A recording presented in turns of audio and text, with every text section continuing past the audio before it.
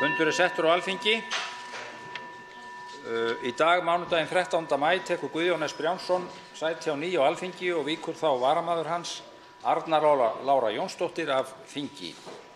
Borist hefur bréf frá starfandi formanni þingflokks Framsóknarflokksins að Lilja Alfreðsdóttir verði fjarverandi á næstunni í opinberum erindum. Eins og tilkynnt var á vef Alþingis tók fyrsti varamaður á lista Framsóknarflokksins í Reykjavíkurkjördæmi suður, Alex B. Stefánsson, sæti á Alþingi sem varamaður fyrir hana fimmtudaginn 9. maí síðastliðinn. Þá hefur borist bréf frá 8. þingmanni Norðvesturkjördæmis, Sigurði Páli Jónssyni, að hann geti ekki sinnt þingstörfum á næstunni. Í dag, mánudaginn 13. maí, tekur því sæti á Alþingi sem varamaður fyrir hann fyrsti varamaður á lista Miðflokksins í kjördæminu, Jón Þór Þorvaldsson. Þeir hafa áður tekið sæti á Alþingi og eru boðnir velkomnir til starfa að nýju. Forseti lítur svo á að samkomulag sé að þingfundir geti staðið lengur í dag en þingsköp kveða á Forseti vill tilkynna að borist hafa 2 bréf frá heilbrigðisráðherra þar sem óskað er eftir fresti til þess að veita skrifleg svör við fyrirspurnum á þingskjali 1320 fæðingar og ósjúkratryggðra kvenna frá Halldóru Mogensen og á þingskjali 1323 húsaleigukostnað heilsugæslustöðva frá Albertínu Friðbjörgu Elíasdóttur. Útbýtt á fundinum þingskjali 1480 greiðsla ríkissjóðs og bótum til þolenda afbrota, frumvarp flutningsmaður Inga Sæland og Guðmundur Ingi Kristinsson. Þingskjali 1481 stuðningur við foreldra barna með klofinn góm, fyrirspurn flutningsmaður Ásmundur Friðriksson. Þingskjali 1482 viðskiptakerfi ESB losunarheimildir gróðurhúsalofttegunda, skriflegt svar umhverfis- og auðlindaráðherra. Nefndir starfshópa, forseti vekur athygli á því að fundur hafinn á Alþingi og mikilvægar tilkynningar lesnar upp, þannig að þingmenn vel að leggja vel við eyru. Það er nú það, já. Þingskjali 1482 viðskiptakerfi ESB losunarheimildir gróðurhúsalofttegunda, skriflegt svar umhverfis- og auðlindaráðherra. Þingskjali 1483 nefndir starfshópar, faghópar og ráð á vegum ráðuneytisins, skriflegt svar félags- og barnamálaráðherra. Þingskjali 1484 lögfesting samnings Sameinuðu þjóðanna réttindi fatlaðs fólks, nefndarálit með breytingartillögu frá velferðarnefnd. Þingskjali 1486 hugbúnaðarkerfið skattur.is, skriflegt svar fjármála- og efnahagsráðherra. Þingskjali 1487 auglýsingar á samfélagsmiðlum, skriflegt svar fjármála- og efnahagsráðherra. Þingskjali 1488 lánafyrirgreiðslur fjármálastofnana, skriflegt svar fjármála- og efnahagsráðherra. Þingskjali 1489 fjöldi starfa hjá ríkinu, skriflegt svar fjármála- og efnahagsráðherra. Og loks þingskjali 1493 rannsóknir á flotvörpuveiðum á síld og loðnu, skriflegt svar sjávarútvegs- og landbúnaðarráðherra. Nei. Þingskjali 1495 breytingar á ýmsum lögum til innleiðingar á tilskipun ESB 2015/1794. Nefndarálit með breytingartillögu frá velferðarnefnd. Þingskjali 1496 könnun á viðhorfi almennings í Þýskalandi, Frakklandi, Bretlandi, Kanada og Bandaríkjunum til áframhaldandi einhvers. Þingsályktunartillaga flutningsmaður Þorgerður K. Gunnarsdóttir og fleiri. Þingskjali 1497 árangur og áhrif styttingar námstíma til stúdentsprófs, beiðni skýrslu flutningsmaður Helga Vala Helgadóttir og fleiri. Þingskjali 1500 almannatryggingar frumvarp flutningsmaður Inga Sæland og Guðmundur Ingi Kristinsson. Þingskjali 1501 innstæðutryggingar og tryggingakerfi fyrir fjárfesta. Nefndarálit með breytingartillögu frá meirihluta efnahags- og viðskiptanefndar. Þingskjali 1502 hreinleiki laxastofns, fyrirspurn flutningsmaður Sigurður Páll Jónsson. Og þingskjali 1503 vaffisafli, fyrirspurn flutningsmaður Sigurður Páll Jónsson.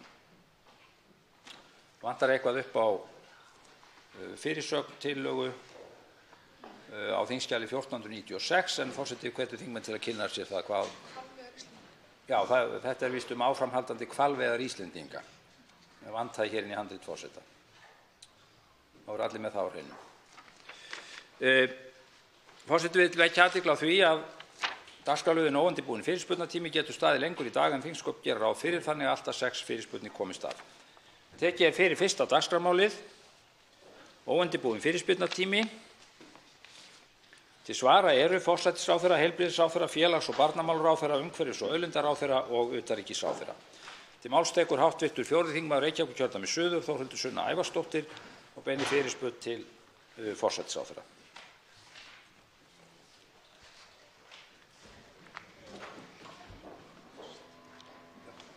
Herra forseti, fyrirspurn mín til hæstv. Forsætisráðherra Katrínar Jakobsdóttur snýr að orðum sem hún lét falla í kvöldfréttum Stöðvar 2 nú síðasta laugardag. Hæstv. ráðherra sagði þar með leyfi forseta: á meðan þingið er stjórnarskrárgjafinn í þessu landi, þá er mikilvægt að þingið nái sem bestri samstöðu stjórnarskrá. Í þessum orðum virðist felast sú afstaða að valdið til þess að setja íslensku þjóðinni stjórnarskrá, grundvallarlög þjóðarinnar, sé hjá Alþingi.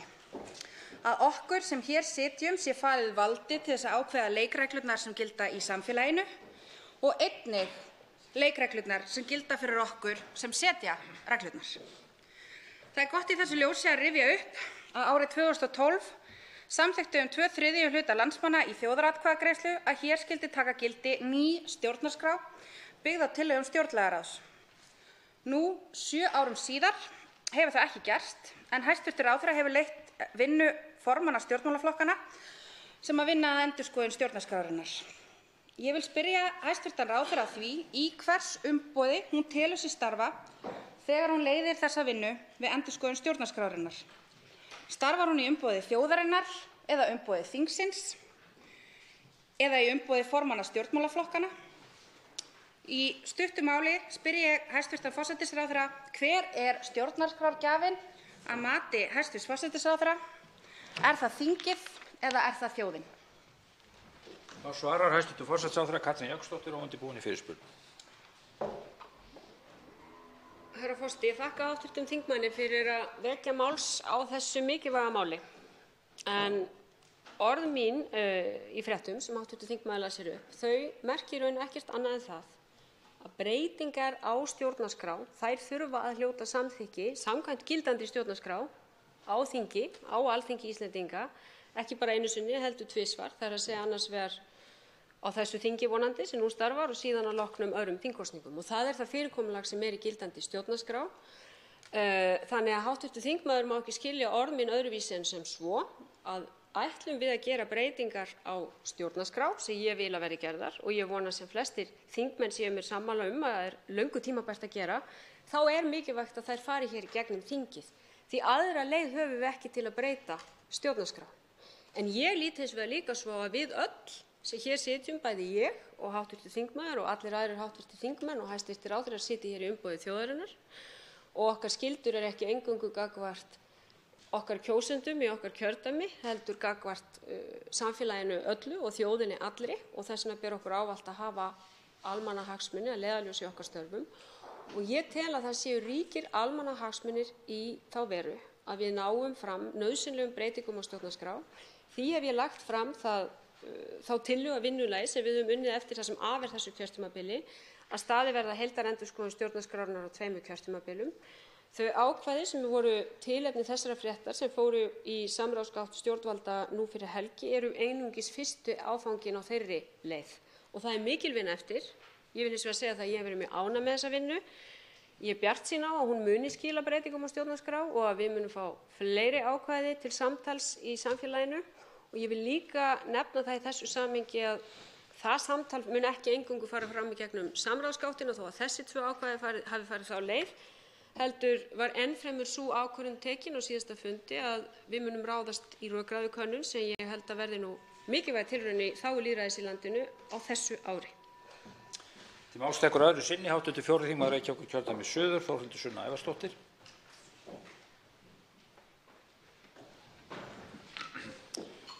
Herra forseti, ég þakka hæstv. ráðherra fyrir svarið sem að mér finnst vera kannski svolítið fræðileg svona nálgun á spurninguna mína þar sem að ég kannski heildina lítið var að falast eftir viðhorfi hæstv. forsætisráðherra gagnvart því hver í raun og sann er stjórnarskrárgjafinn. Ég er alveg meðvituð það að þingið þarf að samþykkja stjórnarskrá. Ég er fullkomlega meðvituð það.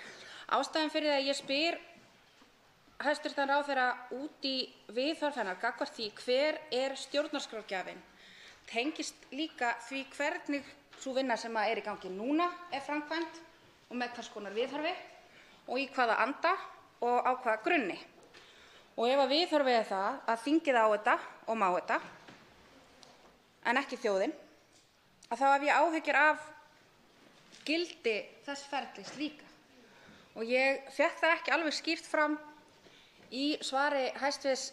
Forsætisráðherra hvort að henni finnist hinn raunverulegi stjórnarskrárgjafi þrátt fyrir ferla og formferla og annað vera þjóðin eða þingið. Þá svarar hæstv. Forsætisráðherra öðru sinni. Herra forseti, ég held að ég og hv. þingmaður séum ekkert of ósammála í þessu máli. Í fyrsta lagi það svo að þingið þiggur sitt umboð frá þjóðinni ávallt og því vil ég ekki tefla þingi og þjóð fram sem andstæðum, heldur sitjum við hér í umboði þjóðarinnar. Og í þessu tiltekna máli sem hv. þingmaður reifar hér, þar að segja stjórnarskránni, þá erum við með mjög skýra leiðsögn frá þjóðinni í þjóðaratkvæðagreiðslunni sem hv. þingmaður nefndi hér í sinni fyrirspurningu. Og af því hv. þingmaður velti því upp hver í raun og veru leiðsögnin eða leiðarljósi í þessari vinnu, þá það svo að við höfum að sjálfsögðu horft til þess sem kom út úr þeirri þjóðaratkvæðagreiðslu, ekki síst einmitt og þess vegna eru auðlinda- og umhverfisákvæðum forgangsraðað í þeirri vinnu. En þar var auðvitað líka spurt á að byggja á drögum stjórnlagaráðs og svarið við því var játandi. En ég hef líka sagt að ég lít ekki svo á að þar með séum við bundin frá orði til orðs í þeim ákvæðum, heldur byggjum við á þeim grunni og vinnum áfram á þeim grunni sem þar var lagður og þjóðin gaf okkur leiðsögn í þessari atkvæðagreiðslu. Þannig að ég lít svo vona að þetta svari spurningu hv. þingmanns. Til máls tekur hv. 8. þingmaður Reykjavíkurkjördæmis suður, Inga Sæland, og beinir fyrirspurn til hæstv. Heilbrigðisráðherra.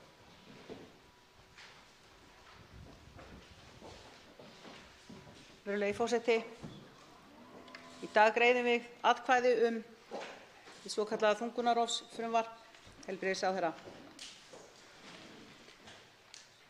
Ég hef verið að velta fyrir mér og þess vegna langaði mig nú til þess að koma hér upp í fyrirspurn við ráðherrann hvort að aldrei á tímapunktinum hafi verið hugsað út í það hversu ofboðslega viðkvæmt og hversu stórt þetta mál er.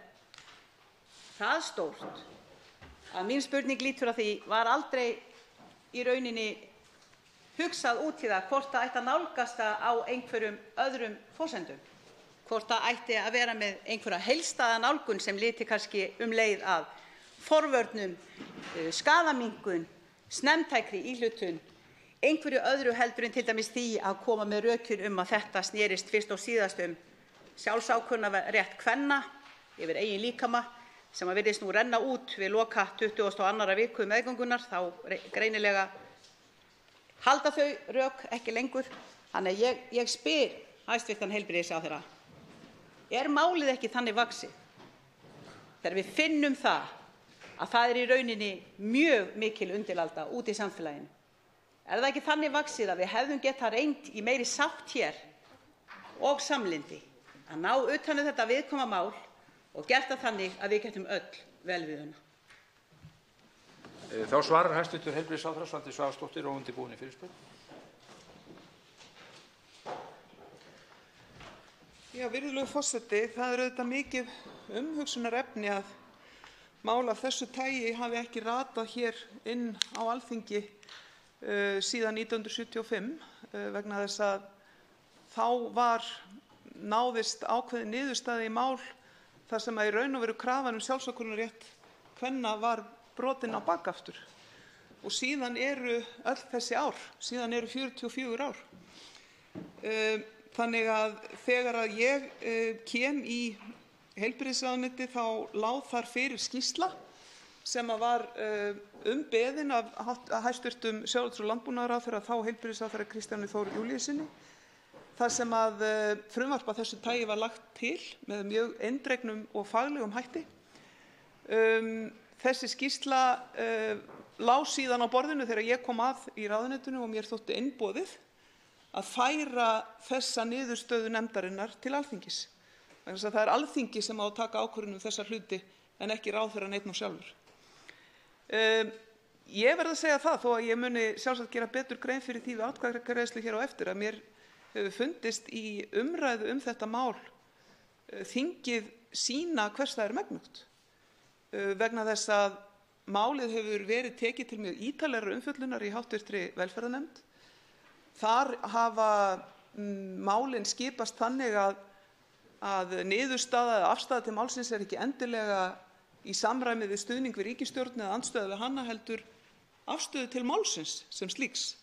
Og það kannski nákvæmlega þannig sem að þingið á að virka, að við tökum öll afstöðu fyrst og fremst út frá málinu sem slíku. Þannig að ég, virðulegi forseti, tel, þó að fyrst og fremst sé þetta mál auðvitað og snúist sjálfsákvörðunarrétt kvenna, að þá sé hægt að rökstyðja þá niðurstöðu með mjög mörgum hætti, en niðurstaðan alltaf þessi og hún er rétt fyrir konur og hún er rétt fyrir þá skoðun og þá eindregnu afstöðu að hún á að ráða líkama sínum sjálf. Þá tekur til máls öðru sinni hv. 8. þingmaður Reykjavíkurkjördæmis suður, Inga Sæland. Virðulegi forseti, ég þakka hæstv. Heilbrigðisráðherra fyrir svarið. Hún er rétt fyrir konur. Er hún rétt fyrir hið óborna barn? Hvenær kviknar lífsréttur að mati hæstv. Heilbrigðisráðherra? Þingið hefur talað, en hvenær fengum við í rauninni alvöru umræðu? Hvenær höfum við fengið alvöru umræðu málið hér? Vissu íslenskir kjósendur það þegar þeir gengu í kjörklefann 2017 að þetta væri fyrirliggjandi, þetta frumvarp? Ég held ekki. Þess vegna segi ég enn og aftur, er á einhverjum stað markmið hæstv. Heilbrigðisráðherra að taka utan málaflokkinn með það að leiðarljósi að frekar að draga úr fóstureyðingum heldur en að samþykkja þær til loka 22. viku meðgöngu án nokkurra skilyrða. Þá svarar hæstv. Heilbrigðisráðherra öðru sinni. Virðulegi forseti, án þess að ég ætla að ræða málið hér efnislega undir þessum lið, þá er það þannig að mér fannst í ljósi þess hver væri aðdragandi málsins, þá fannst mér rétt að málið fengi umfjöllun bæði í samráðsgátt Stjórnarráðsins og fengi þar umsagnir og kæmi síðan til þingsins og til nefndar. Og nefndin hefur fjallað það mjög ítarlega á óvenjulega mörgum fundum miðað við það mál sem hér er undir. Þannig að ég tel að það sé mjög vel málið búið í raun og veru og auk þess var það tekið inn til nefndar milli 2. og 3. umræðu sem gerist ekki endilega með öll mál. En af því að hv. þingmaður vill ræða fleiri þætti sem að lúta að barneignum og þungunarmálum, ef svo má orðið komast, að þá er því til að svara að ég hef beitt mér fyrir því að auka aðgengi að getnaðarvörnum og sérstaklega viðkvæmra hópa að hormónagetnaðarvörnum og mun halda því áfram auk þess sem að kynfræðsla mun verða aukin og hefur þegar aukist á undanförnum misserum og þetta er allt saman partur af stórri mynd. Þá tekur til máls hv. 7. þingmaður Reykjavíkurkjördæmis suður, Hanna Katrín Friðriksson, og beinir fyrirspurn til hæstv. Heilbrigðisráðherra. Herra forseti. Leit að krabbameini í leghálsi og brjóstum er umfangsmesta verkefni Krabbameinsfélagsins sem stofnað var miðja síðustu öld. Samkvæmt samningi við heilbrigðisyfirvöld sér félagið skipulag og framkvæmd krabbameinsleitar sem nær til kvenna á aldrinum 23 til 69 ára og þar eru einfaldlega blikur á lofti. Frá árinu 2013 hefur samningi félagsins við Sjúkratryggingar hann verið framlengdur 7 sinnum og núgildandi samningur er til ársloka þessa árs.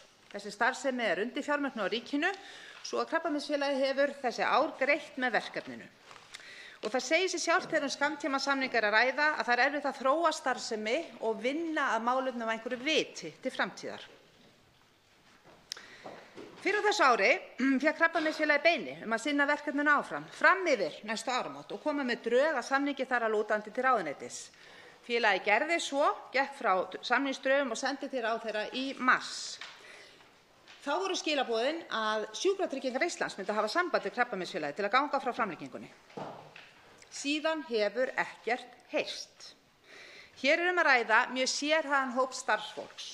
Margt af því er með hálfs árs uppsagnarfrest og við blasir að Krabbameinsfélagið þarf að segja þessum hópi upp í næsta mánuði. Það er ekkert sem bendir til þess núna að þessi samningur verði endurnýjaður að einhverju viti. Og það er alvarlegt að ríki slík óvissa framtíð skimunar fyrir krabbameini á Íslandi. Og ég spyr hæstv. Ráðherra, er þetta ferli, þessi vinnubrögð, er hæstv. Ráðherra sáttur við þau? Og jafnframt, hvenær verður upplýst hvað ráðherra hyggst fyrir í þessu málu? Getur hæstv. Ráðherra mögulega upplýst það hér og nú? Þá svarar hæstv. Heilbrigðisráðherra Svandís Svavarsdóttir og undirbúin fyrirspurn.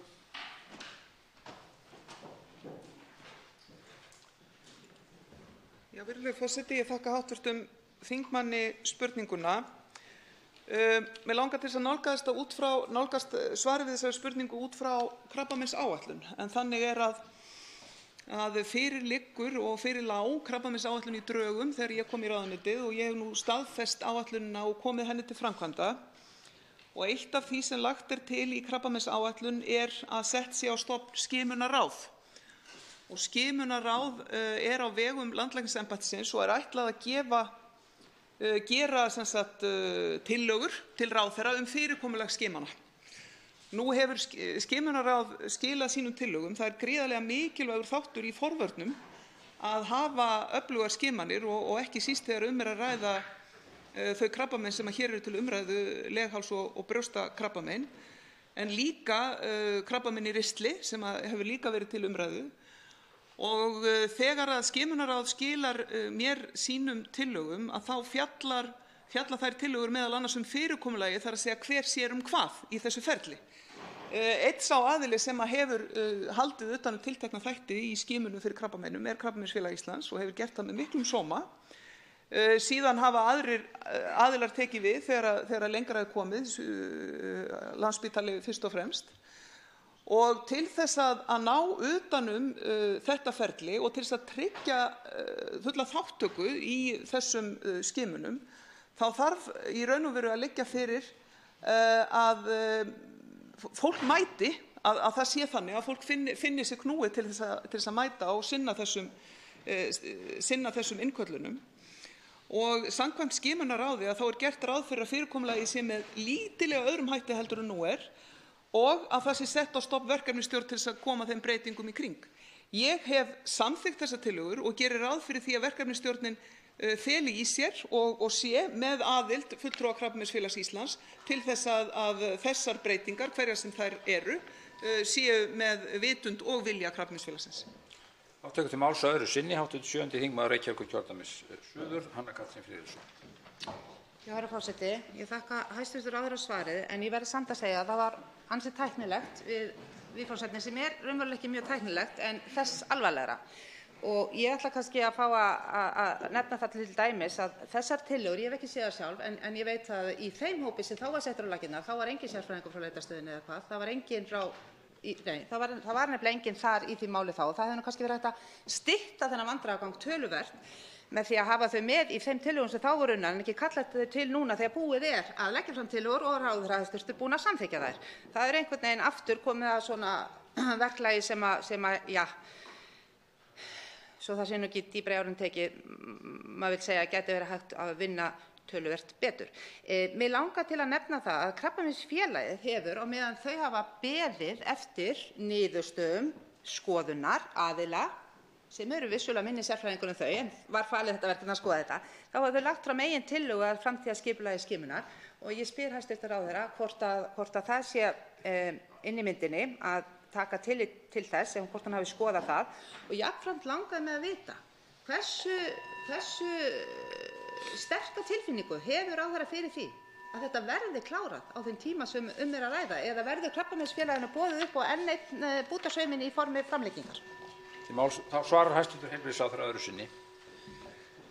Í fyrsta lagi varðandi tillögu skimunarráðs þá hún að mörgu leyti að evrópskri fyrirmynd, þar að segja það hvernig svona stofnanastrúktúrinn sem voru að komast í kringum skimanir. Ég hef fundað með Krabbameinsfélaginu og séð þetta upplegg sem að Krabbameinsfélagið með og sem að mörgu leyti ekki óskylt því plani sem að skimunarráð leggur fram. En skimunarráð líka með mjög merkilega áherslu sem að sú að skimari skuli vera gjaldfrjálsar og þar eru við sammála Krabbameinsfélaginu að það beri að vera þannig vegna þess að það hefur verið viðkvæðið hjá mörgum að þeir hafi ekki treyst sér til þess að mæta í krabbameinsskoðanir vegna þess hversu dýrt það Ég vænti þess og eftir þessa fyrirspurn hv. þingmanns að ég kanni það í ráðuneytinu hvernig samskiptin hafa verið núna alveg á undanförnum vikum við Krabbameinsfélag Íslands en þau eru svo stór gerandi á þessu sviði að það ótækt annað heldur en að framkvæmdir sé innleidd í samráði við þau. Þá tekur til máls 83. þingmaður Suðurkjördæmis Birgir Þórarinsson og beinir fyrirspurn til hæstv. Forsætisráðherra.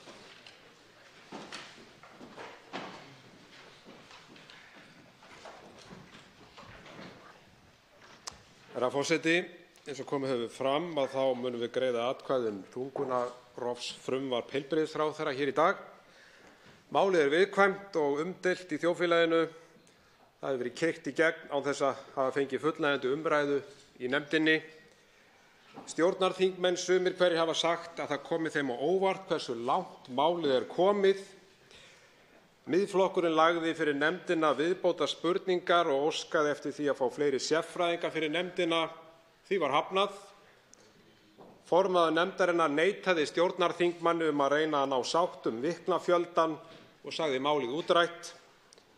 Siðfræðistofnun leggur til að fresta málinu svo viðkvæmt mál þurfi mun dýpri umræðu í samfélaginu. Það gerir Þroskahjálp einnig. Biskup Íslands telur að það sé ótækt að Alþingi samþykki frumvarpið óbreytt. Málið hefur læknisfræðilegar, trúarlegar og siðfræðilegar hliðar. Engum á vegum trúfélaga var boðið að koma fyrir nefndina. Formaður nefndarinnar hefur sagt að trúarleg sjónarmið eigi ekki að hafa áhrif og þá væntanlega ekki heldur siðferðisleg álitaefni sem allir vita jú eru ærin í þessu máli. Ég beini því til forsætisráðherra að hún beiti áhrifum sínum til þess að Alþingi afgreiði ekki þetta viðkvæma mál á þessu stigi. Fjölmörg álitaefni eru í raun og sanni órædd. Ég spyr því hæstv. Forsætisráðherra: er ráðherra tilbúinn í breiðari og samfélagslegri sátt í málinu? Nú svarar hæstv. Forsætisráðherra Katrín Jakobsdóttir og undirbúin í fyrirspurn. Herra forseti, þakka hv. þingmanni fyrir hans fyrirspurn og ég ber fulla virðingu fyrir því að þetta er mál sem ristir djúpt og varðar grundvallarsannfæringu margra, ef ekki allra þingmanna. Hins vegar er það svo að við ræðum hér fyrst aðeins vinnulag það sem hefur verið haft við í þessu máli. Þá er vinna við endurskoðun laga þungunarrof sett af stað í tíð ekki síðasta heilbrigðisráðherra heldur þar síðasta heilbrigðisráðherra, hæstv. ráðherra Kristjáns Þórs Júlíussonar. Það var unnin mjög vönduð skýrsla sem birt var og fékk opinbera umræðu þá strax fyrir einhverjum árum, ætli það hefði verið 2015 eða 16. Frumvarpið kom hér fram á haustönn og hefur verið til umræðu í hv. velferðarnefnd og ég get ekki annað sagt hér en það sem ég hef heyrt þá vinnu, þar sem mér skilst að hafi verið lögð mikil vinna, margir fundir verið haldnir málið, margir gestir fengnir og ekki verið óskað eftir til að mynda því að fulltrúar trúfélaga mæti á fund nefndarinnar. Þannig að ég heyri ekki annað en að formaður nefndarinnar hafi haldið málið eins vel og unnt er. Það breytir því ekki að þetta er mál sem ég hef fullan skilning á að skiptir fólk í tvær fylkingar og fyrir mér er þetta risastórt grundvallarmál. Þetta er grundvallarmál sem snýst sjálfræði kvenna að mínu viti, réttindi þeirra til að ráða yfir eigin líkama og eigin lífi, langþráð réttindamál en leið fylgir því frelsi sem boðað er í frumvarpinu mikil ábyrgð. En ég hef þá afstöðu að ég treysti fólki og konum til að taka ekki slíkar ákvarðanir af neinni léttúð. Ég treysti konum fyrir þeirri ábyrgð sem fylgir þessum réttindum. Ég treysti því að þessi réttindi muni verða framfaraskref fyrir konur á Íslandi og fyrir mér er þetta nefnilega líka mikið grundvallarmál. Og ég held að þær spurningar breytist ekki þó að við höldum fleiri fundum málið því ég tel að vel hafi verið að vinnunni staðið. Þá tekur til máls öðru sinni hv. 3. þingmaður Suðurkjördæmis Birgir Þórarinsson. Herra forseti, ég þakka hæstv. Forsætisráðherra. Víkjum aðeins að Sjálfstæðisflokknum. Hann hefur lagt mikið af mörkum við að stuðla að þeirri sátt sem segja má hafi ríkt í íslensku samfélagi þegar kemur að þessum viðkvæma málaflokki. Nú gerist það að í ríkisstjórn sem Sjálfstæðisflokkurinn á aðild að hæstv. Heilbrigðisráðherra hefur ákveðið að rjúfa þessa sátt upp með rótum. Fyrirfram vil ég ekki trúa því að Sjálfstæðisflokkur hafi beygt sig í þessu máli til að tryggja stuðning Vinstri grænna við 3. orkupakkann. Því hefur verið kastað hér fram í umræðunni að hrossakaup af slíku tagi hafa átt sér stað innan vébanda stjórnarflokkanna. Það er þyngra en tárum tekið, herra forseti, að lífsréttur ófæddra barna sé ekki meira virtur en raun ber vitni þegar flokkar á borð við Framsóknarflokkinn og Sjálfstæðisflokkinn að ekki sé minnst á þann flokk sem á sæti í ríkisstjórn í fyrsta sinn. Forseti vekur athygli á að hv. þingmaður beindi fyrirspurn til hæstv. Forsætisráðherra. Fyrirspurnin var ekki beint til Sjálfstæðisflokksins eða heilbrigðisráðherra og biður þingmenn að gæta orða sinna. Þá svarar hæstv. Forsætisráðherra Katrín Jakobsdóttir öðru sinni. Herra forseti, eins og kom fram í mínu fyrra svari, þá er hér að ræða grundvallarmál. Og það er alrangt sem hv. þingmaður gefur hér í skyn að svona grundvallarmál eigi sér stað hrossakaup af nokkru tagi. Það er bara ekki svoleiðis, verð ég að segja, herra forseti.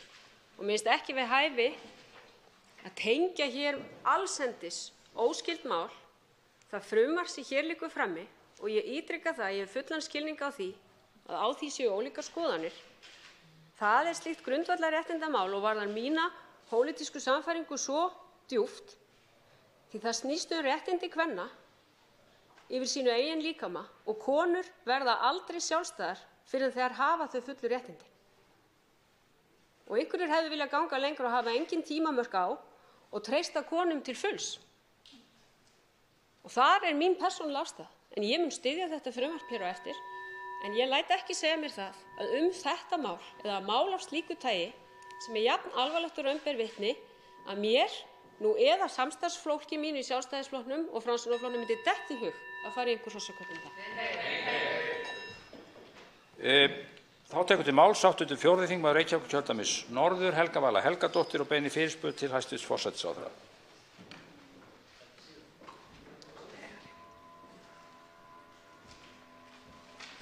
Herra forseti, ég hef óskað eftir að fá að eiga orðastað við hæstv. Forsætisráðherra það hvernig ríkisstjórnin ætlar sér að ljúka hinu löngu tímabæra verkefni Guðmundar- og Geirfinnsmálinu. Guðmundar- og Geirfinnsmálið hófst fyrir 45 árum og enn hafa íslensk stjórnvöld ekki lokið því með fullnægjandi hætti. Margir angar eru enn óleystir. Dómstólar hafa nú sýknað þá einstaklinga sem dæmdir voru fyrir manndráp á sínum tíma, en sú kona sem sætti miklu ofbeldi og harðræði í skýrslutökum og gæsluvarðhaldi, Erla Bolladóttir, stendur eftir ein með sinn dóm fyrir meinsæri á bakinu sem við vitum núna átti sér stað undir gríðarlegri þvingun gagnvart nýbakaðri móður sem haldið var í fangaklefa löngum stundum fjarri ungu barni sínu. Já, það hefur ekkert verið gert í hennar máli, hún ein skal áfram vera dæmd kona og ekkert samtal fá við stjórnvöld. Engin svör við fyrirspurnum, ekki neitt, hún er virt að vettugi. Í kjölfar sýknudóms Hæstaréttar síðastliðið haust var skipuð nefnd sem átti að vera í samskiptum við dómþola og afkomendur þeirra sem látnir eru, en ekkert hefur spurst til nefndarinnar nokkurt skeið. Hún virðist bara vera gufuð upp, án þess að ný hafi verið skipuð. Og nú er lögmaðurinn Andri Árnason mættur sem málsvari forsætisráðherra í málinu. 7 mánuðir eru liðnir, erindum dómfelldu og aðstandenda þeirra er ekki svarað og hæstv. Forsætisráðherra lætur ekki ná í sig vegna þessa máls. Herra forseti, í 45 ár hefur þetta fólk verið beitt ofbeldi og harðræði af íslenskum stjórnvöldum. Forsætisráðherra steig fram síðastliðið haust í kjölfar sýknudóms og baðst afsökunar, en ósvarað er á hverju var verið að biðjast afsökunar. Engin tilraun hefur verið gerð til að kafa núna í fyrsta sinn af alvöru ofan í það sem gerðist við rannsókn málsins. Spurningarnar sem ég vil fá svör við eru: er sáttanefnd enn að störfum eða gafst hún upp á verkefninu? Er hæstv. Forsætisráðherra tilbúin að viðurkenna hér í ræðustól Alþingis að sakborningar hafi orðið fyrir pyndingum og ómannúðlegri meðferð af hálfu íslenskra stjórnvalda? Er viðurkenning á slíku ofbeldi mögulega hluti af væntanlegri sátt í málinu?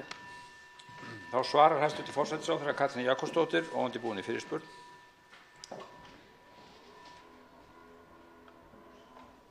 Herra forseti, ég þakka hv. þingmanni fyrir að spyrja þetta viðkvæma og flókna mál Og ég get byrjað á því að svara hv. þingmanni að sú sáttanefnd sem var skipuð með aðkomu 3 ráðuneyta undir forystu Kristrúnar Heimisdóttur enn starfandi og frá byrjun var ljóst að Andri Árnason yrði settur ríkislögmaður. Þannig að það eru ekki ný tíðindi í þessu máli heldur hefur hann starfað með nefndinni frá upphafi vegna vanhæfis ríkislögmanns. Þannig að það hefur legið fyrir frá upphafi.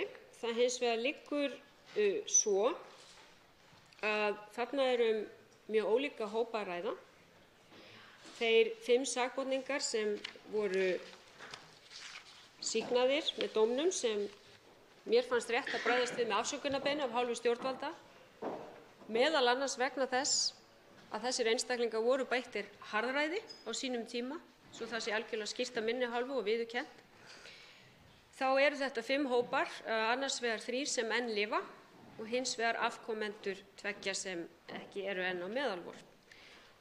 Og sú hugmyndafræði sem lagt var upp með í störfum sáttanefndar var að kanna hvort möguleiki væri að ná sátt við alla þessa aðila í ljósi þess að ólíkt lagaumhverfi gildir þá sem enn lifa og annars vegar hvað varðar miskabætur og hins vegar afkomendur, þá var það markmiðið að reyna að ná heildarsamkomulagi.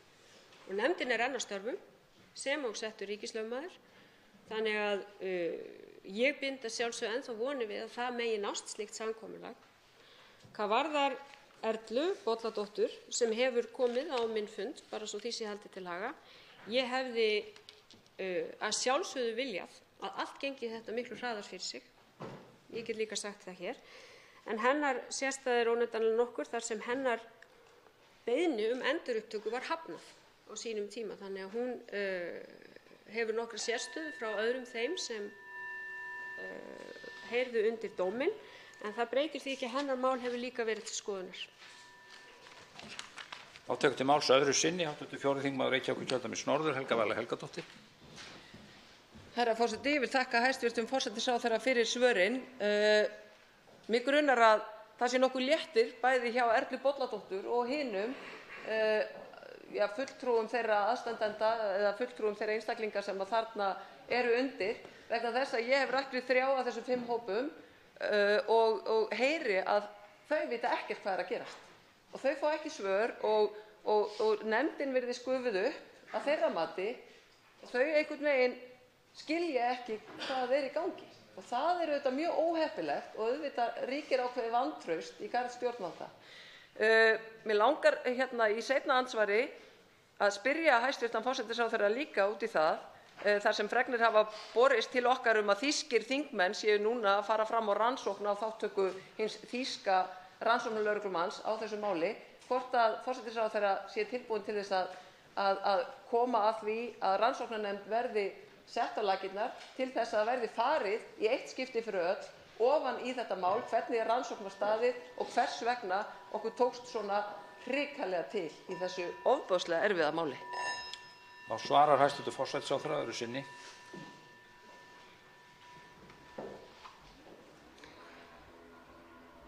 Herra forseti, já, ég vil ítreka það að ég hef líka hitt fulltrúa þessara hópa, 3 að minnsta kosti, jafnvel fleiri af þeim hópum sem eru hluti af þessum 5 hópum. Og mér þykir það leitt og ég skil það mæta vel, meðan verkefninu er ekki lokið, þá er það auðvitað svo, ég hefði gjarnan viljað að þetta gengi allt saman hraðar fyrir sig, en þetta er flókið verkefni. Vegna þess líka að málið er einstakt og af því að hv. þingmaður nefni hér í sinni seinni fyrirspurn hvernig við getum tryggt það að við lærum af þessu máli, þá held ég að það sé nú einmitt að mikilvægast að við verðum að læra af þessu máli. Svona mál má ekki endurtaka sig. Og það er mikilvægt að stjórnvöld, hvort sem það með hvaða hætti sem það er gert, efni til opinnar umræðu þetta mál og hvaða lærdóma við getum dregið af því, einmitt til þess að tryggja að sá lærdómur sé ekki bundinn við þá sem muna eftir þessu máli, heldur að hann skili sér áfram. Því það er svo margt í þessu máli sem ég tel og vona svo sannarlega að sé einstakt í íslenskri réttarsögu, en má ekki endurtaka sig. Þá tekur til máls hv. 9. þingmaður Norðausturkjördæmis Líneik Anna Sævarsdóttir og beinir fyrirspurn til hæstv. forsætisráðherra. Virðulegi forseti. Hæstvirtur forsætisráðherra skipaði á haustdögum starfshóp endurskoðun laga og reglna varðandi eignarhald á landi og fasteignum. Það var gert í kjölfar vinnu á vegum sjávarútvegs- og landbúnaðarráðherra hæstvirts eignarhald á bújörðum. Ég vona innilega að þessi vinna gangi hratt og vel því með andvaraleysi tapast eignarhald á auðlindum Íslands. Allt land er auðlind, landið sjálft, jarðvegurinn og gróðurinn sem þar þrífst. Land nýtist í margt meðal annars til matvælaframleiðslu og landi geta fylgt hlunnindi eins og veiði, námu og vatnsréttindi. Meðferð og notkun lands skiptir alla landsmenn máli, bæði nú og til framtíðar. Það felast miklir almannahagsmunir í ráðstöfun og meðferð lands og því geta ekki gilt sömu reglur kaup og sölu á landi eins og hverri annarri fasteign. Þjóðlendur eru nú 44% landsins, en land sem hvorki tilheyrir þjóðlendum né þéttbýli skiptist í jarðir sem þá eru yfir 50% af landinu. Bújarðir á Íslandi eru 6.000 til 7.000 og hefur ásókn aukist í að kaupa landeignir án markmiða búsetu eða nýtingu og án eðlilegar ábyrgðar sem ætti að fylgja eignarhaldi á landi.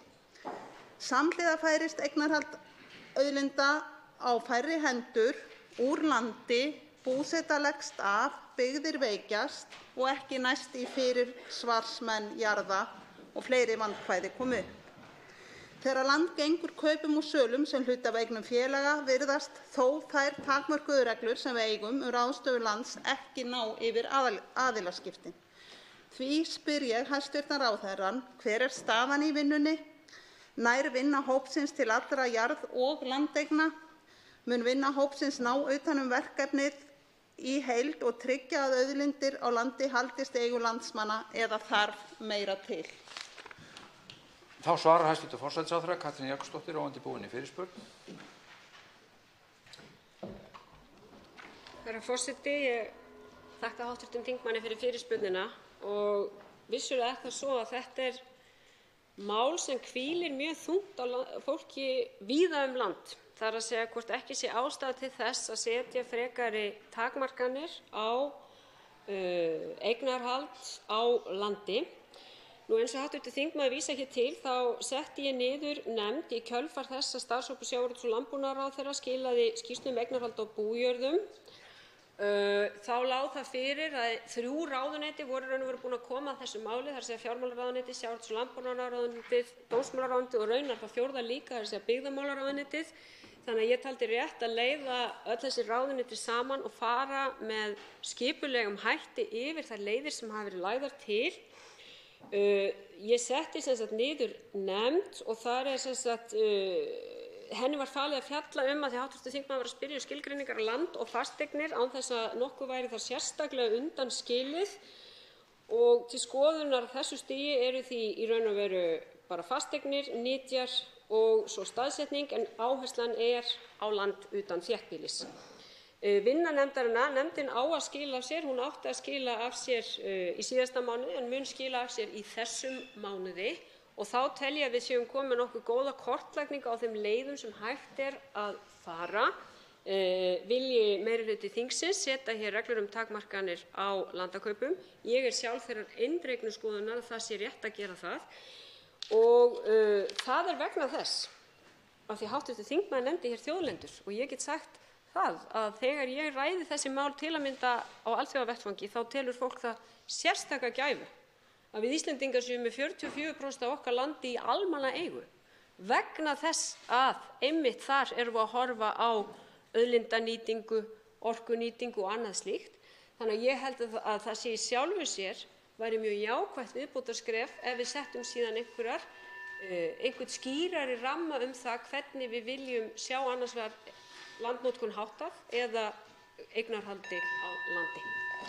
Þá tekur til máls öðru sinni hv. 9. þingmaður Norðausturkjördæmis Líneik Anna Sævarsdóttir.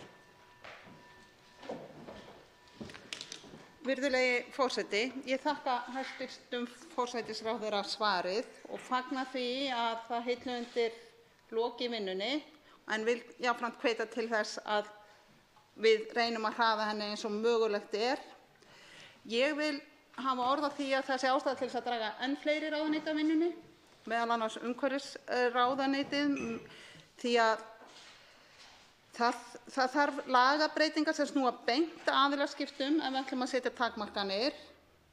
En það þarf líka að undirbyggja þau stjórntæki sem eru til staðar fyrir stjórnvöld sem hafa áhrif á ráðstöfun. Þar á meðal eru skipulagsáætlanir sveitarfélaga og ég tel það áhugavert að skoða hvernig megi nýta þær betur til að setja markmið búsetu og sjálfbæra landnýtingu. Landeignaskrá líka grunnforsenda og það kom fram hér í svari við fyrirspurn minni stjórnsýslu og skráningu landeigna að skortur á uppfærðu regluverki á því sviði. En að lokum vil ég spyrja hvaða samhengi hæstv. Ráðherra sér við eða hvort að birting auðlindaákvæðis stjórnarskrár sem kynnt var síðastliðinn föstudag hafi áhrif á vinnuna núna á lokametrunum. Þá svarar hæstv. forsætisráðherra öðru sinni. Herra forseti, ég tel nú, svo ég byrja til síðasta, að ef okkur lánast að samþykkja hér ákvæði sem tryggir auðlindir í þjóðareign, þá sé það auðvitað bara jákvætt skref að mínu viti til þess að tryggja þjóðareign á auðlindum og arð almennings af auðlindum sínum. Ég biðst afsökunar á því að ég gleymdi að nefna umhverfis- og auðlindaráðherra sem á sæti líka í þessum starfshópi. En það sem honum í raun og veru ætlað að gera, og þess vegna mikilvægt að hann ljúki sinni vinnu sem fyrst, það í raun og veru að kortleggja leiðirnar sem eru mjög mismunandi eftir því út frá hvaða sjónarhorn horft. Hvort við viljum setja takmarkanir hreinlega á eignarhald eins aðila á vissri stærð á landi eða fjöldi bújarða, viljum við beita skipulagslögunum í ríkara mæli eins og við erum með dæmi frá nágrannalöndum okkar, þar sem settar eru ákveðnar skipulagskvaðir á land, eða viljum við horfa til ábúðarskyldu. Þetta eru mjög ólíkar leiðir og ólík sjónarmið eftir því hvaðan fólk nálgast viðfangsefnið. Þannig að ég bind vonir við að með því að ná öllum þessum sjónarmiðum saman, því öll þessi ráðuneyti hafa sent frá sér greinargerðir þessi mál út frá þessum ólíku sjónarhornum, ættum við að geta vænst þess að fá hér frumvarpið í þing á næsta þingi, sem ég held að væri mjög til bóta, af því að það hefur verið kallað eftir því mjög að reglunar þetta séu skýrar og gagnsæjar, en það séu reglur. Umræða fyrsta dagskrármálið lokið. Tekið fyrir annað dagskrármálið sérstök umræða, kjaramál. Málshefjandi er hv. þingmaður Logi Einarsson. Hæstv. forsætisráðherra Katrín Jakobsdóttir verður til andsvara. Hefst nú umræðan. Til máls tekur hv. 5. þingmaður Norðausturkjördæmis Logi Einarsson. Herra forseti, lífskjarasamningur er fallegt orð og vísa til eins konar samfélagssáttmála lífskjör. Það væri auðvitað eftirsóknarvert ef að stjórnvöld ynnu markvisst að því að ná víðtækari sátt við alla íbúa slíkt til langrar framtíðar.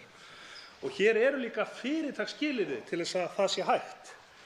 Það er hins vegar afskaplega holur hljómur að nota slíkt hugtak afmarkaða samninga á vinnumarkaði sem ná í fyrsta lagi aðeins til hluta verkafólks án þess að gefa sér nokkur fyrirheit það hvernig það geti náð til allra. Það er einfaldlega fátt í fjármálaáætlun sem bendir til að mörg af þeim sem veikast standa í samfélaginu verði boðið aðild að slíkum samningi og lítil tilraun gerð til að láta þau sem ekki kunna aura sinna tal leggja sanngjarnara af mörkum.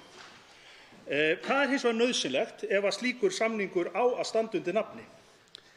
Auk þess sem margt af því sem lofað er í lífskjarasamningnum er ófjármagnað í fjármálaáætlun og óútfært. Ég get nefnt skattatillögur og í því samhengi eigum við eftir að sjá hvort að þær ná upp allan stigann og hvort að persónuafsláttur verður frystur sem að mun auðvitað gera launahækkanir að engu.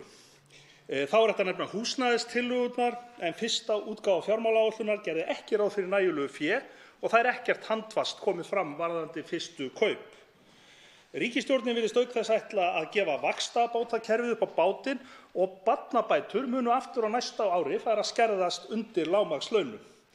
Og þá vantar loks líka ansi mikið upp á að ráðist verði breytingar á örorkulífeyriskerfinu. Áhrif lífskjarasamningsins eru nánast engin á verðlag að mati Hagstofunnar og það segir auðvitað sína sögu þá. Almennt séð hafa launahækkanir vegna lífskjarasamninganna nánast engin áhrif á nýja þjóðhagsspá og framlagða fjármálaáætlun og það segir auðvitað líka sögu innihaldið. Áætlanir að stórauka framleiðni og verðmætasköpun á næstu árum mun líklega ekki gera mikið meira en að mæta þeim gríðarlegu breytingum sem að verða á aldurssamsetningu þjóðarinnar. Og nú auðvitað mikilvægt að auka verðmæti og framleiðni. Og það getum við ef við erum tilbúin til þess að beina sjónum í auknum mæli frá frumframleiðslu og efla hugvit og nýsköpun, efla rannsóknarstjóði og stórefla menntun.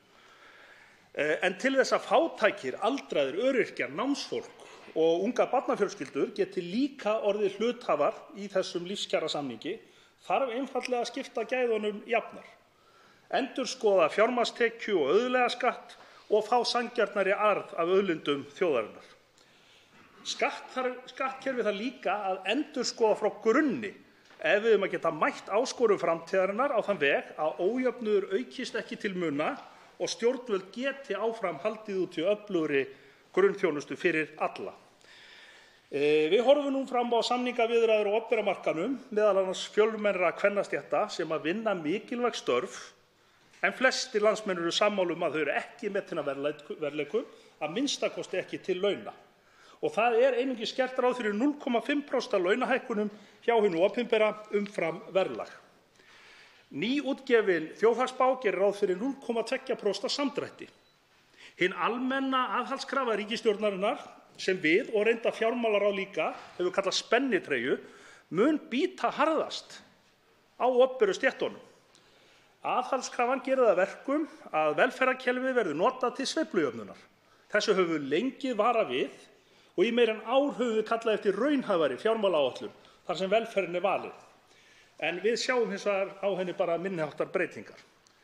Aðkoma ríkisstjórnarinnar að lífskjarasamningnum boðar því engar grundvallarbreytingar sem miða að sanngjarnara og réttlátara samfélagi fyrir okkur öll, miklu frekar fyrirsjáanlega málamiðlun milli tveggja flokka, annars vegar vinstri flokks og hins vegar hægri flokks. Niðurstaðan því samfélag þar sem hinir verst stöddu fá núna vissulega ígildi pissutilboðs á Dominos einu sinni í mánuði og dúsur hér og þar, en engar aðgerðir sem tryggja þeim öruggara líf. Lífið mun því halda áfram með sama óréttlæti og stóra myndin óbreytt. Að öllu óbreyttu mun svo tekjulágt fólk úr hópi aldrara, öryrkja, námsmanna og ungs barnafólks dragast enn frekar aftur úr. Því langar mig að heyra viðhorf hæstvirts forsætisráðherra. Hyggst hæstvirts ríkisstjórn taka mið af frumvarpi Samfylkingarinnar sem tryggir öldruðum og öryrkjum sömu kjarabætur? Í farvatninu stuðningur við námsmenn sem tryggir þeim betri og öruggari aðkomu? Og að lokum telur ráðherra það raunhæft að yfirfæra lífskjarasamninginn á opinberu starfsstéttirnar og hvaða viðhorf hefur hún til þess að það eigi að meta menntun til launa? Þá verður hæstv. Forsætisráðherra Katrín Jakobsdóttir til andsvara.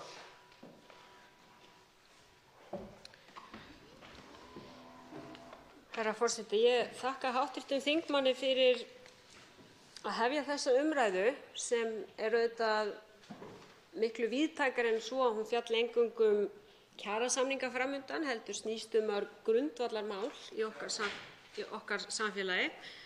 Það að segja annars vegar hvernig við getum með okkar aðgerðum bætt kjör alls almennings og ég vil þá byrja á að ræða aðeins lífskjarasamningana sem hv. þingmaður gerði hér að umtalsefni.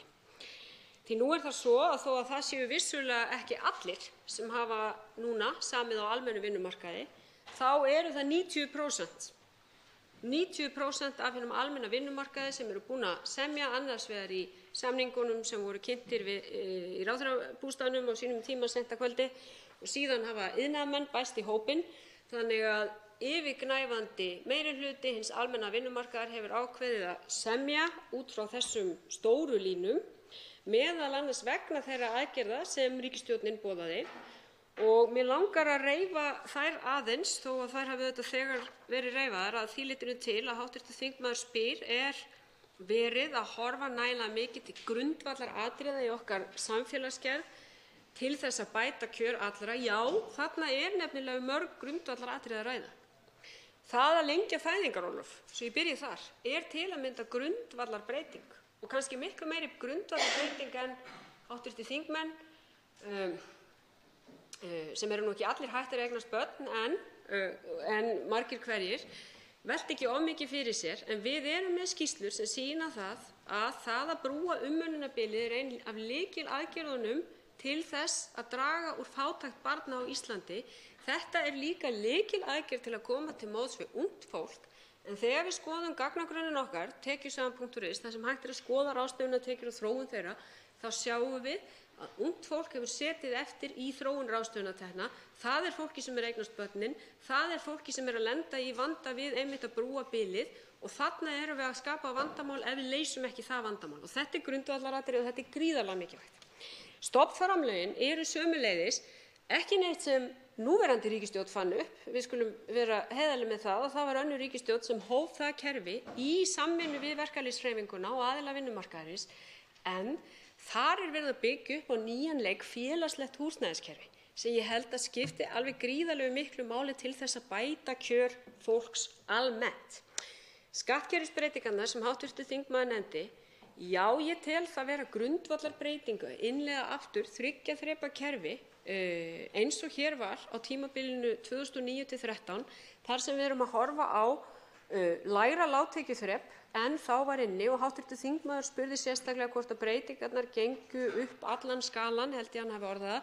Já, þar kom fram okkar skýra loforð að skattalækkanir yrðu hærri hjá tekjulægri hópum en hinum tekjuhærri. Þannig að sú útfærsla mun miðast að því. Hér er hins vegar, það er rétt hjá hv. þingmenn að ekki allar þessar aðgerðir birtast í fjármálaáætlun, og hún þarf að sjálfsögðu að endurskoðast núna, og það er kannski önnur umræða og stærra mál, af því að það er auðvitað augljóst að ný hagspá kallar á það að við endurmetum fjármálaáætlun, en í þeirri fjármálaáætlun sem lögð var fyrir þingið var gert ráð fyrir um 62 milljörðum af þeim 80 milljörðum sem við gerðum ráð fyrir í þessar aðgerðir. Þar sem mikill meirihluti þeirra var búinn að birtast í fjármálaáætlun. Hv. þingmaður spyr svo aðra hópa, og nú er það svo að kjarasamningar eru framundan við ríki og sveitarfélög, og það má segja að auðvitað er búið að setja ákveðinn tón með lífskjarasamningunum sem að sjálfsögðu verður væntanlega tekin til skoðunar í þeim samningum sem framundan eru. En í því felast líka ákveðin tækifæri, því til að mynda er ein sú krafa sem hefur verið hvað hæst upp á borðum, ekki síst hjá vaktavinnufólki, hjá ríki og sveitarfélögum, það er endurskoðun vinnutímafyrirkomulags, vegna þess að álagið er auðvitað mjög mikið á marga, ekki síst þá sem eru í vaktavinnu. Opinberir starfsmenn hafa í auknum máli kvartað yfir auknum kröfum og álagi vinnu, vinnutíma og starfsaðstæðum almennt. En í lífskjarasamningnum sem er milli SA og verkalýðshreyfingarinnar er kveðið á nýja nálgun á tilhögun vinnutímans og sömuleiðis skiptingu ábatans á milli launþega og atvinnurekenda. Þannig að ég held að í þessari stöðu felast auðvitað ákveðin tækifæri til þess að endurskoða ekki síst vinnutíma opinberra starfsmanna. Ég mun ekki taka sérstaklega fyrir námsmenn, en vil geta þess að félagsmálaráðherra kynnti núna nýlega fyrstu skref í ákveðnum kjarabótum til örorkulífeyrisþega, og að verulega verið dregið úr skerðingum til þeirra. Þannig að sjálfsögðu er þetta mikilvægt að við gleymum engum hópi þegar við erum að ræða kjör almennt í samfélaginu. Þá tekur til máls hv. 8. þingmaður Norðausturkjördæmis Anna Kolbrún Árnadóttir. Hæstvirtur forseti, ég þakka málshefjanda fyrir sem og hæstvirtum forsætisráðherra sem gefur sér tíma til að vera hér í dag. Mönnunarvandi í stórum kvennastéttum sem starfa hjá ríki og sveitarfélögum er staðreynd því miður, og það eru þá einna helst umönnunar- og menntunarstéttir. Starfsaðstæður og álag innan velferðarkerfisins virðist alltaf aukast, og það sem meira er að það er verið að berjast sama starfsfólkið. Til dæmis geta stærri stofnanir eins og Landspítali yfirborgað hjúkrunarfræðingum og þar með sitja aðrar stofnanir eftir. Það sem þarf að fylgja hér með er að jafnlaunavottun jafnar ekki á milli stofnana, sem þó væri æskilegt þar sem opinberar stofnanir er að ræða. Það segir sig sjálft að kjarasamningar opinberra starfsmanna hefur áhrif á velferðarkerfið, og þar með hlýtur það atriði að hafa áhrif á fjármálaáætlun og það er sláandi staðreynd að 5. hver hjúkrunarfræðingur er hættur að starfa við hjúkrun 5 árum eftir útskrift og þetta segir okkur aðeins eitt, að álagið er of mikið og launaröðun hjúkrunarfræðinga hefur ekki byggt á sama grunni og annarra sambærilegra stétta. Ef litið er til kvennastétta, eins og ég sagði hér í byrjun, það er umönnunar- og menntunarstéttir, þarf að vanda til verka og horfa til framtíðar. Hið opinbera þarf að setja sér skýrari stefnu varðandi launasetningu opinberra starfa þannig að greidd séu sambærileg laun fyrir sambærileg störf þar sem horft er til menntunar, ábyrgðar og frammistöðu og það þvert á stofnanir. Þá tekur næsti máls 10. þingmaður Suðvesturkjördæmis Óli Björn Kárason.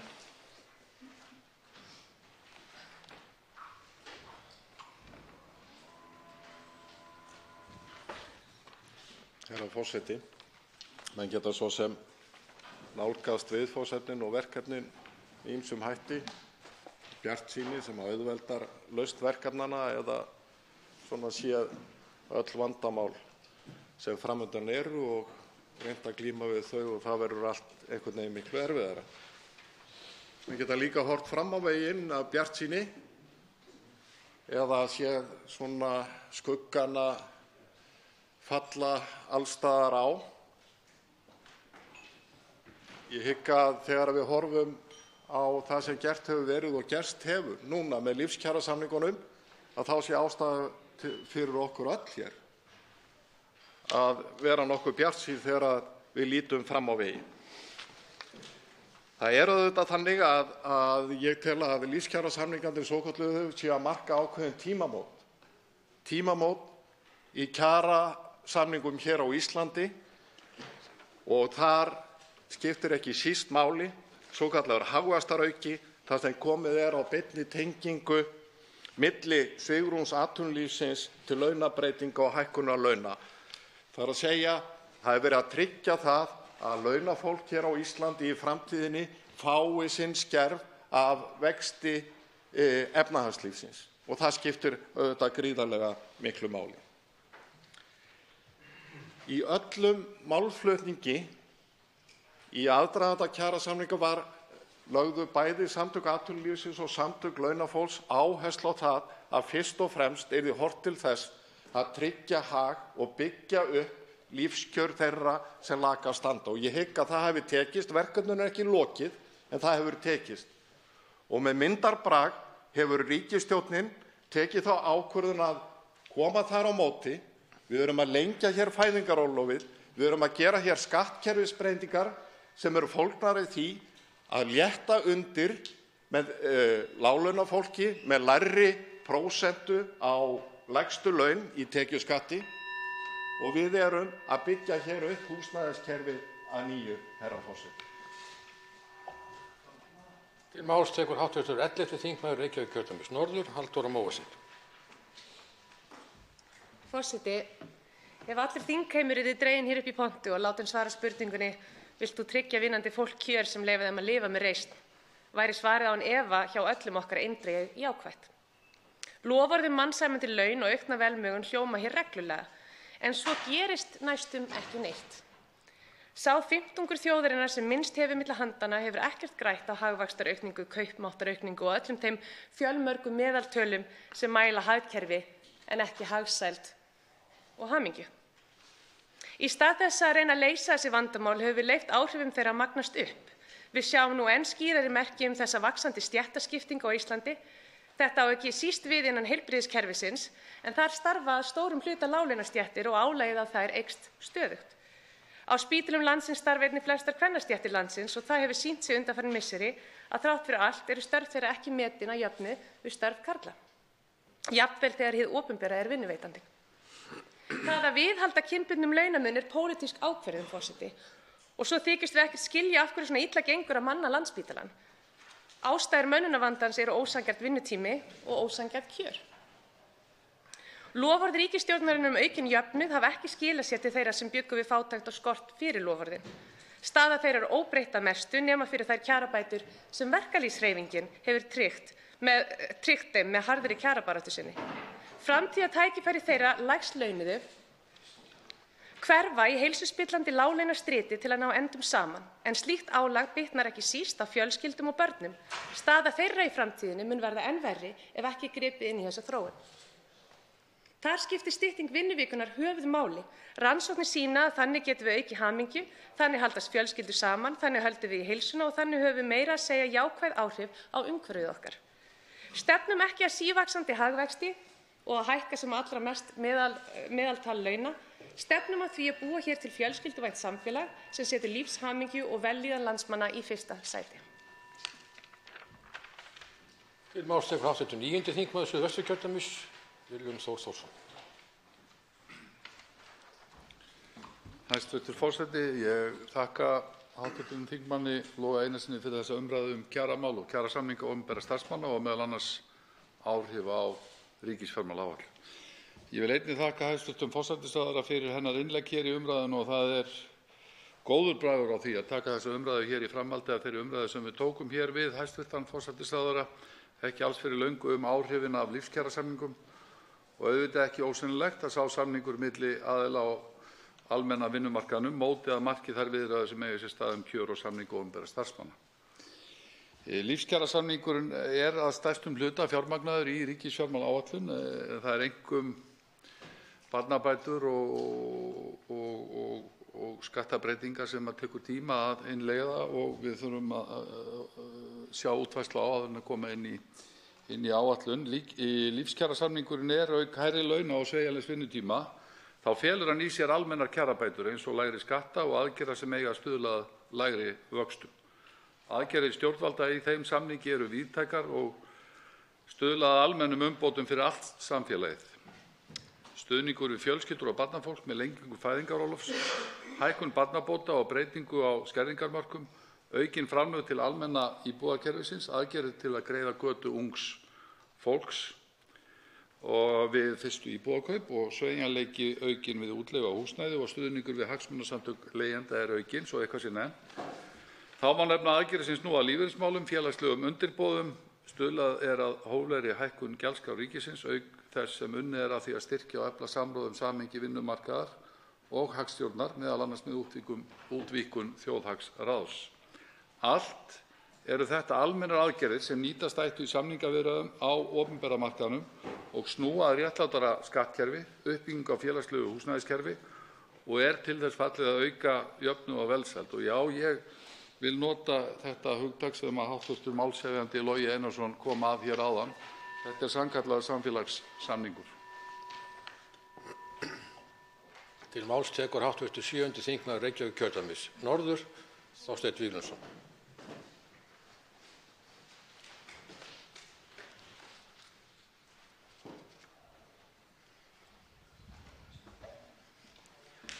Virðulegur forseti, ég vil byrja á því að þakka sérstaklega fyrir þessa mikilvægu umræðu og það sem nefnt hefur verið hér nokkrum sinnum, kannski ekki farið mikið ofan í, en er held ég eitt brýnasta verkefni okkar á komandi árum.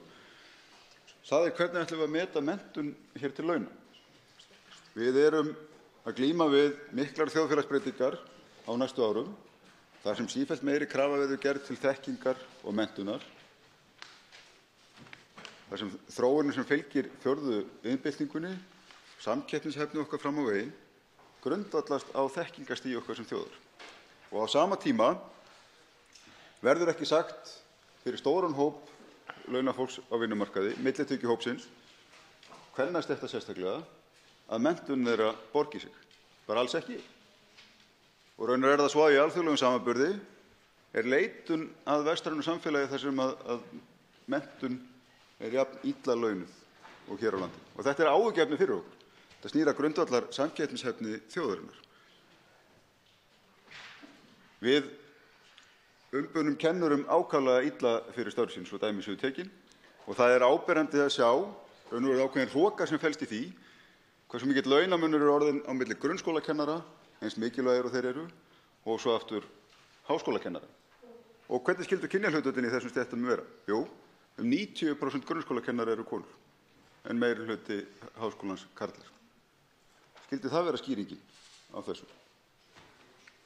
Það var þess vegna sem að þingflokkur Viðreisnar stóð fyrir því að leggja hér fram þingsályktunartillögu þjóðarátak til bættrar stöðu kvennastétta og það olli mjög miklum vonbrigðum að núverandi þingmeirihluti tók þessa tillögu og stakk henni snyrtilega undir stólinn. Og það hefur ekkert verið gert með þetta mál síðan. Því var vísað til ríkisstjórnarinnar og þegar hæstv. Fjármálaráðherra var spurður hér fyrr í vor hvað hefði verið gert, var stutta svarið ekki neitt. Til máls tekur hv. 8. þingmaður Reykjavíkurkjördæmis suður, Inga Sæland. Virðulegi forseti, ég vil þakka málshefjanda fyrir þessa góðu umræðu og hæstv. forsætisráðherra fyrir að vera með okkur hér. Það sem mig langar til að líta til í þessu sambandi, það er í rauninni hinn svokallaði húsnæðisliður í vísitölunni. Það kemur í ljós árið 2018 þá er verðbólga 2,8% í landinu en án húsnæðisliðar 0,7%. Hversu miklir hagsmunir eru hér undir fyrir heimilin í landinu og fyrir fyrirtækin í landinu, fyrir þá sem skulda? Gríðarlegir hagsmunir og nú hefur komið fram að það var eitt af því sem var lagt áherslu á í rauninni í kjarasamningum og virtist vera að ríkisstjórnin vildi koma til móts við það að einhverju leyti. Þá langar mann óneitanlega til að vita hvar þetta mál er statt, hvort þetta sé eitthvað ekki neitt þegar verið að tala það að hugsanlega eigi að taka húsnæðisliðinn út úr vísitölunni og hugsanlega sé í rauninni landslagið akkúrat þannig núna. Þannig að óneitanlega þegar maður sér það að það er búið að semja hér á vinnumarkaði af sennilega 90% alls vinnandi fólks og er það mjög vel, að þá lítur maður óneitanlega til þessara þátta sem að hafa kostað heimilin í landinu alveg gríðarlega fjármuni. Það sé ekki 118 milljarðar króna umfram í rauninni það sem hefði verið ef húsnæðisliðurinn hefði ekki verið í vísitölu þegar var verið að taka til árunna 2013 til 2018, hvað í rauninni skuldir heimila og fyrirtækja höfðu hækkað mikið. Það höfðu hækkað sem sagt um 27 milljarða ef að húsnæðisliðurinn hefði ekki verið inn í vísitölu. Þannig að mér finnst í rauninni þetta vera gríðarlega mikið hagsmunamál og þetta hefur verkalýðsforystan kallað eftir núna árum saman og það er í fyrsta skipti sem að mér finnst eiga í rauninni undir það að verði á þessu tekið og ég vona að svo sé. Til máls tekur hv. 4. þingmaður Suðvesturkjördæmis, Guðmundur Andri Thorsson.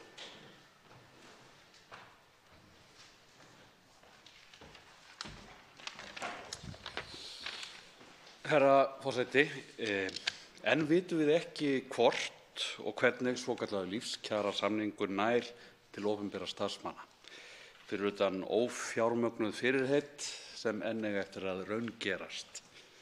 Það vantar fjármögnun inn í áætlun barnabætur, líka á aðgerðir í húsnæðismálum og líka til að gera kerfisbreytingu í örorkulífeyriskerfinu.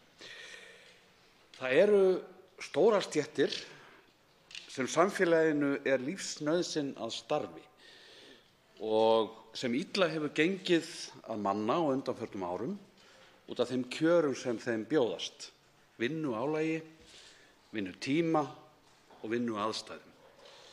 Þetta eru stéttir sem starfa við umönnun, kennslu, mannrækt, velferð og þær eru skipaðar konum að stórum hluta.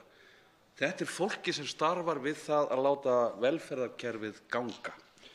Stjórnvöld virðast telja sig hafa svigrúm upp á 0,5% umfram verðbólgu til að bæta kjör þessa fólks. Eftir þetta 0,1% er í fjármálaáætlun innbyggð aðhaldskrafa sem gerir beinlínis ráð fyrir niðurskurði í velferðarkerfinu ef launakostnaður eykst, sem táknar væntanlega uppsagnir með tilheyrandi auknu álagi og verri vinnuaðstæðum. Samfélaginu er ekki bara lífsnauðsyn að þessar stéttir starfi, heldur líka að það njóti sín í starfi, blómstriðar og líði vel og finni í stóru og smáu að framlag þeirra sé einhvers metið. Það er eitt af helstu verkefnum stjórnvalda núna að ráða bót á því ófremdarástandi sem að ríkir hér í mönnun í heilbrigðisstofnunum og þá verður ríkisstjórnin að láta sér detta í hug eitthvað annað ráð en þetta venjulega að setja bráðabirgðalög á hjúkrunarfræðinga eins og til að tryggja að þeir fari unnvörpum eitthvað annað í stað þess að starfa við það sem þeir hafa menntað sig til. Til máls tekur hv. 11. þingmaður Suðvesturkjördæmis, Ólafur Þór Gunnarsson. Herra forseti, þakka hv. þingmanni Loga Einarssyni fyrir að koma þessari umræðu af stað og hæstv. forsætisráðherra fyrir þátttökuna. Ég ætla að einblína kannski mest á þá þætti sem að snúa að kjörum, það er að segja sem snúa að vinnutíma. Því að eins og komið er fram hér í umræðunni að þá eru ýmsir aðrir þættir sem að til að mynda inn í lífskjarasamningunum eins og lenging fæðingarorlofs, breyting á húsnæðislöggjöf og svo framvegis eitthvað sem er almennt og mun gagnast öllum. En innan opinbera geirans eru stórar stéttir þar sem að breyting á vinnutíma hefði gríðarlega mikil áhrif á kjör. Stór hluti þeirra sem vinna hjá hinu opinbera vinna á svokölluðum 8 tíma rúllandi vöktum eins og það er kallað í heilbrigðiskerfinu og ég trúi því að á einhverjum tímapunkti, ég vonandi ekkert allt of langri framtíð, þá verðum við komin þar að skilgreina 32 tíma vinnu á rúllandi vöktum sem fulla vinnu og vonandi verður þess ekki langt að bíða hvort sem það verður í þessari kjarasamningarlotu sem að fyrstu skrefin verða stigin eða næstu. Auðvitað veltur það á báðum samningsaðilum.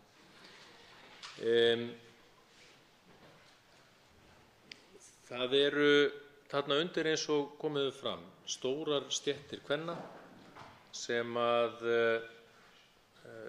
hafa í sögulegu samhengi verið á tiltölulega lágum launum miðað við það sem að kalla mætti viðmiðunarstéttir. Þarna getum við gert miklu betur. Ég trúi því að vinnutíminn og álag sem að fylgir því að vera á 8 tíma rúllandi vöktum, við getum létt á því og þar með bætt kjör þessara stétta umtalsvert.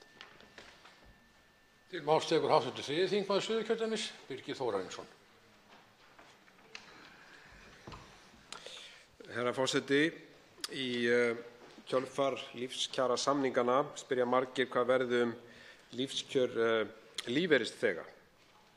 Mun lífeyrir almannatrygginga ekki taka sömu hækkunum og launataxtar þeirra lægst launuðu? Lífskjarasamningarnir færa þeim lægst launuðu mestu hækkanirnar, alls 90.000 kr. á samningstímabilinu og svo hagvaxtartengdar hækkanir að auki sem er nýmæli og jákvætt. Lífeyrisþegar sem að litlar aðrar tekjur hafa en frá almannatryggingum búa ekki við hagvaxtartengdar hækkanir eins og við þekkjum. Ef lífeyrisþegar hafa aðrar tekjur en frá almannatryggingum þá er lífeyrir þeirra skertur. Herra forseti, það er lýðheilsumál að eldri borgarar fá að stunda einhverja atvinnu án þess að lífeyrir þeirra skerðist. Það er auk þess jákvætt fyrir ríkissjóð sem fær jú skatttekjur af öllum atvinnutekjum. Það er hin neikvæða sérstaða lágtekjulífeyrisþega sem oft er öllu verri en staða láglaunafólks á vinnumarkaði.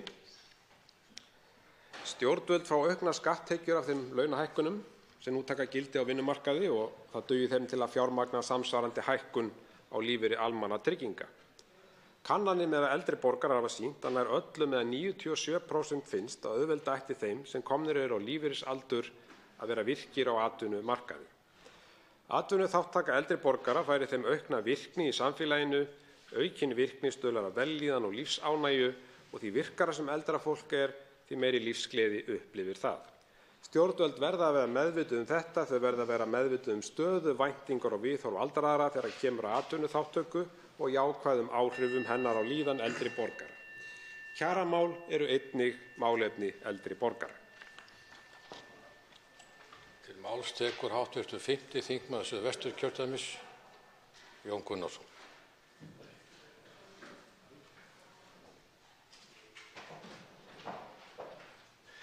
Forseti vill einnig árétta að mikilvægt að næsti ræðumaður sé nokkurn veginn tilbúinn þegar á komið ræðustól. Já, virðulegur forseti, ég vil nú byrja að þakka þér fyrir umhyggjuna sem sýnir mér. Það ekki í fyrsta skipti sem ég verð var við þennan kærleika og ég ákaflega þakklátur og fyrir þitt leiðbeinandi hlutverk hér í þinginu. En ég var ekki jafn ánægður, virðulegur forseti, með það sem mér fannst nú eiginlega vera hálfgert svartnættisraus formanns Samfylkingarinnar þegar hann hóf hér þessa umræðu sem út af fyrir sig tímabært að taka. Á sama tíma og við ættum í raun og veru að geta verið nokkuð sammála það að gleðjast yfir þeim mikla árangri sem að við blasir í kjölfar síðustu kjarasamninga. Þann stöðugleika sem að felst í þeim skrefum sem hafa verið stigin, þau tímamót sem felast í því að launþegar í landinu ásamt aðilum eða samtökum atvinnulífsins og aðildarfyrirtækjum þar hafa núna sameiginlega hagsmuni af því að efla hagkerfið, að stækka kökuna, stækka allar sneiðar kökunar. Það voru allir aðilar sem komu að þessum skrefum núna sammála það að mæta þeim sem að minnst mega sín í okkar samfélagi, þeim sem á lægstu laununum, ungu fjölskyldufólki og eldri borgurum til að mynda, öryrkjum sem að þetta hefur áhrif, skattkerfisbreytingarnar hafa mikil áhrif þarna inn. Fyrir utan það að stærsti ávinningur sem við okkur blasir, sem að þessi stöðugleiki og áframhaldandi vaxtalækkanir ef að hlutinni ganga upp í þeim anda sem að við höfum stefnt að með þessum kjarasamningum. Virðulegur forseti, ég hef áður sagt það að þessir kjarasamningar þeir boða tímamót.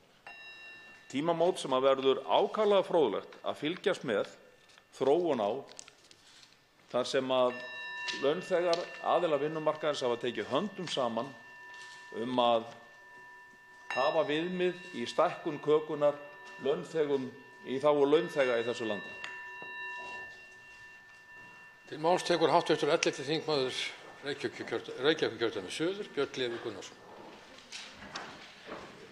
Virðulegi forseti, í fjármálaáætlun gert ráð fyrir að ríkisstofnunum verði gert kleift að auka launakostnað 0,5% umfram verðlag í stað 1,5% í fyrri áætlun. Þetta mikilvægt að sjá þennan mun. Því á því ári sem að hefur liðið frá síðustu áætlun með þá 1,5% kaupmátt umfram verðbólgu hefur verðbólguspá hækkað 0,5% og kaupmáttarloforð hefur lækkað þá 0,5% á móti. Málshefjandi leggur líka áherslu á einmitt mönnunarvanda í stórum kvennastéttum sem allir gera sér grein fyrir að launatengdur. Miðað við fjármálaáætlun virðist stefnan því vera engin breyting á þeim vettvangi. Það má því segja að stefna núverandi stjórnvalda sé ekki að leysa þennan mönnunarvanda. Já, það þarf að mennta fleiri kennara, en það þarf líka að setja stefnu sem leiðir til þess að kennarar starfi sem slíkir. Það aðallega launastefna. Til máls tekur hv. 7. þingmaður Norðvesturkjördæmis, Halla Signý Kristjánsdóttir. Virðulegi forseti, ég vil byrja á að þakka hv. þingmanni Loga Einarssyni fyrir að vekja athygli á þessu mikilvæga málaflokki og hæstv. forsætisráðherra fyrir sitt innlegg. Mikilvægt að heilbrigðisþjónusta sé vel mönnuð og að þverfaglegt samstarf gangi vel. Hver og einn starfsmaður mikilvægur í heilbrigðisþjónustunni, ekki síður en í öðrum starfsgreinum. Skortur á heilbrigðisstarfsfólki hefur farið stigvaxandi síðustu ár og ekki sér fyrir endan á þeim vanda. Reyndar einskorast mönnunarvandinn ekki við Ísland því fleiri lönd að glíma við sama vanda. Það talað að 100 hjúkrunarfræðinga vanti til starfa á Íslandi. Við þetta bætist stór hluti hjúkrunarstarfsfólks nálgast eftirlaunaaldur og nýliðun ekki nægjanleg. Þetta stór og mikil áskorun og við þurfum að leita allra leiða til að tryggja mönnun í heilbrigðiskerfinu okkar. Í þingsályktunartillögu heilbrigðisstefnu til ársins 2030 komið inn á þessi atriði og undirstrikað að nauðsynlegt að einbeita sér að því að bæta aðstöðu, símenntun, öryggi og starfsumhverfi starfsmanna og að unnið verði að því að vinnutími og vaktarbyrði starfsfólk verði í samræmi við best gagnreyndu þekkingu, lög og kjarasamninga, til að tryggja mönnun heilbrigðisþjónustunnar til lengri tíma.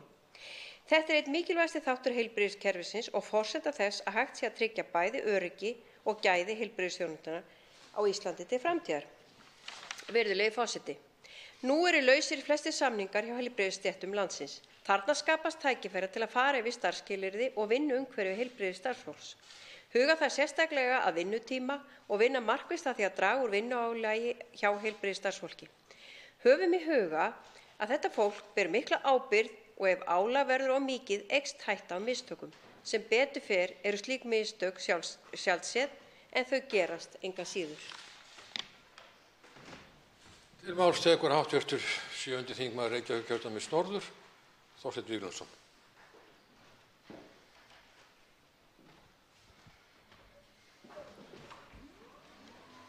Herra forseti, ég hef sjálfur alltaf verið þeirrar skoðunar að stjórnmál eigi að halda sér fjarri umræðu kjaramál almennt og það raunar hefur verið svona sammerkt með hinu norræna vinnumarkaðslíkani að reyna að hafa skýr skil á milli pólitíkur og vinnumarkaðsmála.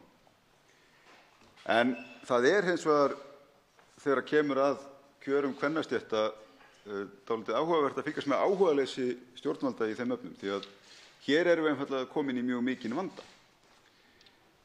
Nýliðun í kennarastétt algjörlega ábótavant eins og ítrekað hefur verið varað við, minnkandi ásókn í námið og stéttina eldast mjög hröðum skrefum. Og hverju skyldi valda? Já, það allavega nærtækt að horfa til launastigs stéttarinnar. Við náum ekki að manna heilbrigðiskerfið okkar með fullnægjandi hætti og það náttúrulega stórkostlega athyglisvert, svo ekki sé sterkara orðið kveðið, þegar við erum með jafn mikilvægt kerfi og heilbrigðiskerfið okkar þar sem jafn miklum fjármunum varið að við náum ekki að reka það með fullnægjandi hætti út á launastigi mikilvægustu stéttanna sem umönnunarstéttirnar innan kerfis. Og það alveg með ólíkindum að við séum ekki að taka höndum saman að ráða bót á þessu. Þess vegna skil ég ekki hvers vegna ríkisstjórnin hafi ekki gert meira með þingsályktunartillögu Viðreisnar og fleiri þjóðarátak bætt kjör kvennastétta. Það augljóst að hér fara hagsmunir ríkis og launþegahreyfingarinnar algjörlega saman. Og það líka alveg ljóst þegar við berum saman hinn almenna vinnumarkað og hinn opinbera að opinberi vinnumarkaðurinn í mjög miklum vanda það hvernig eigi að taka á þessari erfiðu stöðu kvennastéttanna og það verður ekkert gert öðruvísi heldur en með átaki á borð við það sem þar var lagt til að ráðast í. Ég vona svo sannarlega að ríkisstjórnin sýni meiri metnað í því máli heldur en hún hefur gert hingað til og taki það undan stólnum þar sem það svo kyrfilega geymt. Til máls tekur hv. 12. þingmaður Suðvesturkjördæmis, Guðmundur Ingi Kristinsson. Virðulegur forseti, ég vil þakka hv. þingmanni fyrir þessa umræðu og hv. forsætisráðherra til svara. Lífskjarasamningar sem hafa verið samið þeir gilda ekki fyrir öryrkja og eldri borgara. Það komið alveg á hreint. Hið fjárhagslega ofbeldi sem hingað til hefur alltaf verið beitt gagnvart eldri borgurum og öryrkjum mun halda áfram. Og það alveg með ólíkindum að það skuli alltaf þessi hópur sitja eftir. Og ef við horfum á þetta í þeirri staðinn hvernig samið var í þessu lífskjarasamningum þá samningarnir frá 1. apríl. En eiga eldri borgarar og öryrkjar að fá hækkun frá 1. apríl? Nei. Eiga eldri borgarar og öryrkjar að fá hækkun 1. janúar á næsta ári aftur frá 1. apríl? Nei. Fjárhagslega ofbeldi heldur áfram. Eldri borgurum og öryrkjum á að eiga áfram að lifa á hverju? Prósentureikningi. Það borðar ekki prósentur. Meðaltali. Það ekki hægt að gera við því. Nei, það á að svelta á og uppreikna samkvæmt neysluvísitölu til að sjá til þess í eitt skipti fyrir öll og áfram að enn og aftur á að svíkja það. Af hverju engir samningar gerðir við eldri borgara og öryrkja á sama grundvelli og aðra? Hvers vegna í ósköpunum hafa eldri borgarar og öryrkjar dregið svona aftur úr miðað við atvinnuleysisbætur? Tímabundið á atvinnuleysisbótum erfiðara að lifa þar heldur en varanlega á bótum öryrkja og eldri borgara sem mest hafa.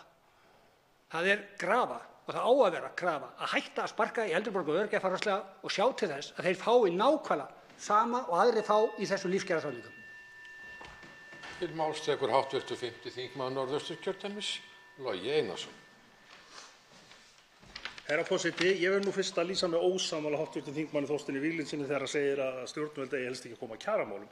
Kjaramál ná nefnilega til svo margra sem ekki hafa aðild að kjarasamningum. Ég er ekki að gagnrýna samningana sem voru gerðir á vinnumarkaðnum. Ég er að gagnrýna aðgerðir stjórnvalda vegna þess að þær mun ekki gera neinar grundvallarbreytingar á samfélaginu okkar. Hv. þingmenn Sjálfstæðisflokksins sem hér töluðu að væri hægt að horfa á allt frá dökku hliðunum og svo væri hægt að sjá björtu hliðarnar. Og ég geri bara ráð fyrir því að þeir 65.000 aldraðir og öryrkjar í landinu horfi kannski á hlutina aðeins öðruvísi en við 63 sem sitjum í þessum sal. Bara einfaldlega vegna þess að aðstæðurnar eru töluverð aðrar. Og þess vegna hlýt ég bara að ítreka spurningu til hæstv. Forsætisráðherra sem hún svaraði ekki áðan. Mun ríkisstjórnin skoða alvarlega frumvarp Samfylkingarinnar almannatryggingar sem munu tryggja öldruðum og öryrkjum sömu launahækkanir og samið var hér í landinu? Ráðherra kom líka inn á fæðingarorlofið. Ég mælti fyrir slíku frumvarpi fyrir nokkrum mánuðum síðan. Það liggur fyrir, eigum við þá ekki að klára það? Stofnframlögin, það er nú beinlínis lækkun næstu 5 árin til húsnæðisstuðnings 19%. Og þó sé bætt aðeins í stofnframlögin, þá er bara allt of lítið gert. Ráðherra talaði líka skattkerfisbreytingarnar. Ég vil þó fá að vita, á að frysta persónuafsláttinn. Hún talar ekki núna hlutfallslega mest sem að lægsta fólkið fái, heldur mest. Vonandi misheyrðist mér ekki og vonandi boðar það þá frekari breytingar, þannig að sá hópur fái raunverulega fleiri krónur í veskið. Að lokum sagði hæstv. Forsætisráðherra að það ætti að endurmeta og þyrfti að endurmeta fjármálaáætlunina og ég vona svo sannarlega að ríkisstjórnin geri það. Ef ekki mun Samfylkingin leggja fram þær breytingartillögur sem eru nauðsynlegar til þess að laga kjör verst stadda fólksins í landinu. Til máls tekur hæstv. Forsætisráðherra, Katrín Jakobsdóttir. Herra forseti, ég þakka hv. þingmönnum ágæta umræðu. Mig langar aðeins að nefna þann mönnunarvanda sem margir hv. þingmenn hafa nefnt, bæði í heilbrigðiskerfinu en ekki síður í skólakerfinu. Og vissulega er sá vandi að einhverju leyti launatengdur eins og hv. þingmaður Björn Leví Gunnarsson sagði hér. En það eru samt fleiri atriði sem þar kom inn í og hæstv. Menntamálaráðherra hefur núna kynnt sérstakar aðgerðir til að efla kennaramenntun, því við erum auðvitað búin að sjá það að þar hefur fækkað verulega nemendum á sama tíma og við erum að sjá líka ákveðið brotthvarf úr stéttinni. Mönnunarvandinn í heilbrigðiskerfinu, hann er auðvitað uppi og ég minni á þá bókun sem gerð var í tengslum við kjarasamninga BHM, sérstaklega heilbrigðisstarfsfólk. En því miður er það svo líka að þetta er ekki séríslenskur vandi. Þetta er til umræðu á norrænum vettvangi þar sem allar Norðurlandaþjóðir glíma við mönnunarvanda í heilbrigðiskerfinu, Þýskaland, Bretland. Við erum að sjá líka sívaxandi álag á heilbrigðiskerfin, einfaldlega vegna breyttrar aldurssamsetningar þjóða. Og þetta vandamál er augljóslega ekki að fara, en kallar á það líka að við ræðum hluti eins og vinnutíma, sem ég gerði að umtalsefni hér í minni fyrri ræðu, sem við þurfum að horfa til. Því þetta snýst nefnilega ekki eingöngu launatenginguna, þetta snýst líka starfsaðstæður. En ég hlýt að segja það líka að þær aðgerðir sem kynntar voru í tengslum við lífskjarasamninga og menn geta talað það niður að hér sé verið í raun og veru að auðvelda tekjulágu fólki lífið, ekki síst ungum barnafjölskyldum og vitna ég þá til fæðingarorlofs og barnabóta, þar sem er verið að breyta vissulega húsnæðisstuðningi með öðrum aðferðum, til að mynda með auknum stuðningi við fyrstu kaup á sama tíma og við styðjum við uppbyggingu félagslegs húsnæðiskerfis. En ég leyfi mér að fullyrða það að allar þessar aðgerðir eru almennar. Þær munu gagnast ekki bara þeim 90% sem hafa gert samning á almennum vinnumarkaði, þær munu líka gagnast þeim sem eru á opinberum vinnumarkaði, örorkulífeyrisþegum sem margir hafa hér nefnt. Stóra markmið þeirra er að koma til móts við tekjulægri hópa, en að sjálfsögðu getum við síðan alltaf gert betur í þessu og þessi umræða henni lýkur ekki. Það liggur alveg fyrir. Verkefnin eru alltaf ærin í þessu. Þá er umræðu um annað dagskrármálið lokið. Tekið fyrir 3. dagskrármálið. Fyrirspurn til umhverfis- og auðlindaráðherra frá Albertínu Friðbjörgu Elíasdóttur. Friðlýsingar, mál 821, þingskjal 1294. Til máls tekur fyrirspyrjandi, hv. 10. þingmaður Norðausturkjördæmis, Albertína Friðbjörg Elíasdóttir. Herra forseti, ég spyr hæstv. Umhverfisráðherra hver sé ástæða þess að tillaga til þingsályktunar framkvæmdaáætlun náttúruminjaskrár sem var á þingmálaskrá ráðherra hafi verið felld niður. Ég spyr einnig hversu mörg svæði Alþingi hafi samþykkt að friðlýsa á síðustu 20 árum. Hvernig hafi gengið með þær friðlýsingar, það er að segja friðlýsingarferli hverra þeirra er lokið og hver þeirra hafa nú verið friðlýst. Síðan spyr ég að lokum hver áform hæstv. Ráðherra séu til þess að einfalda og greiða fyrir friðlýsingarferlinu. Eins og kom fram í fréttaskýringaþættinum Kveik á RÚV í lok síðasta árs, þá að því virðist hefur gengið hægt að fylgja eftir samþykktum Alþingis síðustu ár friðlýsingar ýmissa svæða. Það hlýtur að vera nokkuð alvarleg staða að vilja Alþingis hafi ekki verið fylgt eftir og því eðlilegt að við tökum málið upp og spyrjum hæstv. Ráðherra ástæður þess að ekki hafi gengið betur og hraðar en þetta. Sannarlega ánægjulegt, eins og hefur komið fram í fjölmiðlum, að ráðuneytið og Umhverfisstofnun virðast vera með eins konar sérstakt átaksverkefni í gangi sem er hið besta mál og ég geri ráð fyrir að hæstv. Ráðherra muni koma inn á það í svari sínu á eftir. En það er hins vegar áhyggjuefni að Umhverfisstofnun hafi í raun, miðað við þær upplýsingar sem hafa komið fram opinberlega hingað til, hafi ekki verið að sinna skyldu sinni hingað til. En þarna eru gríðarlega mörg mikilvæg svæði undir. Og ég vona að hæstv. Ráðherra komi inn á það í svari sínu hver ástæða þessi er, hvort það hafi strandað á fjármunum eða hvort einhverjar aðrar ástæður liggi þar að baki. Í því samhengi vekur athygli að framkvæmdaáætlun náttúruminjaskrár sem áður var á þingmálaskrá hafi verið felld niður.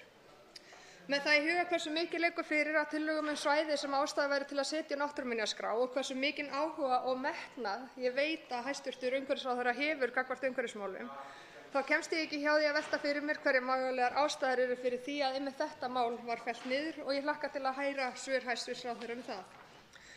Þá má reynda bæta við að enn bólar ekkert á tillögu til þingsályktunar vernd og orkunýtingar landsvæða sem að samkvæmt þingmálaskrá var boðað að yrði lagt fram 31. mars síðastliðinn. Til viðbótar þessarar fyrirspurna, herra forseti, myndi ég gjarnan vilja heyra sjónarmið og fyrirætlanir hæstv. Ráðherra hvernig hann ætlar að bregðast við. Telur hann að það fjármagn sem gert er ráð fyrir til verkefnisins í fjármálaáætlun dugi til þess að koma náttúruminjaskrá og friðlýsingum í rétt horf? Við vitum að það er mikilvægt að gera betur. Ætlar hæstv. Ráðherra að gera það? Til máls tekur hæstv. umhverfis- og auðlindaráðherra, Guðmundur Ingi Guðbrandsson.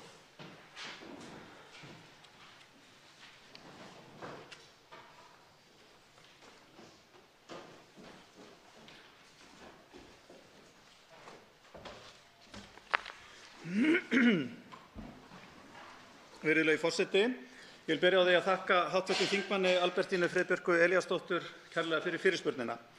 Friðlýsingar eru ávarpaðar sérstaklega í ríkisstjórnarsáttmálanum og gott að fá tækifæri hér á þinginu til þess að ræða þetta og varpa skýrari ljós á stöðu mála. Þingmaðurinn spyr stöðu þingsályktunar framkvæmdaáætlun náttúruminjaskrár. Samkvæmt náttúruverndarlögum þá gefur ráðherra út náttúruminjaskrá þegar Alþingi hefur samþykkt þingsályktun framkvæmdaáætlun friðlýsingu og friðun, svokallaðan B-hluta hennar til næstu 5 ára. Meiningin var að leggja þingsályktunartillögu þessa efnis fram nú á vorþinginu en ég tók ákvörðun að fresta því til næsta löggjafarþings. Náttúrufræðistofnun Íslands skilaði á síðasta ári tillögum til ráðherra að náttúruminjum sem mynda net verndarsvæða vegna vistgerða annars vegar og búsvæða fugla hins vegar og tillögum að friðlýsingu nokkurra jarðminjasvæða.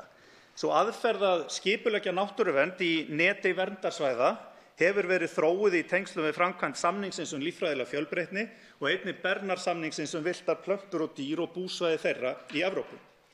Ein af ástæðunum fyrir því að framlagning þingsályktunartillögunnar seinkar fram á næsta þing er að ég óskaði eftir því við Náttúrufræðistofnun Íslands að hún myndi einnig vinna tillögur friðlýsingu hella, fossa, lindasvæða og víðerna.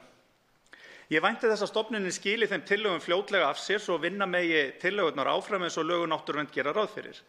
Það er að segja að í framhaldinu felur ráðherra Umhverfisstofnun að meta nauðsynlegar verndarráðstafanir á svæðum sem til greina kemur að setja á framkvæmdaáætlun og kostnað við þær. Hér er átt við ráðstafanir sem eru nauðsynlegar til að ná verndarmarkmiði hugsanlegra friðlýsingar, til dæmis að stjórna umferð svæðin með lagningu stíga, svo dæmi sé tekið, útboð upplýsingaefni og koma upp aðstöðu fyrir gesti. Þingsályktun um framkvæmdaáætlun verður því á þingmálaskrá næsta þings. Í grunninn má skipta því sem Alþingi hefur samþykkt að friðlýsa á síðustu 20 árum í þrennt. Það eru þingsályktanir um náttúruverndaráætlun, það eru ný heildarlög um verndarsvæði og breytingar á lögum og þingsályktun um áætlun um vernd og orkunýtingu landsvæða. Með fyrri náttúruverndaráætluninni 2004–2008 samþykkti Alþingi að unnið skyldi að friðlýsingu 14 svæða á landinu auk stofnunar Vatnajökulsþjóðgarðs. Hann var stofnaður með lögum frá Alþingi árið 2007 og þekur í dag tæplega 15% landsins. Auk þess er friðlýsingu lokið á fuglasvæðinu í Gaulustungum og hluta af fuglasvæðinu Álftanesi í Skerjafirði sem og sérstöku gróðurfari Vatnsárskógar í Skorradal af þeim svæðum sem Alþingi samþykkti að friðlýsa með samþykkt áætlunarinnar. Seinni náttúruverndaráætluninni 2009–2013 tók til 11 landsvæða auk nokkurra tegunda lífvera, það er háplantna, mosa, fléttna og hryggleysingja. Af þessum 11 svæðum hafa 2 vistgerðarsvæði verið friðlýst. Friðlandið í Þjórsárverum verið stækkað og svæði í Skaftártungu og Síðuafrétti urðu hluti af Vatnajökulsþjóðgarði, rétt eins og eina jarðfræðisvæðið og þingsályktunartillögunni Langisjór og nágrenni. Þá hafa tjarnir á Innrihálsum í Berufirði verið friðlýstar, en svæðið er búsvæði Tjarnarklukku sem er einn af hryggleysingjunum sem Alþingi samþykkti að yrðu friðlýstir. Þá samþykkti Alþingi árið 2004 breytingar á lögum um þjóðgarðinn á Þingvöllum þar sem hann var stækkaður tæpa 200 ferkílómetra. Sama ár samþykkti Alþingi ný lög um verndun Mývatns og Laxár í Suður-Þingeyjarsýslu og felldu úr gildi eldri lög sem náðu yfir allan Skútustaðahrepp. Samkvæmt bráðabirgðaákvæði laganna átti að friðlýsa landsvæði sem voru friðlýst með eldri lögum en féllu ekki innan gildissviðs nýju laganna. Af 11 landsvæðum hafa nú 3 verið friðlýst og 4. stækkun á Vatnajökulsþjóðgarði og hálendi sveitarfélagsins fyrir kynningu á allra næstu vikum. Alþingi samþykkti árið 2013 að 20 virkjanakostir á 12 svæðum skyldu flokkast í verndarflokk rammaáætlunar. Það er að segja að þessi svæði skyldu friðlýst gegn orkuvinnslu. Friðlýsingarferli 5 þessara svæða er á lokametrunum og ég vænti þess að geta skrifað undir friðlýsingu þeirra á næstunni. Hin eru skemmra á veg komin en ég geri ráð fyrir að klára obbann af þeim á þessu ári. Að endingu má geta þess að á þessum 20 árum hafa 30 svæði verið friðlýst á grundvelli náttúruverndarlaga eða með breytingu reglugerða. Og svo skal nefna að það vinnur nefnd þingmanna og fleiri að stofnun miðhálendisþjóðgarðs og störf nefndarinnar eru á áætlun og eiga þau að skila af sér í haust. Síðasta sumar skipaði ég starfshóp sem í sæti eiga fulltrúar Umhverfis- og auðlindaráðuneytisins og Umhverfisstofnunar og hópurinn vinnur nú að friðlýsingu svæða í verndarflokki rammaáætlunar á náttúruverndaráætlun og svæðum undir álagi ferðamanna. Þessi aðgerð var gagngert gerð til þess að greiða fyrir vinnu við friðlýsingar og gaman að segja frá því að fyrsta friðlýsingin sem þessi hópur hefur unnið að var kláruð núna fyrir nokkrum dögum, búsvæði fugla í Akurey og Kollafirði sem meðal annars tekur til verndar lundans. Þá vil ég einnig nefna að aukið fjármagn hefur verið sett í friðlýsingar 36 milljónir á ári frá og með árinu 2018. Máls tekur aftur fyrirspyrjandi, hv. 10. þingmaður Norðausturkjördæmis, Albertína Friðbjörg Elíasdóttir.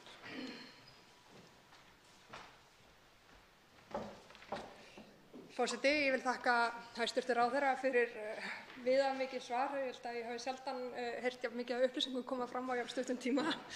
En þetta er nefnilega svo ótrúlega mikilvægt mál, náttúruminjaskráin og sömuleiðis rammaáætlunin. Og það voru reyndar nokkrar spurningar sem að hæstv. Ráðherra kannski kom ekki almennilega inn á eins og með fjármagnið og kannski ástæður þess að þetta hefur gengið svona hægt hjá Umhverfisstofnun.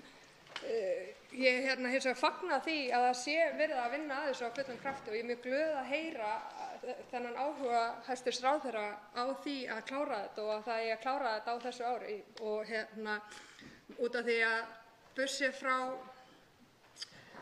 auðvitað þurfum við að búa til rafmagn sem er gríðarlega mikilvægt en það er ekki síður mikilvægt að við tökum frá þau svæði sem við vitum og erum sammála að eigi ekki að virkja.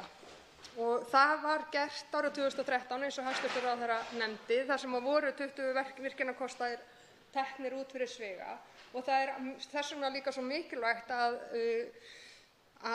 rammaáætlunin komi, næsti áfangi rammaáætlunar komi til þingsins svo við getum tekið ákvarðanir næstu skref. Þó að vissulega sé verið að vinna langtíma orkustefnu þá mun hún ekki í sjálfu sér fjalla einstaka virkjunarkosti eða hvað eigi að friða eða ekki. Og þannig að það er svo mikilvægt að þetta sé unnið samhliða þeirri vinnu þannig að við áttum okkur á því og tökum sameiginlega ákvörðun hvað við viljum eiga og geyma til framtíðar og hvað ekki. Að lokum tekur til máls hæstv. Umhverfis- og auðlindaráðherra Guðmundur Ingi Guðbrandsson. Já, hæstv. Forseti, ég vil aftur þakka fyrir þessa góðu umræðu. Fjármagnið sem er sérstaklega tekið í þetta núna náttúrulega einmitt til þess að reyna að flýta þessu ferli sem hefur vissulega gengið of hægt á undanförnum árum. Og þetta fjármagn hefur bæði verið notað þá til þess að auka við þann fjölda starfsfólks sem að vinna í þessu hjá Umhverfisstofnun, en líka til þess að vinna ýmsar greiningar sem að geti ýtt undir það að ráðist verði í þessar friðlýsingar af meiri krafti. Og þar má nefna úttekt á efnahagslegum áhrifum friðlýstra svæða til þess að sýna fram á það að þetta á sama tíma og við erum að vernda náttúruna gríðarlega mikilvæg byggðaaðgerð að ráðast í friðlýsingar, eða getur verið það. En mig langar aðeins að koma inn á hérna í lokin og tengja þetta við nýja skýrslu milliríkjanefndar Sameinuðu þjóðanna líffræðilega fjölbreytni sem kom út fyrir viku síðan og það í aðdraganda aðildarríkjaþings samningsins ný markmið fyrir 2030. Og það er gríðarlega mikilvægt að Íslendingar, og það íslensk stjórnvöld að vinna beiti sér fyrir því að þar verði sett metnaðarfull markmið fyrir 2030 sem á dagskrá samningsins að vinna á næsta ári. Og ég hef á norrænum vettvangi beitt mér fyrir þessu, fyrir ályktun sem kom frá umhverfisráðherrum Norðurlandanna núna í apríl að það verði sett metnaðarfull markmið fyrir 2030. Og þau þurfa að taka til nets verndarsvæða, til að vernda búsvæði, tegund og vistkerfi, til sjálfbæra nýtingu auðlinda og svo endurheimt þeirra gæða sem hafa tapast, bæði stofna tegunda og búsvæða. Og við erum stjórnvöld með áætlanir eða að vinna áætlun með alla þessa þætti.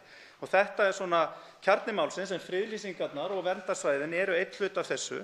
Og að lokum held ég geti sagt að það búið að smyrja friðlýsingarhjólin og þau eru farin að snúast og við munum sjá frekari ávöxt þeirrar vinnu núna á allra næstu misserum. Umræðu þriðja dagskrármáli lokið. Tekið fyrir fjórða dagskrármálið, fyrirspurn til fjármála- og efnahagsráðherra frá Birni Leví Gunnarssyni. Frestun töku lífeyris, mál 850, þingskjal 1351. Til máls tekur fyrirspyrjandi hv. 11. þingmaður Reykjavíkurkjördæmis suður, Björn Leví Gunnarsson. Virðulegi forseti, á blaðsíðu 406 í fjármálaáætluninni mjög áhugavert og fínt markmið að hlutfall aldraðra sem fresta töku lífeyris fram yfir 67 ára og fram yfir 70 ára komi til með að hækka úr 49,3% með 2018 í 56% fyrir 67 ára og úr 18,1% fyrir 70 upp í 23% árið 2024. Í lögum hins vegar réttindi og skyldur starfsmanna ríkisins 7096 til þess að þar er takmarkið sett, hámarkið sett 70 ára. Og til þess að sé hægt að ná markmiðum þá fjármálaáætlunar fyrir þá opinbera starfsmenn að fleiri fresti töku lífeyris fram yfir 67 og 70 ára, að þá þarf væntanlega að gera breytingar á þessum lögum. Þannig að spurningin mín svo sem bara mjög einföld: hvenær hyggst ráðherra leggja fram breytingu á því frumvarpi og ef ekki, hvernig annars er hægt að ná þessum markmiðum?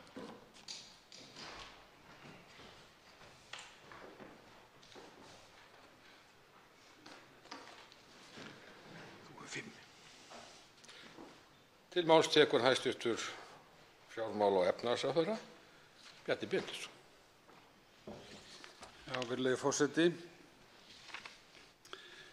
Eins og fram komið þá eitt þriggja markmiða áætlunarinnar varðandi málefnasvið 28, málefni aldraðra, að auka atvinnuþátttöku þeirra og innleiða aukna möguleika á sveigjanlegum starfslokum. Og mig langar að byrja á því að segja að það er mikilvægt að auka atvinnuþátttöku aldraðra og í því máli er það undir að stuðla að því að aldraðir fresti töku lífeyris frá almannatryggingum. Við lítum svo á að aldraðir á vinnumarkaði séu mjög verðmætt vinnuafl og búi bæði yfir reynslu og þekkingu og rannsóknir sýna einnig að þeir sem stunda vinnu séu almennt heilsuhraustari og njóti meiri lífsgæða en aðrir og þá er ég að tala hóp aldraðra. Við vitum það að á undanförnum árum hafa sveigjanleg starfslok verið lögfest í almannatryggingum. Það er úrræði sem tiltölulega nýlega komið í lög en það er mjög mikilvægt að það takist vel til við að hrinda þeim úrræðum í framkvæmd í því skyni að aldraðir verði lengur á vinnumarkaði. En hér erum við að ræða sérstaklega að ganga lengra í þessu efni og við erum ekki sérstaklega að fjalla hlut opinberra starfsmanna í áætluninni þó að þetta sé rétt ábending að þar eru sérstök svona lagaleg álitamál sem að varða hámarks starfsaldur. Það sem við höfum gert fram til þessa er að hefja skoðun á því hvaða áhrif það hefði á réttindi, til að mynda lífeyrisréttindi og hvaða lögum þyrfti að breyta til þess að hnekkja eða fella á brott 70 ára viðmið starfslokaaldur. Þessi skoðun stendur yfir en strax í upphafi þá koma fram nokkur álitamál. Ég nefni hér til dæmis hvernig eigi að fara með viðmið örorku- og makalífeyris ef aldurshámarkið er afnumið og hvaða áhrif það hefði á skuldbindingar ríkissjóðs gagnvart B-deild LSR að gera þetta. Annað er það að víða í lögum er lögbundinn starfslokaaldur sem er lægri en þetta viðmið og þar má til dæmis líta til lögreglumanna í því sambandi og við myndum þá þurfa að taka afstöðu til þess hvort að það væri ástæða til þess að endurmeta slíkar sérreglur í lögum þar sem að þær hafa fram til þessa þótt hafa sér að baki vissan rökstuðning. Síðan er það athyglisverð staðreynd í þessu samhengi að miðað við upplýsingar frá LSR og ég held að sú þróun tengist því að lífeyrisréttindi hafa farið batnandi á undanförnum árum, að þá hefur þróunin undanfarin ár frekar verið í þá átt að starfsmenn kjósa að fara fyrr á lífeyri en áður. Þannig að það er athyglisverð staðreynd sem við hljótum aðeins að taka með í reikninginn hvort að við getum náð markmiðunum með því einu að breyta lagalega viðmiðinu. Sjálfur myndi ég kjósa að það væri sem mest frelsi í þessu, mönnum væri ekki gert, þó menn hefðu náð þessum lögbundna aldri, mönnum væri ekki gert að hætta ef þeir hefðu fulla starfskrafta. Það eru sem sagt vísbendingar að lífeyristökualdur þeirra sem fóru beint úr starfi á lífeyri hafi lækkað úr rétt rúmlega 68 árum í 67 ár á undanförnum 10 árum. Þannig að það er sjálfstæð áskorun að fá starfsmenn til að fresta starfslokum sínum innan marka núverandi lagaramma. Og svona í öllu þessu ljósi á meðan við erum enn að skoða álitamál sem að tengjast sérstökum lægri starfslokaréttindum, á meðan við greinum betur þessa þróun sem ég var að rekja og hvaða áhrif þetta kynni að hafa á B-deild LSR, álitamál í tengslum við örorku- og makalífeyrinn, að þá er ekki orðið tímabært að fullyrða hvenær yrði ráðist yrði í breytingar sem varða lögbundinn starfslokaaldur starfsmanna ríkisins, en við munum halda vinnuna áfram. Til máls tekur hv. 10. þingmaður Reykjavíkurkjördæmis suður, Þorsteinn Sæmundsson. Hæstv. forseti. Ég þakka fjármálaráðherra hæstv. alveg prýðisræðu og það sem gladdi mig mest í þessari ræðu er það að hann tók undir þau sjónarmið sem fram koma hjá okkur Miðflokksmönnum varðandi frumvarp sem við höfum lagt fyrir fram á Alþingi og liggur nú til meðferðar hjá efnahags- og viðskiptanefnd að leyfilegur hámarksaldur ríkisstarfsmanna verði hækkaður í 73 ár. Og þetta mál er búið að koma hér fram á 2 þingum, búið að fá vandaða meðferð í efnahags- og viðskiptanefnd og okkur er ekkert að vanbúnaði, kæri ráðherra, að samþykkja þetta sem fyrsta skref því auðvitað þarf eins og fram kom í máli ráðherra hæstvirts að breyta ýmsum lögum öðrum til þess að þetta verði markvissara en þetta er mjög gott fyrsta skref að gera þetta og þetta er mjög einfalt og eins og ég segi, málið liggur tilbúið til 2. umræðu í efnahags- og viðskiptanefnd og það er ekki því til fyrirstöðu að fá það hingað inn í þingsal og ég fagna áhuga fjármálaráðherra á þessu máli og ég tel það að hann sé samþykkur þessu máli okkar og myndi fagna því mjög ef það kæmi fram þegar málið kemur hér til 2. umræðu. Til máls tekur hv. 11. þingmaður, Reykjavíkurkjördæmi suður, Björn Leví Gunnarsson. Ég þakka fyrir svörin. Til að byrja með að það sé ekki tímabært en að leggja í þessa vinnu hækkunina sem kom hérna fram í lokaorðum hæstv. ráðherra. En markmiðin eru samt sett í fjármálaáætluninni, þannig að ég velti fyrir mér hvenær er tímabært að fara í þá vinnu ef ekki á einmitt tíma áætlunarinnar. Ég get tekið undir þau orðum að hafa frelsi til þess að ákveða eftirlífeyristöku aldurinn. Ég gæti líka tekið undir frumvarp Miðflokksins hvað þetta varðar og velti ég fyrir mér rauninni af hverju takmarkið þarf að vera 73, af hverju bara fjarlægja 70 yfirleitt. Þar sem að þetta snýst í rauninni bara það að auka möguleikana fyrir þá sem að geta og stilla þau réttindi, hvenær réttindin til einmitt lífeyris hefjast, óháð því hvenær fólk vill hætta að starfa og hvernig þau haga því. Það var áhugavert að heyra einmitt af þessu svona víðtækara vandamáli með til dæmis lögreglumenn og því líkt og líka áhugavert að heyra að B-deildin er vandamál. Hún virðist vera gegnumgangandi vandamál þegar kemur að fjármálum hins opinbera og það er spurning hvað er mögulega hægt að gera í því að klára að borga eða fólk einmitt klári í þeirri deild því að sú réttindi sem voru öðluðust þar eru mjög langlíf ólíkt vinnu starfsæfi fólk. Til máls tekur hæstv. fjármála- og efnahagsráðherra Bjarni Benediktsson.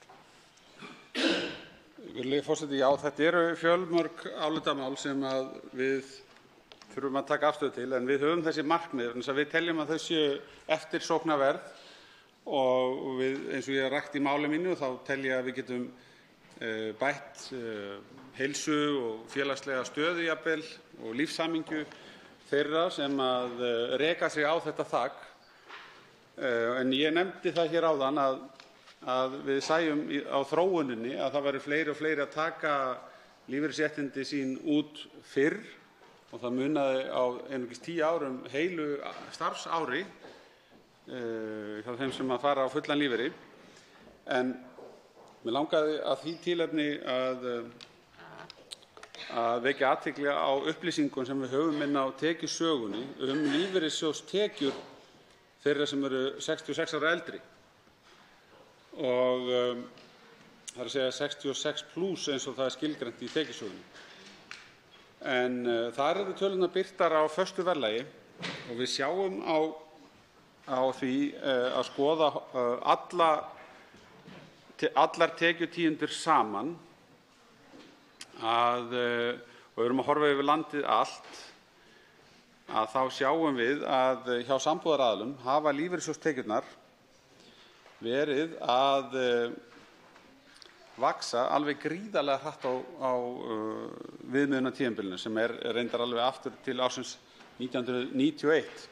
En menn ættu bara að kynna sér þessu tölur. Þar á þeim tíma, árið 1991, samkvæmt gögnunum, þá eru sambúðaraðilar að meðaltali með vel innan við 100.000 kr. í lífeyristekjur. Vel innan við 100.000 kr. á verðlagi ársins 2017.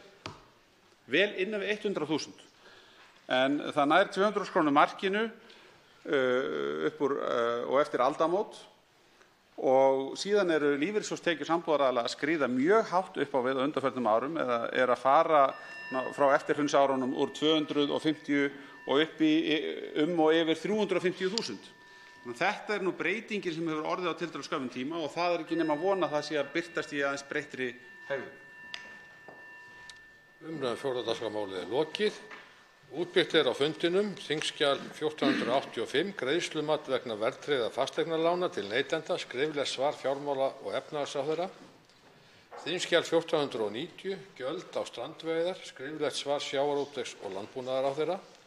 Þingskjal 1491 strandveiðar árið 2018, skriflegt svar sjávarútvegs- og landbúnaðarráðherra. Þingskjal 1494 kostnaður ráðuneytisins og undirstofnunar þess vegna kaupa og notkunar á Microsoft hugbúnaði, skriflegt svar utanríkisráðherra. Þingskjal 1499 Drauganet, skriflegt svar umhverfis- og auðlindaráðherra. Tilkynning dagskrártillögu. Forseta hefur borist eftirfarandi dagskrártillaga og eftirfarandi bréf. Undirritað gerir tillögu með vísan til 1. málsgreinar 77. greinar þingskapalaga að dagskrá næsta fundar verði svohljóðandi. 1. Fullgilding fríverslunarsamnings milli EFTA-ríkjanna og Filippseyja. 2. Búvörulög. 3. Samskiptaráðgjafi, íþrótta- og æskulýðsstarf. 4. Verslun með áfengi og tóbak og fleira. 5. Skyldutrygging lífeyrisréttinda og starfsemi lífeyrissjóða. 6. Sérstakur skattur á fjármálafyrirtæki. 7. Matvæli. 8. Almannatryggingar. 9. Barnaverndarlög. 10. Úrskurðarnefnd umhverfis- og auðlindamála. 11. Staða barna 10 árum eftir hrun. 12. Sjúkratryggingar. 13. Meðferð, fræðsla og meðferð við vefjagigt. 14. Hagsmunafulltrúi aldraðra. Undirritaður óskar eftir því að tillaga þessi verði í samræmi við tilvitnaða grein þingskapa borin upp til atkvæða á Alþingi. Undir þetta bréf ritar Sigmundur Davíð Gunnlaugsson. Þessi tillaga verður borin upp til atkvæða í upphafi næsta þingfundar. Fleira liggur ekki fyrir á þessum fundi. Boðað til næsta fundar eftir 5 mínútur að loknum þessum fundi. Fundi slitið.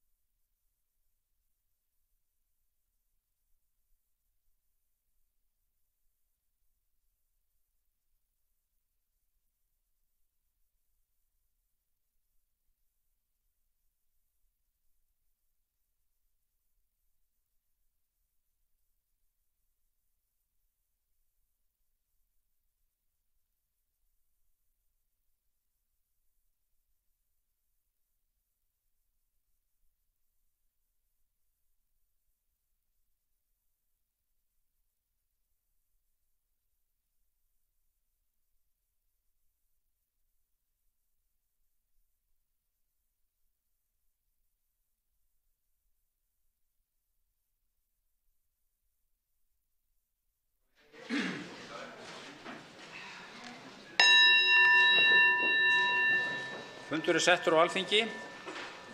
Borist hefur bréf frá 7. þingmanni Reykjavíkurkjördæmis norður, Steinunni Þóru Árnadóttur, að hún geti ekki sinnt þingstörfum á næstunni. Í dag, mánudaginn 13. maí, tekur því sæti á Alþingi sem varamaður fyrir hana, fyrsti varamaður á lista Vinstrihreyfingarinnar græns framboðs í kjördæminu, Halla Gunnarsdóttir. Kjörbréf hennar hefur þegar verið rannsakað og samþykkt, en hún hefur ekki áður tekið sæti á Alþingi og ber því að undirrita drengskaparheit að stjórnarskránni. Skrifstofustjóri mun nú færa þingmanninum heitstafinn.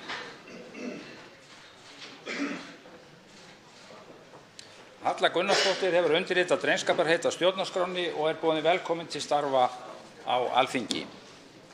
Eins og tilkynnt var á síðasta þingfundi hefur forseta borist dagskrártillaga svohljóðandi. Undirritaður gerir tillögu með vísan í 1. málsgrein 77. greinar þingskapalaga að dagskrá næsta þingfundar verði svohljóðandi. Og fylgja þau 12 mál sem eru á dagskrá fundarins sem nú var settur að því fyrsta undanskildu. Og forseti spyr fallast þingmenn á að það sé nægjanleg skýring á tillögunni eða á ég að lesa upp alla dagskrána eins og hún annars yrði. Það er sem sagt óbreytt dagskrá að öðru leyti en því að fyrsta dagskrármálið hverfur af dagskrá ef dagskrártillagan yrði samþykkt. Og undirritaður óskar eftir því að tillaga þessi verði í samræmi við tilvitnaða grein þingskapa borin upp til atkvæða á Alþingi. Undir þetta bréf ritar Sigmundur Davíð Gunnlaugsson. Fer nú fram atkvæðagreiðsla tillöguna. Hv. þingmaður Sigmundur Davíð Gunnlaugsson gerir grein fyrir atkvæði sínu. Eru það fleiri?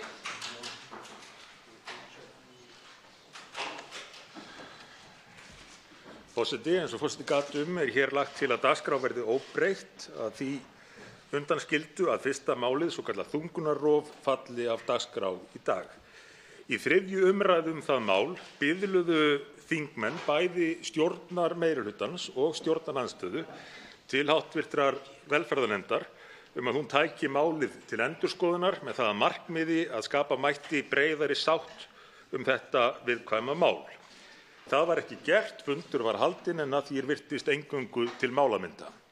Síðan þá hefur umræðum þetta mál í samfélaginu þróast mikið og nú bættist það síðast við í dag að hæstv. Forsætisráðherra og hæstv. Heilbrigðisráðherra héldu því fram að þetta mál væri í raun komið frá Sjálfstæðisflokknum sem að ég veit ekki hvort það er sanngjörn staðhæfing.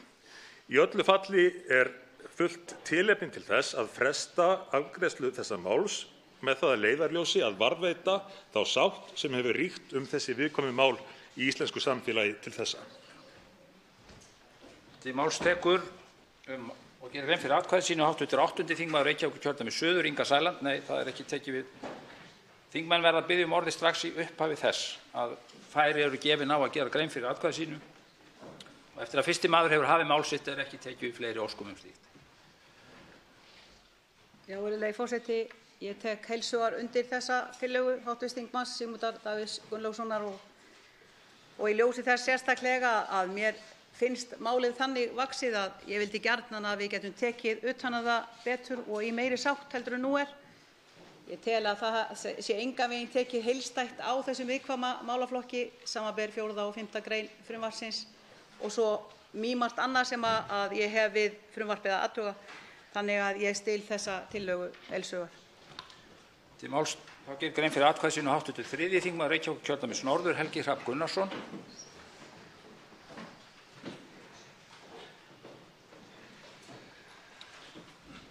Virðulegi forseti, það er bara ekki rétt að það hafi verið sátt þessi mál hingað til, þess vegna frumvarpið komið fram. Ég ber fulla virðingu fyrir því að fólki finnist málefnið vera viðkvæmt. Það hefur fengið hins vegar mjög mikla umræðu og það er alveg augljóst að á einhverju tímapunkti þarf að taka ákvörðun. Það hefur ekkert nýtt komið fram sem að krefst þess að fólk þurfi meiri tíma. Fólk er bara ósammála þetta. Stundum er það bara þannig. Við verðum samt að taka ákvörðunina. Og ég er oftast með þeim fyrir til að koma hér upp og sýna því stuðning að fólk þurfi meiri tíma til að vinna einhver mál. Við stundum gerum lítið úr því að fólk þurfi tíma. Ég bara tel ekki að það sé tilfellið nú. Ég held að fólk vilji greiða atkvæði þetta mál seinna vegna þess að því finnst það eðlilega óþægilegt að greiða atkvæði það sem ég hef fullan skilning á og ber fulla virðingu fyrir. Það bara finnst mér ekki vera næg rök til þess að fresta atkvæðagreiðslu um málið. Þess vegna greiði atkvæði gegn því að gera það. Til máls tekur og gera grein fyrir atkvæði sínu hv. 5. þingmaður Suðvesturkjördæmis Jón Gunnarsson.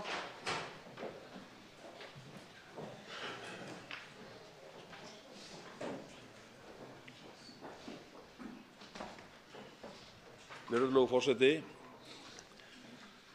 við erum að ræða mjög viðkvæmt mál. Það snertir margar taugar samfélagsins.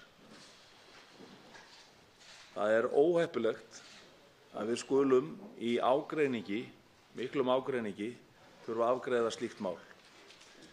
Ég hef og mæli það af viðræðum mínum við fjölda annarra þingmanna á undanförnum dögum trú á því að menn geti náð sér saman um þetta, geti náð sér saman um niðurstöðu í þessu máli.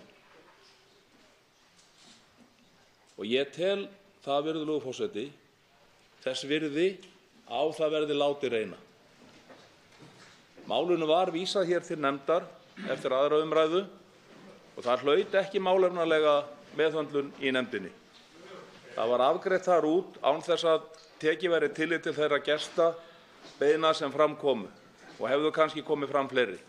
Það var gert, þessu var vísað til nefndarinnar í trausti þess að nefndin gæfi þessu eitthvert svigrúm til umfjöllunar. Ég styð þessa tillögu á grundvelli þess að við reynum að ná víðtækari sátt utan þetta mál.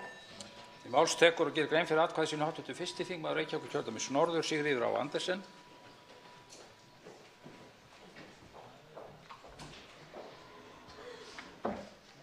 Virðulegur forseti, þetta frumvarp margt tímabært eins og við komum fram í umræðum hérna og í sjálfu sér alveg ágætt margt. En að mínu viti hefur ekki orðið sú umræða alla helstu þætti þess sem að ég tel að æskilegt væri. Ég nefni sem dæmi 5. greinina, ég nefni sem dæmi fyrir yfirskrift frumvarpsins og það er fleira.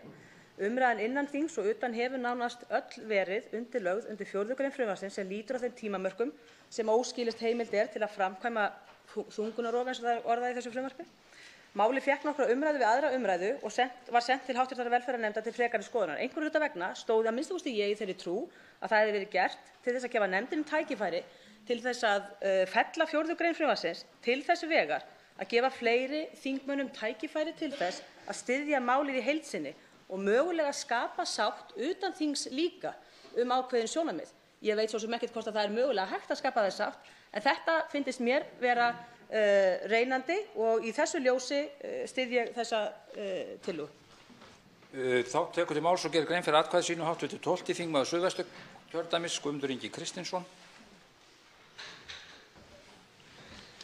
Virðulegur forseti, ég styð það að málið verði sett í nefnd aftur. Það var neitað gestakomu í nefnd. Málið er ekki nógu rætt. Okkur ber skylda til þess. Okkur ber skylda til þess í þessu þingsal að flýta okkur hægt. Okkur liggur ekkert lífið á. Það er ekkert sem kallar á það að það þurfi að keyra þetta máli gegn eins og það er núna. Drögum andan, ekki flýta okkur við að eyða lífi.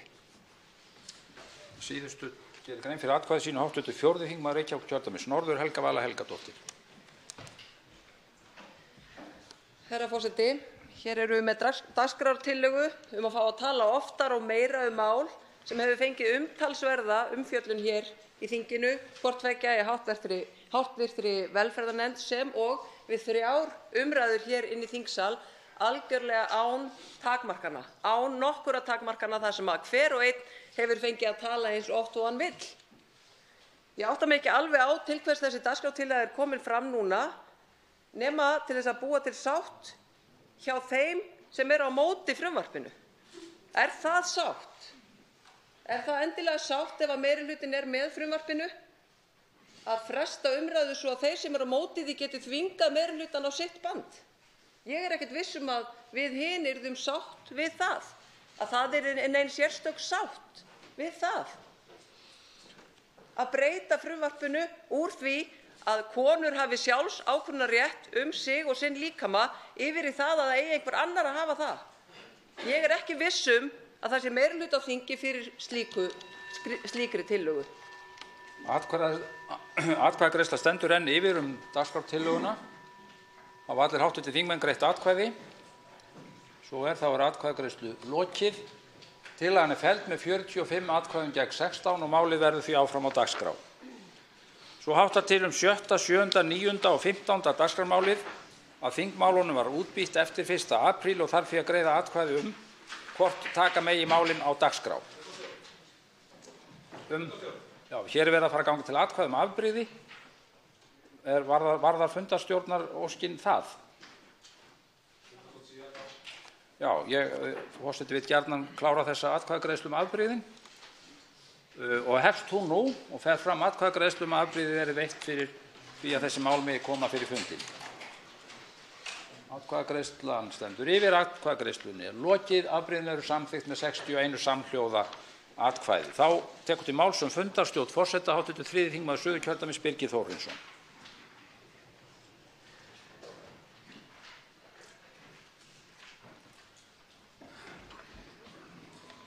Herra forseti, í umræðuþættinum Þingvöllum í gær, þar sem þáttakandi voru prófessor í siðfræði, mannréttinda, lögfræðingur og fæðingarlæknir, kom vel fram að málið þetta mjög vanreifað. Sjálft fóstrið ekki nálægt í frumvarpinu og engin samfélagsumræða hefur farið fram það í raun og veru. Það kom fram hvatning að þingmenn tækju sér meiri tíma til að gaumgæfa málið, líkt og Siðfræðistofnun Háskólans hefur lagt til, Þroskahjálp og biskup Íslands. Hér gengið lengra en annars staðar á Norðurlöndum og búið til nýyrði þungunarrof til að forðast tilfinningatengsl við lífið þar sem verið að deyða. Má virkilega ekki, herra forseti, fresta þessu máli, hugsa og vinna betur. Það ekkert sem kallar á þessa flýti meðferð. Ég skora á hæstv. Forseta að fresta málinu. Það ekki hægt að halda því til streitu í ósætti við stóran hluta þjóðarinnar. Þingið hefur talað mjög skýrt með atkvæði sínu hér áðan að málið skuli vera á dagskrá fundarins og leið og það hefur verið tekið fyrir geta þingmenn gert grein fyrir afstöðu sinni þegar atkvæðagreiðslur hefjast. Tekið fyrir fyrsta dagskrármálið þungunarrof stjórnarfrumvarp 393. mál á þingskjali 1431, breytingatillögur á þingskjölum 1462, 1468 og 1469, framhald annarar umræðu atkvæðagreiðsla. Á þingskjali 1469 breytingatillaga frá Önnu Kolbrúnu Árnadóttur og skal hv. þingmann að ræða atkvæðagreiðsluna. Þá tekur til máls atkvæðagreiðsluna hæstv. Heilbrigðisráðherra Svandís Svavarsdóttir.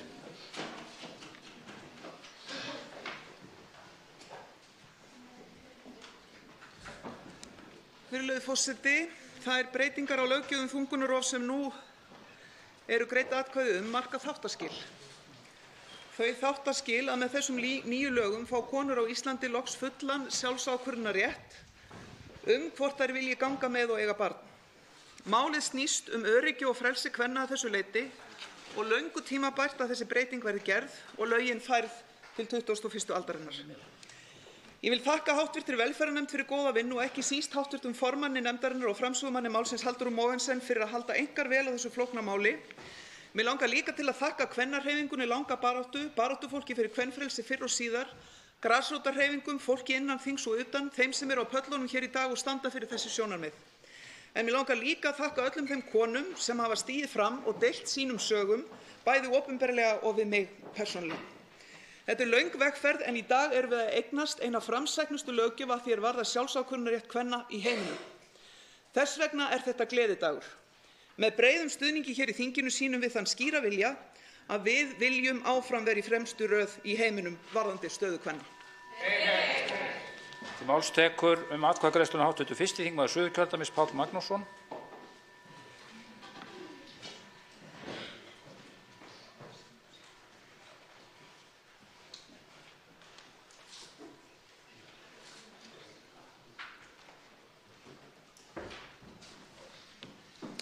Virðulegi forseti, við greiðum hér á eftir atkvæði breytingatillögu mína örlitla breytingu á 4. grein frumvarpsins sem til þess ætluð að koma hænufet til móts við sjónarmið allra þeirra sem lýst hafa miklum efasemdum þessa grein.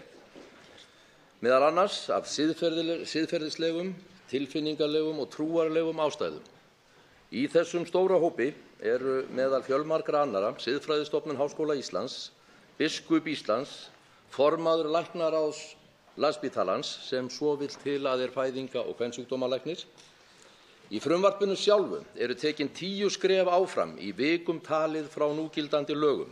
Þetta of langt gengið, þetta of hratt farið.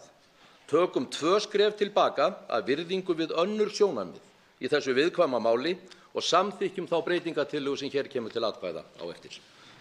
Til máls tekur atkvæðagreiðsluna hv. 4. þingmaður Reykjavíkurkjördæmis suður, Þórhildur Sunna Ævarsdóttir.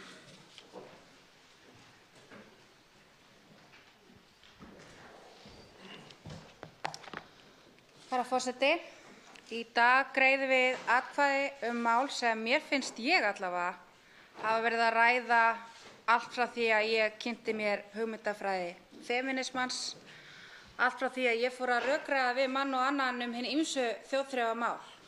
Þannig að ég get ekki tekið undir með hv. þingmönnum hér að ekki hafi farið fram samfélagsumræða sjálfsákvörðunarrétt kvenna eigin líkama, heimild þeirra til þungunarrofs, mörk lífs og dauða og alla þessa hluti. Mér finnst ég hafa rætt á allt mitt líf.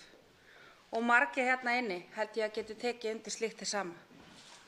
Þetta grundvallarmál, þetta skiptir gríðarlegu máli fyrir mig og fyrir mjög marga. Það vel unnið þvert á það sem aðrir hv. þingmenn hafa sagt hér, bæði í þinginu og áður en það var lagt hér fram. Það byggt á umfangsmikilli vinnu og löngu ferli og það snýr að grundvallarfrelsi kvenna, heilsu okkar og lífi. Ég segi já. Til máls tekur atkvæðagreiðsluna hæstv. forsætisráðherra Katrín Jakobsdóttir.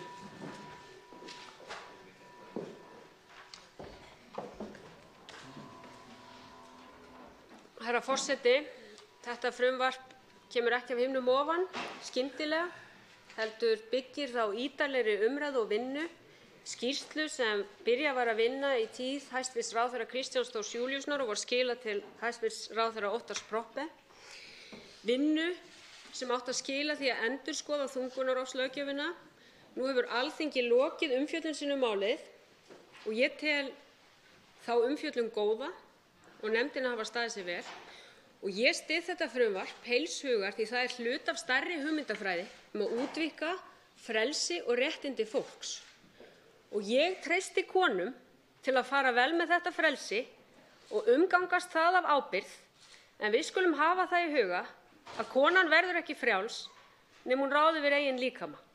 Og þetta frumvarp skref í þá átt að gera konur í þessu landi frjálsari og ég styð það heils hugar og hefði sjálf stutt það að hafa engin tímamörk. En ég tel að þetta frumvarp sé ákveðin málamiðlun milli sjónarmiða og mun styðja það því ég tel það gríðarlegt framfaraskref fyrir frelsi einstaklingsins. Til máls tekur atkvæðagreiðsluna hv. 7. þingmaður Norðvesturkjördæmis Halla Signý Kristjánsdóttir.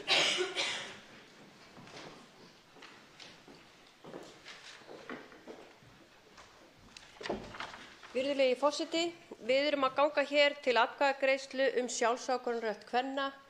Það engar forsendur fyrir því að taka þær úr sambandi við einhverja ákveðinn vikufjölda. Við höfum verið hér að þungunarrof hefur verið framkvæmt hér fram að þessum tíma. Við erum einungis að velta fyrir okkur þessum sjálfsákvörðunarrétti. Það eru komnar 22 vikur sem við tókum þetta inn í nefnd. Við höfum sannarlega að fullum heiðarleika unnið að þessu eins og við mögulega getum og kannski var það að vanefna að við hefum ekki bara opnað fundi þetta til þess að sjá hvað við unnum mikið og heiðarlega í þessu. Við höfum ekki dregið lappirnar á upplýsingum, við höfum tekið inn öll sjónarmið og fjallað þau. Í okkar persónulega lífi göngum við til þeirra atkvæðagreiðslu sem skiptir okkur máli út lífið. Þar skulum við greiða atkvæði fyrir hvert okkar. Til máls tekur hv. 2. þingmaður Suðvesturkjördæmis Bryndís Haraldsdóttir og ræðir atkvæðagreiðsluna.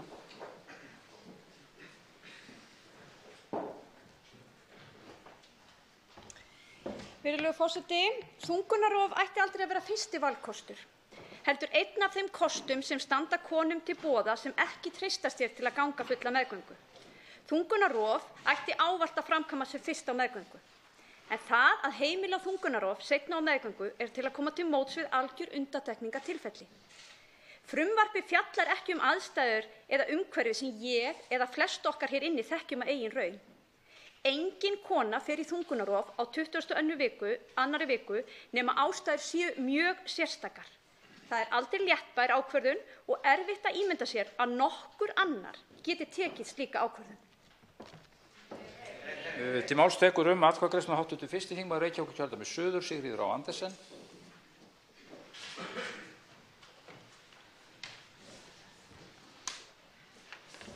Virðulegur forseti. Ólíkt mörgum sem hér hafa fjallað þetta mál, þá lýsi ég þér yfir að ég hef ekki hugmynd hvað er rétt eða rangt í þessu máli.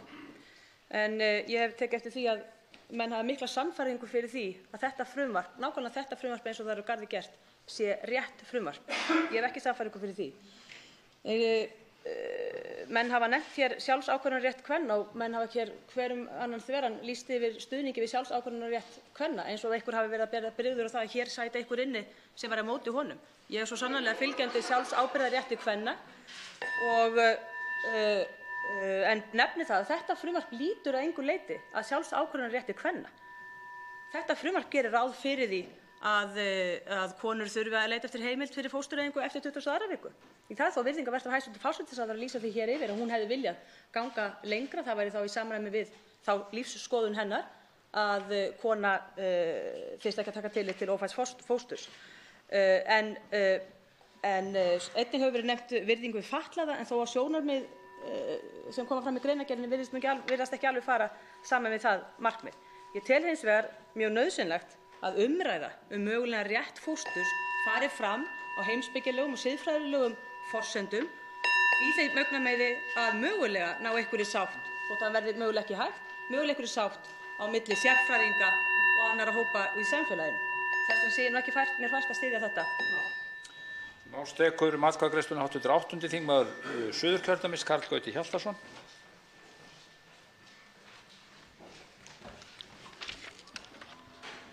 Herra forseti, þetta er dagur vonbrigða.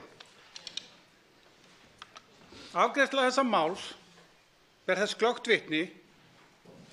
vitni vangetu ríkisstjórnarinnar til að sætta ólík sjónarmið. Ríkisstjórnin er búin að bera sig að því að hafa ekki getu til að sætta ólík sjónarmið. Það hefur ekkert verið gefið eftir í þessu máli frá því að koma inn. Það hefur ekkert verið gefið eftir. Ekkert. Þrátt fyrir viðvörunarorð, þrátt fyrir andstöðu, þrátt fyrir víðtæka andstöðu meðal þjóðarinnar, þrátt fyrir töluverða andstöðu hér innan þings, hefur ekkert verið gefið eftir.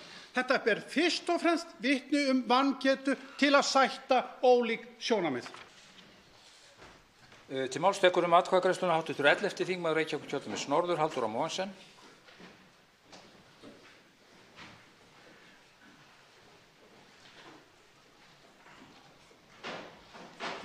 Forseti, ég kem hérna fyrst og fremst upp til þess að mér finnst mikilvægt að þakka háttvirtum þingmönnum í velferðarnefnd fyrir þessa vinnu sem við unnum vegna þess að við fengum gríðarlega mikið af gestum og þetta er mjög erfitt, búið að vera erfitt mál fyrir marga sem sitja í velferðarnefnd og við erum búin að ræða þetta fram og tilbaka og þótt að það hafi verið 3 aðilar í velferðarnefnd sem skiluðu inn séráliti, þá náðum við samt saman niðurstöðu í þessu máli í velferðarnefnd. Og ég kann ofboðslega vel að meta það og þá vinnu sem fór þar fram og mér langar til að þakka fyrir það. Þetta er gríðarlega mikið mál og ég er ofboðslega stolt að hafa fengið að taka þátt í því. Og mér þykir miður að umræðan hafi farið á þann hátt sem hún fór vegna þess að það sem við erum að tala er að við erum að tala mjög lítinn hóp kvenna sem eru oft í ofboðslega erfiðum aðstæðum og eru að taka gríðarlega erfiðar ákvarðanir sem að þær þurfa að bera ábyrgð á alla sína ævi. Og hér hefur fólk verið að tala þessar konur eins og þær séu einhvers konar illmenni og mér þykir það ótrúlega sárt að hafa þurft að hlusta á það. Þannig að ég þakka hæstv. Heilbrigðisráðherra fyrir þetta mikilvæga mál og ég er stolt að ég hafa tekið þátt í þessu og ég þakka velferðarnefnd. Til máls tekur hv. 4. þingmaður Norðvesturkjördæmis, Bergþór Ólason, atkvæðagreiðsluna.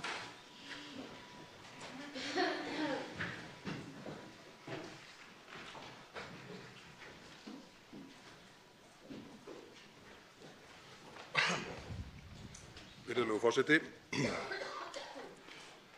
Mig langar að koma hér upp til að lýsa yfir vonbrigðum mínum með það að ekki hafi tekist betur til en raunin er að mynda einhvers slags sátt á milli þeirra hópa sem hér takast á. Það hefur verið furðu góð sátt í samfélaginu þessi mál langan tíma sem nú slitin. Það hætt við að næstu misseri og ár munum við sjá hópa formast sem berjast fyrir afturbreytingum á þeim lögum sem má reikna með að verði samþykkt hér á eftir.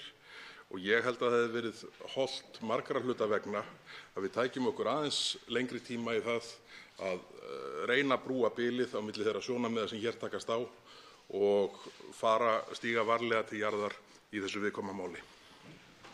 Til máls tekur atkvæðagreiðsluna hv. 7. þingmaður Suðvesturkjördæmis Þorgerður K. Gunnarsdóttir. Virðulegi forseti, fyrir ríflega 40 árum síðan þá sagði Svava Jakobsdóttir hér á þingi sama efni. Það ekki fyrr en kemur að ákvörðunarréttinum sem deilurnar rísa. Þegar krafist sjálfsákvörðunarréttar vanfærrar konu þá hrópað hátt líf og synd og glæp. En þegar ákvörðunarrétturinn færður í hendur embættismanna þagna þessar raddir. Þá ekki lengur talað synd og glæp. Virðulegi forseti, hér ekki verið að breyta þeirri tímaframkvæmd sem nú þegar til staðar. Það fyrst og fremst verið að færa ákvörðunarvaldið til móðurinnar og færa löggjöfina út úr fortíðina inn í framtíðina og inn í nútíðina. Ákvörðun þungunarrof, hún getur ekki verið tekin út frá kerfinu og embættismönnum heldur konunni einni. Þetta algjört grundvallaratriði sjálfsákvörðunarrétt kvenna. Þetta rétt skref, ekki rangt og þetta frumvarp sem ég styð. Til máls tekur atkvæðagreiðsluna hv. 4. þingmaður Reykjavíkurkjördæmis norður Helga Vala Helgadóttir.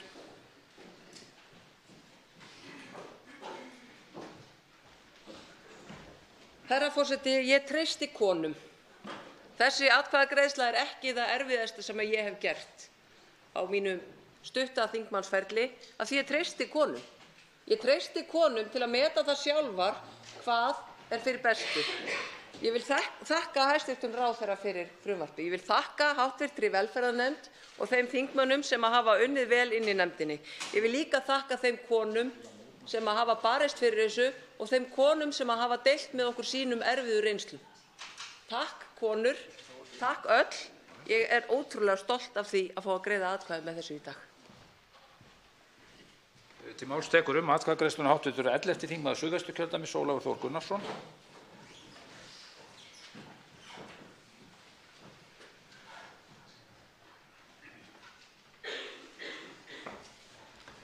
Herra forseti, við greiðum hér atkvæði sjálfsákvörðunarrétt kvenna. Sú breytingartillaga 20 vikur sem hér sett fram vafalaust sett fram af góðum hug til að freista þess að miðla málum. En með samþykkt hennar væri hins vegar verið að skerða möguleika fólks í afar erfiðum aðstæðum til að taka ákvarðanir eigin hag miðað við núverandi framkvæmd 2. og 3. málsgreinar 10. greinar núverandi laga. Í umræðu í velferðarnefnd komu fram sjónarmið meðal annars með tilliti til samnings Sameinuðu þjóðanna réttindi fatlaðs fólks að ófært væri að skrifa inn undanþágur eftir 18. eða 20. viku nema lenda í gryfju fötlunarfordóma.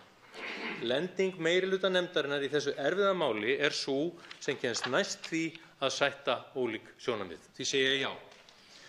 Til máls tekur atkvæðagreiðsluna hv. 8. þingmaður Reykjavíkurkjördæmis norður Inga Sæland.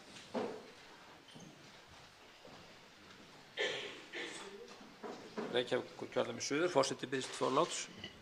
Virðulegi forseti, þá stóra stundin runnin upp. Ég rauninni var alveg að vonast til þess að við þyrftum ekki að taka á þessu, burtséð frá mörgum öðrum hv. þingmönnum hér. Rökræðan sem hér talað að hafi farið fram frumvarpið, hana hefur skort að mínu viti. Mér hefur þótt hún frekar rýr í roðinu. Að tala í annan stað sjálfsákvörðunarrétt konunnar til þess að taka ákvörðun að rjúfa sína þungun til loka 22. viku meðgöngu. Að tala þann sjálfsákvörðunarrétt leið og hún greinilega búin að týna honum þegar að þessum tímamörkum sleppir, finnst mér ekki vera rétt. Mér finnst heldur ekki hafa verið tekið heildstætt á frumvarpinu. 5. greinin hefur valdið mér miklu angri, svo ég tala náttúrulega ekki 4. greinina. Þannig að ég hefði gjarnan viljað sjá það að við höfum tekið utan þetta heildstætt og og við höfum gert það í sátt og við höfum gert það saman.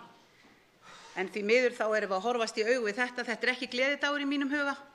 Ég er ekki stolt af því endilega að vera kona sem getur státað af þessum sjálfsákvörðunarrétti. Ég er sorgmætt í dag og ég segi nei. Málstekur atkvæðagreiðsluna hv. 7. þingmaður Norðvesturkjördæmis Guðjón S. Brjánsson.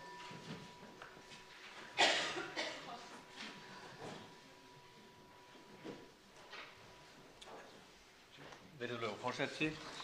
Við greiðum nú senn atkvæði frumvarp sem skiptir þjóðinni upp í andstæðar fylkingar. Sögulegasta frumvarp í seinni tíð að öllum líkindum og sem snýr að jafnrétti og kvenfrelsi. Inn í það fléttast trúarleg viðhorf, lögfræði, siðfræði og læknisfræði og önnur samfélagsleg viðfangsefni af ýmsum toga. Álitamálin eru margvísleg og það kemur ekki á óvart, eðli málsins samkvæmt, en þingflokkur Samfylkingar styður þetta tímamóta frumvarp ríkisstjórnar Katrínar Jakobsdóttur. Hér í lokin vil ég árétta, virðulegur forseti, að málið hefur verið fjallað ítarlega í velferðarnefnd á vandaðan og faglegan hátt. Formaður nefndarinnar Halldóra Mogensen lýsti því yfir strax þegar málið kom inn að hún hygðist gefa því góðan tíma eins og þörf væri á, kalla til gesti og efna til samtals í nefndinni, afla allra þeirra upplýsinga samkvæmt óskum nefndarmanna. Og við þetta var staðið og ég þakka formanni fyrir góða verkstjórn og öðrum samnefndarmönnum fyrir yfirvegaða nálgun viðkvæmt mál sem vonandi fær farsæla niðurstöðu í dag. Til málstekur atkvæðagreiðsluna hv. 3. þingmaður Norðvesturkjördæmis Sigmundur Davíð Gunnlaugsson.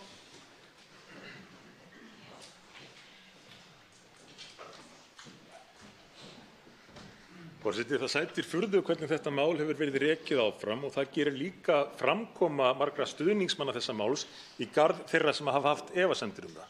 Haft efasemdir að það væri rétt að reyna að setja einhvers konar heimsmet í því hversu lengi mætti hafa óheftar fóstureyðingar á Íslandi. Það hefur verið hlegið að mönnum, hæðst að þeim og á allan hátt gert lítið úr því að menn skuli vilja gjalda varhug við slíkri breytingu.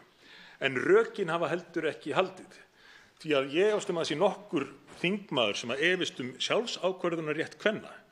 Ef að þetta snýrist eingöngu yfirráð yfir lífi sem innan líkama annarrar manneskju, þá ætti það sama við 7 mánuði, 8 mánuði og 9 mánuði. Og svo lýsti reyndar hæstv. Forsætisráðherra því yfir á mjög sláandi hátt hér áðan að ráðherrann hefði ekki viljað hafa nein tímamörk. Og það þá reyndar í samræmi við þennan rökstuðning. En umræðan hefur aldrei fengið að snúast það hver væri hin eðlilegu tímamörk. Málstekur atkvæðagreiðsluna hv. 10. þingmaður Reykjavíkurkjördæmis Norður Ólafur Ísleifsson.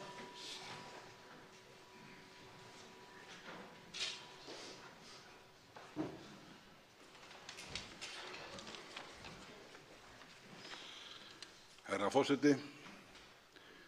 Í svo viðkvæmu máli sem hér ræðir má ekki telja eftir sér að velta við hverjum steini og skoða málið frá öllum hliðum.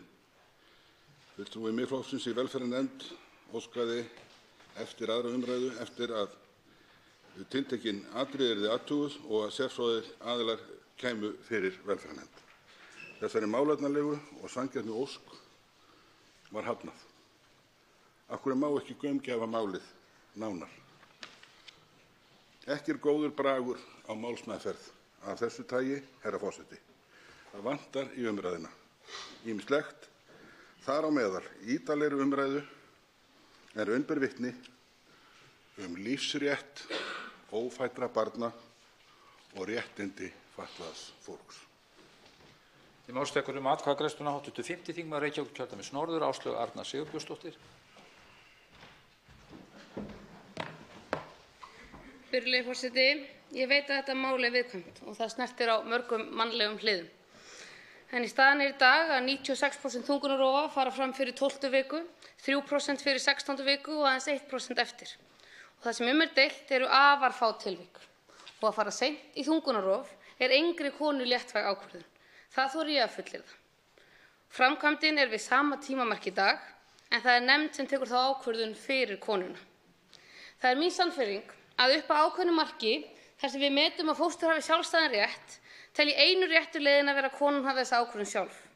Ástæður geta verið margvíslegar, en það er ógjörningur að setja slíkt í löggjöf og ég treysti konum að taka þessa erfiðu ákvörðun, hennar líf, hennar líkami, hennar ákvörðun. Umræðan hefur verið harkaleg og löggjöfin gömul og staða og réttindi kvenna hafa blessunarlega breyst síðan, en að tala vanvirðingu í umræðunni eina átt afar sérstakt. Því það ekki síst andstæðingar frumvarpsins og stundum virðist þungunarrof í heild sem hafa sýnt konum sem hafa tekið þessa ákvörðun og erfiðu ákvörðun mikla vanvirðingu.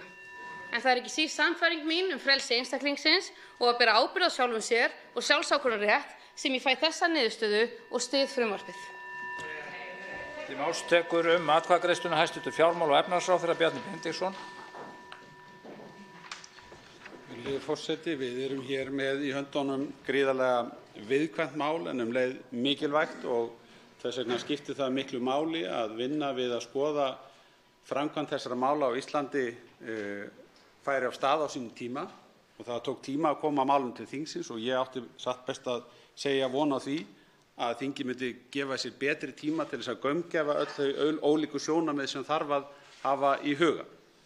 Mér finnst að við sérhverju álitamáli sem hefur komið upp, sérstaklega varðandi viðmiðunartímann í þessu efni, þá hafi svarið alltaf verið kvenfrelsi og mér finnst að kvenfrelsið skipti gríðarlega miklu máli og á að vera meginþráður í meðferð þessara mála, en mér finnst samt kvenfrelsi ekki trompa hvert einasta annað álitamál sem upp kemur í þessum efnum.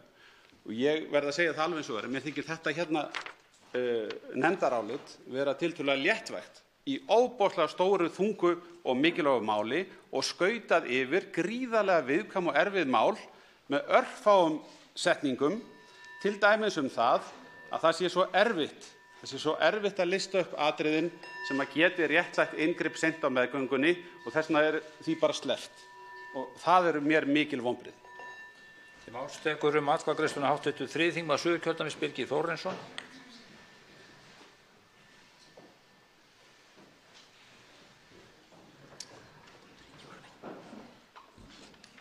Herra forseti, það á ekki að vera hlutverk stjórnvalda að rýmka svo mikið heimildir til fóstureyðinga. Málið umdeilt og viðkvæmt. Það á að vera hlutverk stjórnvalda að tryggja bestu fáanlegu mæðravernd og efnahagslegar og félagslegar aðstæður sem hvetja konur til þess að standa með lífinu. Lífinu sem Guð gaf og heitið okkur að blessa. Ég á móti þessu frumvarpi. Til máls tekur atkvæðagreiðsluna hv. 3. þingmaður Reykjavíkurkjördæmis norður Helgi Hrafn Gunnarsson.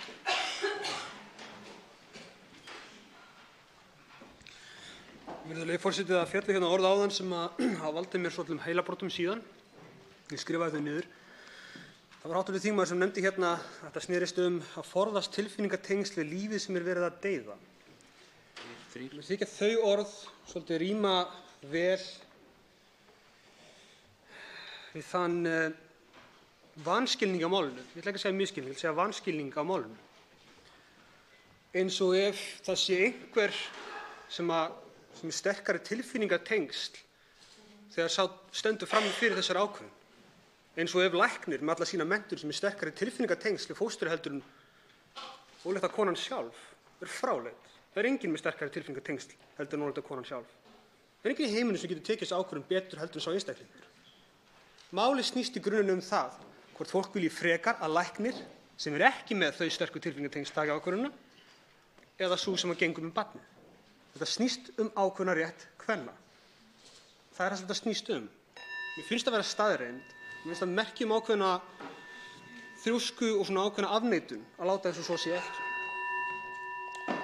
Máls tekur atkvæðagreiðsluna hv. 8. þingmaður Suðvesturkjördæmis Jón Þór Ólafsson.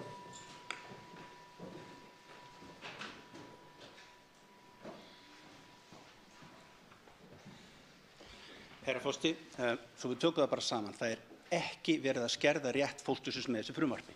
Í dag er heimilt að fara í fóstureyðingu 22. viku. Eftir að þetta frumvarp er samþykkt, þá er heimilt að fara í þungunarrof á 22. viku. Það er ekki verið að skerða réttindi móðurinnar, réttindi barnsins eða fóstursins. Það er aftur á móti verið að auka réttindi móðurinnar að koma ákvarðanir lengur upp að þessari 22. viku. Og hvað eru hinum endunum? Það er annars vegar við getnað, sumir vilja banna við getnað, sumir vilja banna við fyrsta hjartslátt, sem þýðir það að konan veit ekki eins og af því að hún sé þunguð og getur það líka, það er að gerast í Bandaríkjunum. Og svo í Kanada þá er ekki með lögum samkvæmt dómi frá Hæstaréttinum þar bannað að fara í fóstureyðingu alveg þangað til að barnið fætt. Aftur myndi verið ýtt undir það að þungunin eigi sér stað og svo framvegis, en þannig það. Þannig að þetta í miðjunni á grundvelli réttindi fóstursins og eftir 20 ára viku, ef að kona til dæmis reykir eða að gera eitthvað sem skadar fóstrið, þá þetta að svipta hana sjálfræði.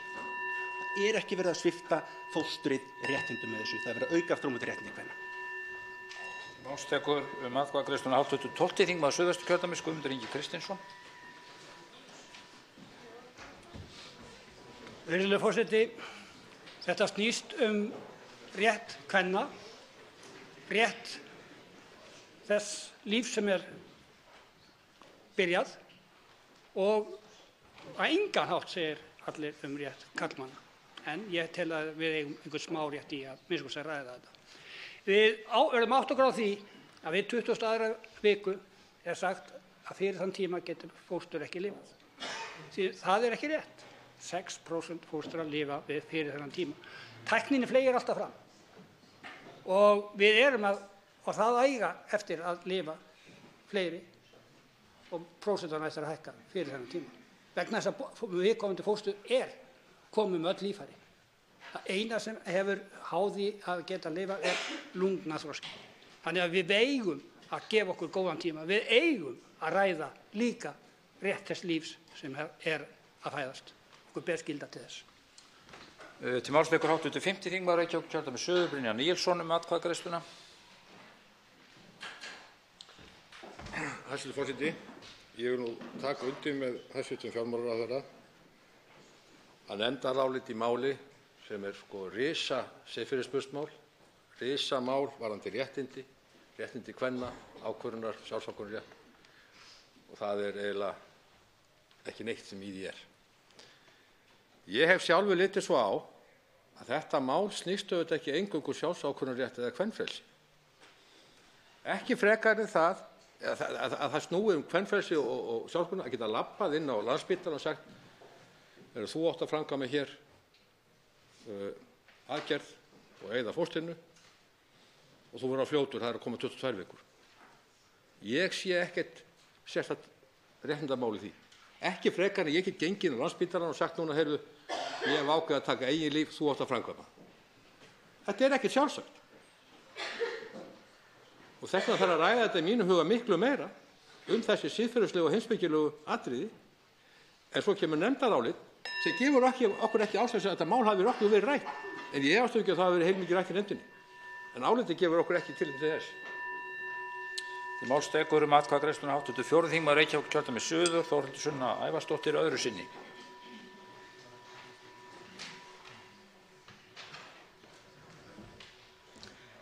Herra forseti, ég kem hér upp til þess að árétta gagnvart öllum þeim hv. þingmönnum sem halda því fram að hér hafi hin eða þessi atvik í þessu máli ekki verið rædd, hin eða þessi álitaefni ekki verið rædd í samfélaginu eða þjóðfélaginu.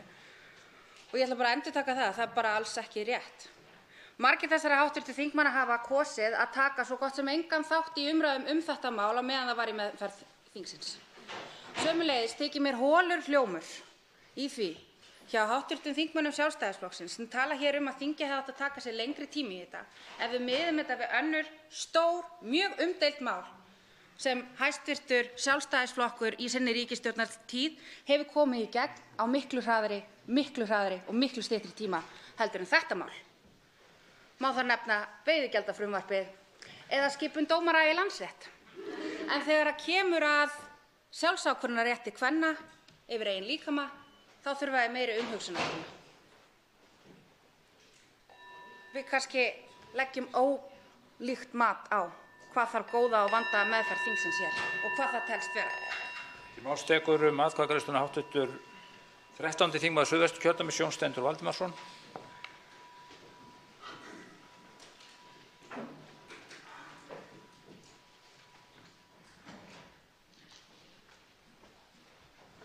Herra forseti, málið snýst vissulega sjálfsákvörðunarrétt kvenna og kvenfrelsi og það á ekki að vera neitt sem fylgir í kjölfarið. Það hlýtur að vera siðferðislegur mælikvarði konunnar sjálfrar, það hlýtur að vera trú konunnar sjálfrar, það hlýtur að vera viðhorf hennar til þungunarinnar og þess að eignast barn sem á að ráða. Það getur ekki verið viðhorf mitt siðferðislega mat, það getur ekki verið mín trúarlega skoðun, heldur er það konan ein sem á það við sjálfa sig út frá þeim gildum sem hún lifir lífinu, ekki einhverjum kollektífum gildum sem að við ákvæðum fyrir hverja og eina konu. Til máls tekur atkvæðagreiðsluna hv. 7. þingmaður Norðausturkjördæmis Bjarkey Olsen Gunnarsdóttir.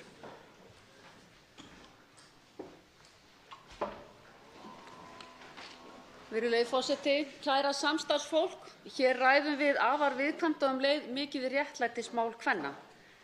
Eftir þessum breytingum hefur verið beðið í ríflega 4 áratugi að konur ráði yfir líkama sínum sjálfar. Pælið í því. Gömlu lögin voru sett 1975 af körlum. Karlar búa ekki við skertan rétt varðar líkama þeirra af hálfu löggjafans. Og slíkan rétt eiga hvorki þeir eða aðrir að skammta konum byggða á tilfinningum. Konur eru allavega og aðstæður þeirra líka.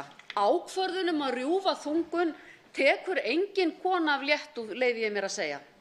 Á hvaða tíma sem í meðgöngunni, hvort sem það í 3. viku, 7. viku, 12. viku eða 20. og 22. Þetta frumvarp breytir því heldur ekki að öll aðstoð til staðar fyrir konu sem óskar eftir því, bæði læknisfræðileg og önnur. Virðum ólíkar skoðanir en kæru samstarfsfélagar, við skerðum ekki rétt kvenna á 21. öldinni. Máls tekur atkvæðagreiðsluna hv. 9. þingmaður Reykjavíkurkjördæmis norður Andrés Ingi Jónsson. Forseti minnir á að það ber að gefa þögn, hljóð á pöllum.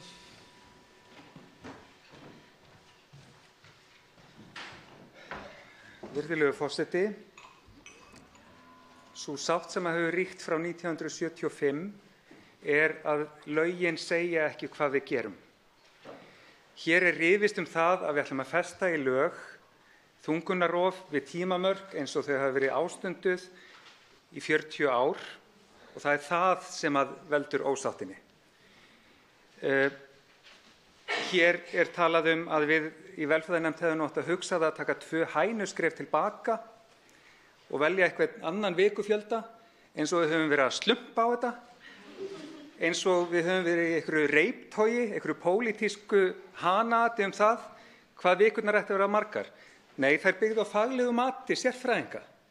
Það fjallað í frumvarpinu og nefndarálitinu og þó að ráðherrar hafi ekki lesið það, þá þýðir það ekki að þeir geti gert lítið úr því. Ég vil rétt nefna það sem þarf að nefna því að það lítið gert úr störfum velferðarnefndar í þessum umræðum. Ég vil þakka Halldóru Mogensen, hv. þingmanni, fyrir vandaða vinnu í þessu máli, þar sem öllum gestakomum var vel tekið og þetta mál var rannsakað í þaula. Til máls tekur atkvæðagreiðsluna öðru sinni hv. 3. þingmaður Suðurkjördæmis Birgir Þórarinsson.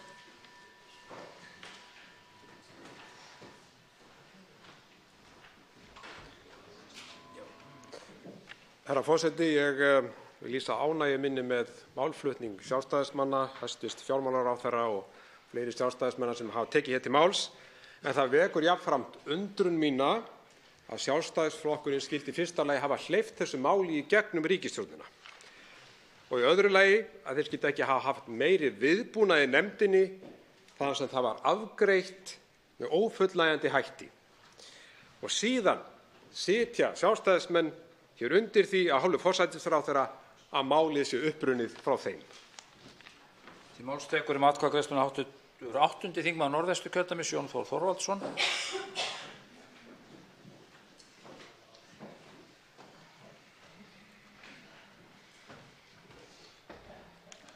Hæstv. forseti, þetta erfitt mál sem verið að ræða en mig langar til að koma þess inn á það að í þessu og þeim málflutningi sem hér hefur verið rætt frelsi einstaklingsins, frelsi konunnar til að ráða yfir eigin líkama. Og ég tek undir þau sjónarmið að það engum manni sem dettur í hug að skerða frelsi einstaklingsins eða rétt konunnar til að ráða yfir eigin líkama. En það meira undir og ég tek undir það sjónarmið að það hefði þurft að ræða þetta meira og hleypa af Siðfræðistofnun Háskóla Íslands því að þetta varðar ýmislegt. Þetta varðar til dæmis önnur lög og reglugerðir sem við höfum í gildi þar sem að fóstrið látið ráða, til að mynda með jónandi geislun með borð í loftförum. Þar má venjulegt fólk fá 1 millisívert, geislastéttir til að mynda röntgentæknar með að taka 3 mikrósívert og flugstéttir 6. En það fóstrið sem ræður. Annað dæmi, barnaverndarlög, eða eins og hv. þingmaður Brynjar Níelsson hefur komið inn á að í refsirétti og í sifjarétti kveðið á rétt fósturs. Ég held við ættum að ræða þetta betur. Til málstekur atkvæðagreiðslu hv. 10. þingmaður Reykjavíkurkjördæmis suður Þorsteinn Sæmundsson. Forseti, eins og margoft hefur hér komið fram í dag úr þessu ræðustól þá þetta mál erfitt á margan hátt. Það viðkvæmt. Þetta mál hefur líka tekið breytingum í meðferðum þingsins. Frá heilbrigðisráðherra kom þetta mál inn með 18 vikna tímabili. Það búið að breyta því í 22 vikur. Þannig að það er þannig að ég tel eins og margir aðrir hér inni að þetta mál hefði þurft lengri tíma. Það ekki út af því að ég virði ekki sjálfsákvörðunarrétt konur. Það geri ég á heilum hug. En ég hins vegar annaðhvort svona ófullkominn eða ekki bær að taka ákvörðun í þessu máli að ég kemst ekki hjá því að horfa á þroska 22 vikna fósturs og af þeirri ástæðu einni þá ræði ég ekki við það að samþykkja þetta mál eins og það nú búið. Þá tekur til máls atkvæðagreiðsluna öðru sinni hv. 3. þingmaður Reykjavíkurkjördæmis norður Helgi Hrafn Gunnarsson. Virðulegi forseti, það verður hver hv. þingmaður að draga sína ályktanir og taka sína ákvarðanir út frá eigin sannfæringu og þær misjafnar og fólk nálgast þetta mál á misjöfnum forsendum og svoleiðis. En ég kemst ekki hjá því að athuga að þótt þetta sé erfitt mál sem að ég skil að það sé fyrir marga, þá virðist vera ívið erfiðara fyrir karlþingmenn heldur en kvenþingmenn. Hvers vegna ætli það sé? Eru kvenþingmenn bara harðbrjóstaðari? Skilja þær málið verr? Hvað myndi útskýra það tölfræðilega mynstur? Ég ætla að skilja þá spurningu eftir handa hv. þingmannum sjálfum.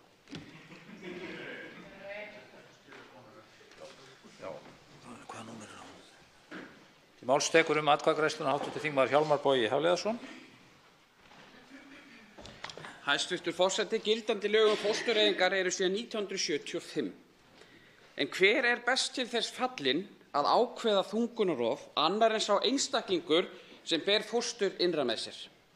Og þeim réttindum fylgja sannarlega mikil ábyrgð sem hver kona sem þetta ákveður ber alla sína ævi.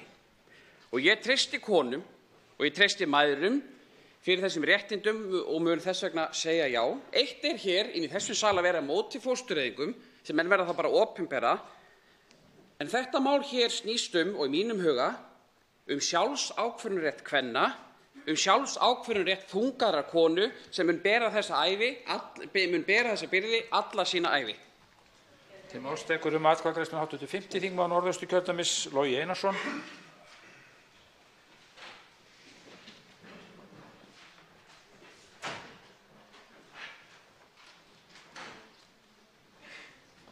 Herra forseti, það orðið löngu tímabært að endurskoða og bæta þessa 44 ára gömlu löggjöf.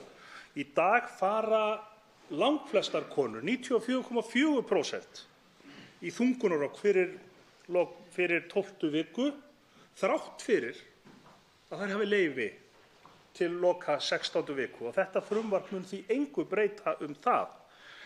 Að uppfylltum ákveðnum skilyrðum þungunarrof svo einnig heimilt að 22. viku en ákvörðunarvaldið liggur ekki hjá konunni sjálfri heldur nefnd sem í sitja læknir, lögfræðingur og félagsfræðingur. og því hægt að neyða konur til þess að ganga með í 9 mánuði. Þungunarrof þegar litið er á meðgöngu, mjög erfið ákvörðun og ýmsar þungbærar ástæður sem geta kallað á slíka aðgerð. Og það er einfaldlega engin betur til þess fallin en konan sjálf að ákveða og ég mun því segja já. Til máls tekur atkvæðagreiðsluna hv. 11. þingmaður Reykjavíkurkjördæmis norður, Halldóra Mogensen, öðru sinni.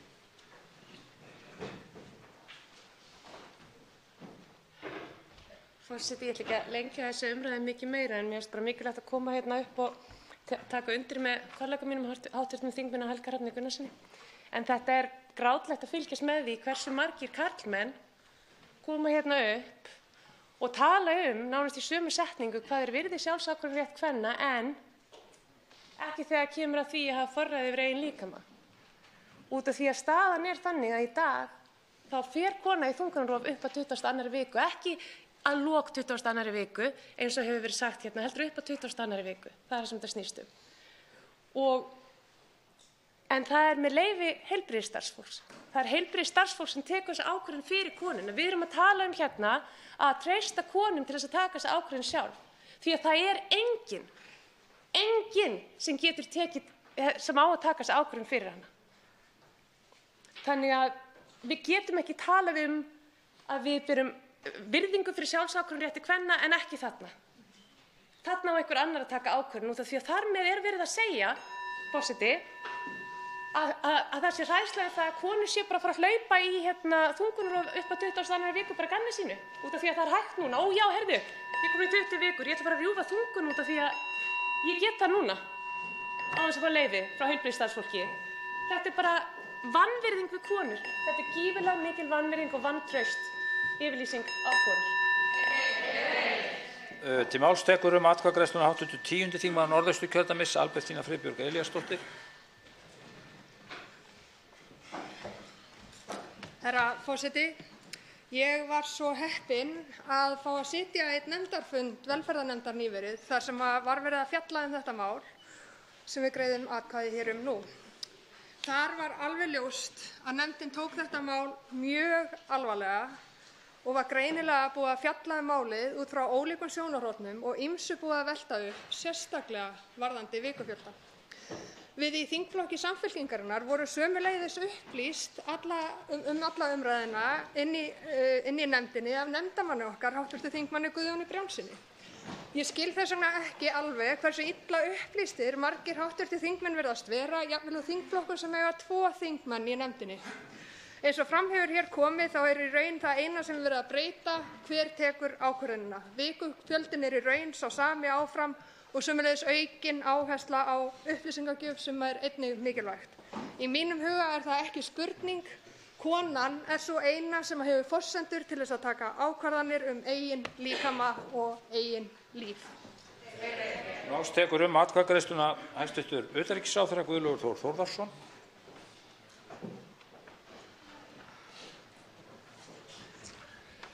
Virðulegi forseti, við verðum auðvitað bara að horfast í augu við þá staðreynd að þetta er bara mjög erfitt mál.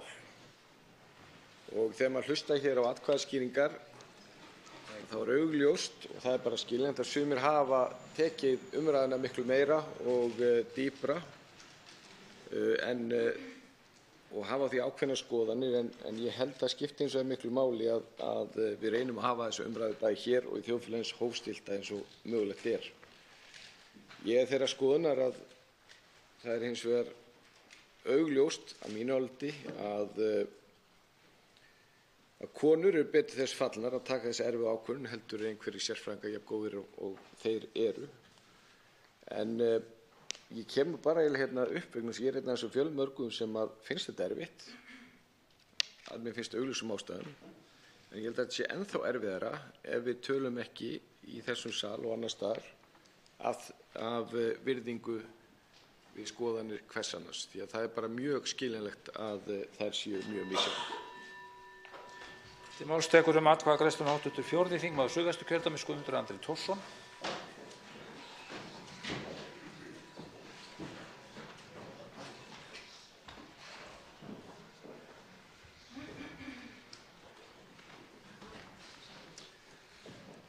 Já, virðulegi forseti, ég hjó nú eftir þessu sama og hv. þingmaður Halldór Mogensen áðan að hér koma margir karlþingmenn og lýsa því yfir að þeir virði að sjálfsögðu sjálfsákvörðunarrétt kvenna yfir eigin líkama. Leið og þeir í rauninni bera brigður á þennan sjálfsákvörðunarrétt kvenna yfir eigin líkama vegna þess að þungunin fer fram í þessum líkama. Það er ekki neinn með öðrum líkama, það er engin annar líkami sem er þungaður og þess vegna er bara þennan eina líkama að ræða og það er allt í lagi að viðurkenna það að við erum hér inni ósammála það hvort að virða beri sjálfsákvörðunarrétt kvenna yfir eigin líkama og það mun ekki nást nein sátt það. En ég get sagt fyrir sjálfa mig að ég styð þennan sjálfsákvörðunarrétt og þess vegna styð ég þetta frumvarp. Til máls tekur atkvæðagreiðsluna hv. 8. þingmaður Reykjavíkurkjördæmis suður, Inga Sæland, öðru sinni.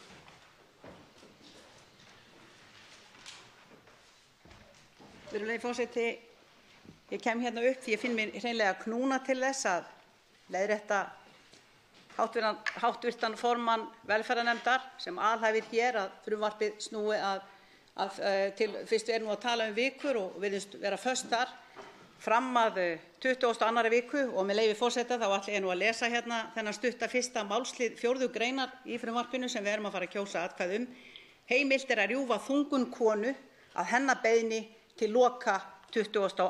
viku þungunar. Ég veit ekki hvað ætti að vera óskýrt í þessu.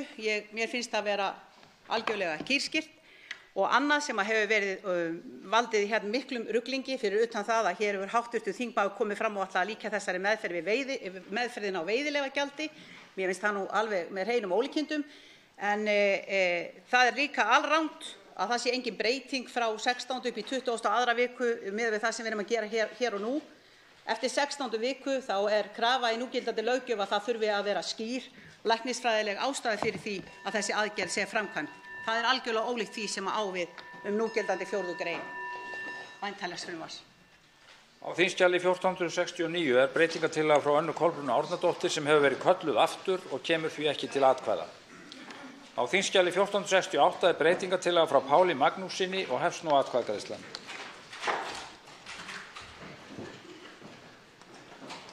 Atkvæðagreiðsla stendur yfir. Hv. 11. þingmaður Reykjavíkurkjördæmis norður Halldór Mogensen gerir grein fyrir atkvæði sínu. Eru það fleiri? Svo er ekki.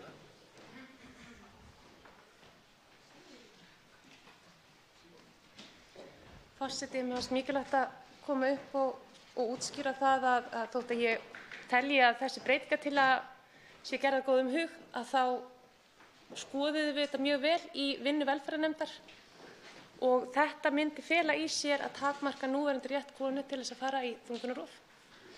Og ef við erum að taka undanþágur úr lögunum en halda okkur við 20 vikur að þá værum við að takmarka núverandi rétt kvenna til þungunarrofs. Þannig að ég get ekki stutt þessa breytingartillögu og ég sé að það eru fæstir sem gera það sem er bara mikið gleðiefni.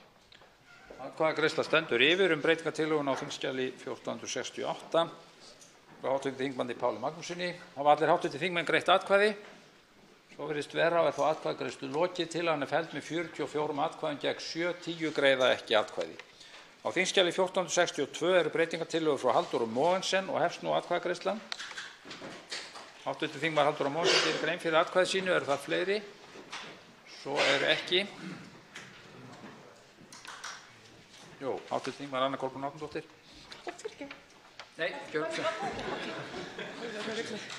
Herra forseti, takk fyrir þetta. Ég bara aðeins útskýra þessa breytingartillögu. Það er bara að ræða minni háttar breytingartillögu. Breytingin er tæknileg og er lögð fram til að tryggja samræmi við frumvarp til laga ófrjósemisaðgerðir. Við loka yfirlestur málsins kom fram að nokkur atriði í 13. grein frumvarpsins þörfnuðust lagfæringar. Og 13. greinin gerir ráð fyrir að umfjöllun þungunarrof verði tekin út úr lögum ráðgjöf og fræðslu varðandi kynlíf og barneignir og fóstureyðingar og ófrjósemisaðgerðir. Þannig að það var ekki í frumvarpinu að öllu leyti gætt að því að þær breytingar skiluðu sér í heildstæðum lagatexta og þessi breyting er þess vegna lögð til. Þá gerir grein fyrir atkvæði sínu hv. þingmaður Anna Kolbrún Árnadóttir, 8. þingmaður Norðausturkjördæmis. Hæstv. forseti. Ég vil taka undir að þetta ágætis breytingartillaga og ég vil segja að það liggur við það eina góða sem kom út úr þessu máli. Atkvæðagreiðsla stendur yfir breytingartillöguna. Hafa allir hv. þingmenn greitt atkvæði, svo virðist vera, þá atkvæðagreiðslu lokið. Tillagan samþykkt með 42 atkvæðum gegn 11, 8 greiða ekki atkvæði. Þá verða greidd atkvæði frumvarpið í heild svo breytt. Hefst nú atkvæðagreiðslan og óskað hefur verið eftir nafnakalli. Verður orðið við því?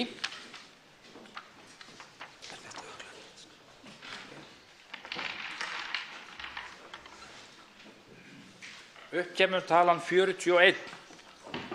Það hv. þingmaður Njáll Trausti Friðbertsson.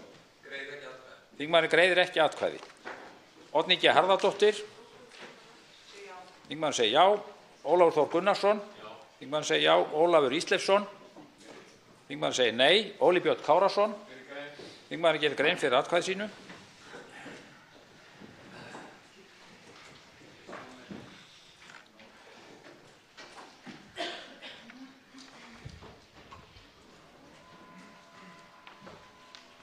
Herra forseti, líkt og ég gerði grein fyrir skilmerkilega í umræðu hér, aðra umræðu, þá styð ég öll meginatriði þessa frumvarps, öll meginatriði og greiddi þau atkvæði og studdi þau. En það 4. greinin, 22 vikur, sem þá þröskuldur sem að ég kemst ekki yfir. Og það kemur því engum, eða ætti ekki að koma neinum í þessum sal á óvart þegar ég segi við loka atkvæðagreiðslu þessa máls sem ég óskaði eftir í seinustu viku að yrði frestað umræðu þannig að það væri hægt að gera einhverja lokatilraun til að mynda einhverja frekari sátt þegar ég segi nei. Þingmaðurinn segir nei. Páll Magnússon. Þingmaðurinn gerir grein fyrir atkvæði sínu.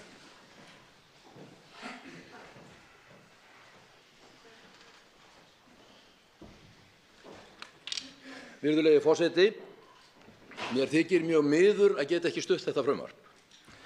Ég greiddi öllum greinum þess atkvæði hér eftir aðra umræðu að frátalinni 4. grein frumvarpsins þar sem ég sat hjá. Í trausti þess, líkt og hv. þingmaður Óli Björn Kárason lýsti hérna áðan. Ég tel með öðrum orðum að þetta frumvarp sé gott að flestu eða öllu öðru leyti en því sem varðar vikufjöldan. Og sérstaklega þykir mér frumvarpi gott í því sem snýr að sjálfsákvörðunarrétti kvenna. Hins vegar sú óbilgirni og það tillitsleysi gagnvart gildum sjónarmiðum fjölda fólks sem felst í því að böðla 4. greininni hér óbreyttri í gegn, það gengur hreinlega fram að mér. Þetta knýr mig til að segja nei, virðulegi forseti, nei. Þingmaðurinn segir nei, það telur bara einu sinni. Þá Rósa Björk Brynjólfsdóttir. Þingmaðurinn segir já. Sigmundur Davíð Gunnlaugsson segir nei. Sigríður Á. Andersen. Þingmaðurinn gerir grein fyrir atkvæði sínu.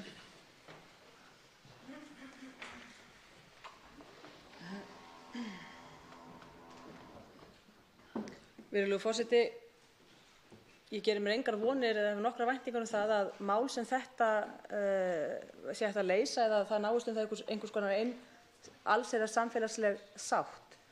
Mér finnst eins og mál af þessum toga, og þá ég nú að vísa til 4. greinarinnar, vera þess eðlis að mér finnst það ekki annað forsvaranlegt en að þingið fái tækifæri til að fjalla miklu mun ítarlegra það atriði, veki upp umræðu utan þings líka þetta mál og þá frá húmanísku sjónarhorni.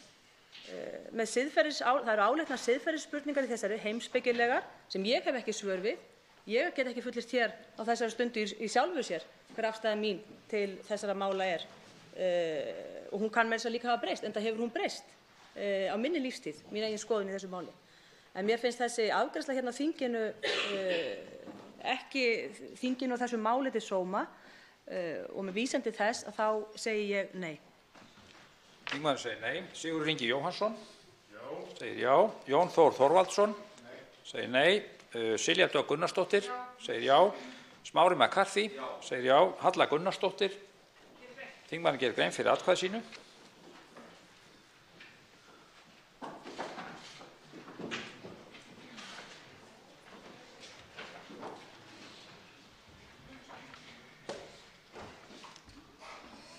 Hæstv. forseti. Í aprílmánuði árið 1975 var í þessum sal deilt frumvarp varðaði þungunarrof. Áður hafði það kveðið á frjálsar fóstureyðingar en að tillögu 3 karla nefndar var ákvörðunarvaldið fært úr höndum kvenna og til fagaðila. Fagaðilar þóttu betur til þess fallnir að meta hvenær þungun getur talist konu óbærileg og hvenær ekki. Líkt og hv. þingmaður þáverandi Svava Jakobsdóttir vakti athygli á í þeim umræðum, sneri óttinn að ákvörðunarrétti kvenna en hvarf út í veður og vind leið og ákvörðunarvaldið var fært til embættismanna sem væru þá, með leyfi forseta, einhvers konar syndalausir endurlausnarar. Sennilega var þetta ótti við einhvers konar óútreiknanleika kvenna. Fái þær of mikil réttindi aldrei að vita hvað þær gera við þau. Þessi ótti á sér sterkt minni í menningu okkar en það getur ekki talist til góðs að hann stjórni lagasetningu þótt eflaust séu allt of mörg dæmi það. Í dag, 44 árum síðar, liggur fyrir Alþingi frumvarp sem leiðréttir þessa skekkju í lagasetningu frá 8. áratugnum og færir ákvörðunarvaldið til kvenna þar sem það á heima. Loksins, hæstv. forseti, loksins, ég segi já. Þingmaðurinn segir já. Svandís Svavarsdóttir. Já. Þingmaðurinn segir já. Vilhjálmur Árnason. Þingmaðurinn fjarverandi. Willum Þór Þórsson. Segir já. Þorgerður Katrín Gunnarsdóttir. Þingmaðurinn gerir grein fyrir atkvæði sínu.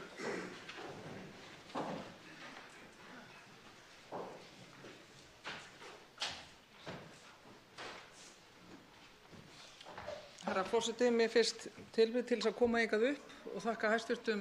Heilbrigðisráðherra fyrir vel unnið frumvarp, bæði út frá sögulegu samhengi en líka eins og ég segi að færa okkur inn í nútímann og inn í framtíðina og líka hv. Heilbrigðis- og velferðarnefnd fyrir að hafa farið mjög gaumgæfilega yfir alla þætti. Upplýsingar sem liggja sem að nýtast mér og öðrum vel til að geta tekið hér afstöðu út frá eigin sannfæringu og samvisku. Þannig að mér finnst þetta að vera mikilvægur dagur. Við erum að undirstrika rækilega sjálfsákvörðunarrétt kvenna, frelsi kvenna í þessu máli. Mig langar til þess að beina því sérstaklega til hæstv. Ráðherra því ég veit að hún hefur sýnt í áhuga því að það hefur komið fram ákveðnar áhyggjur varðandi skimanir í heilbrigðiskerfinu og ég bið hæstv. Ráðherra að fara sérstaklega yfir stefnu og hvernig á að standa að skimunum þannig að heilbrigðiskerfið eitt og sér taki ekki ákvörðun stefnu í þeim efnum en ég segi já. Þingmaðurinn segir já. Þorsteinn Sæmundsson. Þingmaðurinn segir nei. Þorsteinn Víglundsson. Þingmaðurinn segir já. Þórdís Kolbrún Gylfadóttir. Þingmaðurinn fjarverandi. Þórhildur Sunna Ævarsdóttir.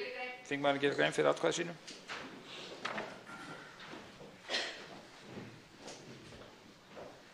Herra forseti, ég fagna líklegri samþykkt þessa frumvarps og mig langar enn og aftur að árétta vegna fjöldamargra ummæla þingmanna hér þennan vikufjölda og hann sé það að það hef ekki verið hægt að hnika honum til sé einhvers konar óbilgirni af hálfu þeirra sem að vilja standa við hann að í skýrslu sem hæstv. Þáverandi heilbrigðisráðherra í skýrslu starfshóps sem hæstv. Þáverandi heilbrigðisráðherra Kristinn Þór Júlíusson lét semja lög þungunarrof kemur fram frá árinu 2016 notabene þetta búið að liggja fyrir að ef þungun, með leyfi forseta, lýkur fyrir 23. viku og fóstur vegur undir 500 grömm það skilgreint sem fósturlát samkvæmt Alþjóðaheilbrigðismálastofnuninni.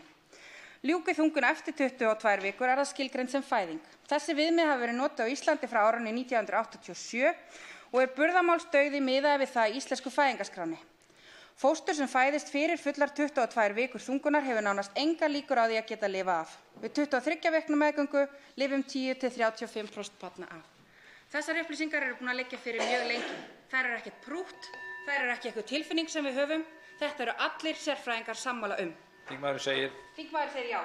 Þingmaðurinn segir já. Hjálmar Bogi Hafliðason. Þingmaðurinn segir já. Albertína Friðbjörg Elíasdóttir. Þingmaðurinn gerir grein fyrir atkvæði sínu.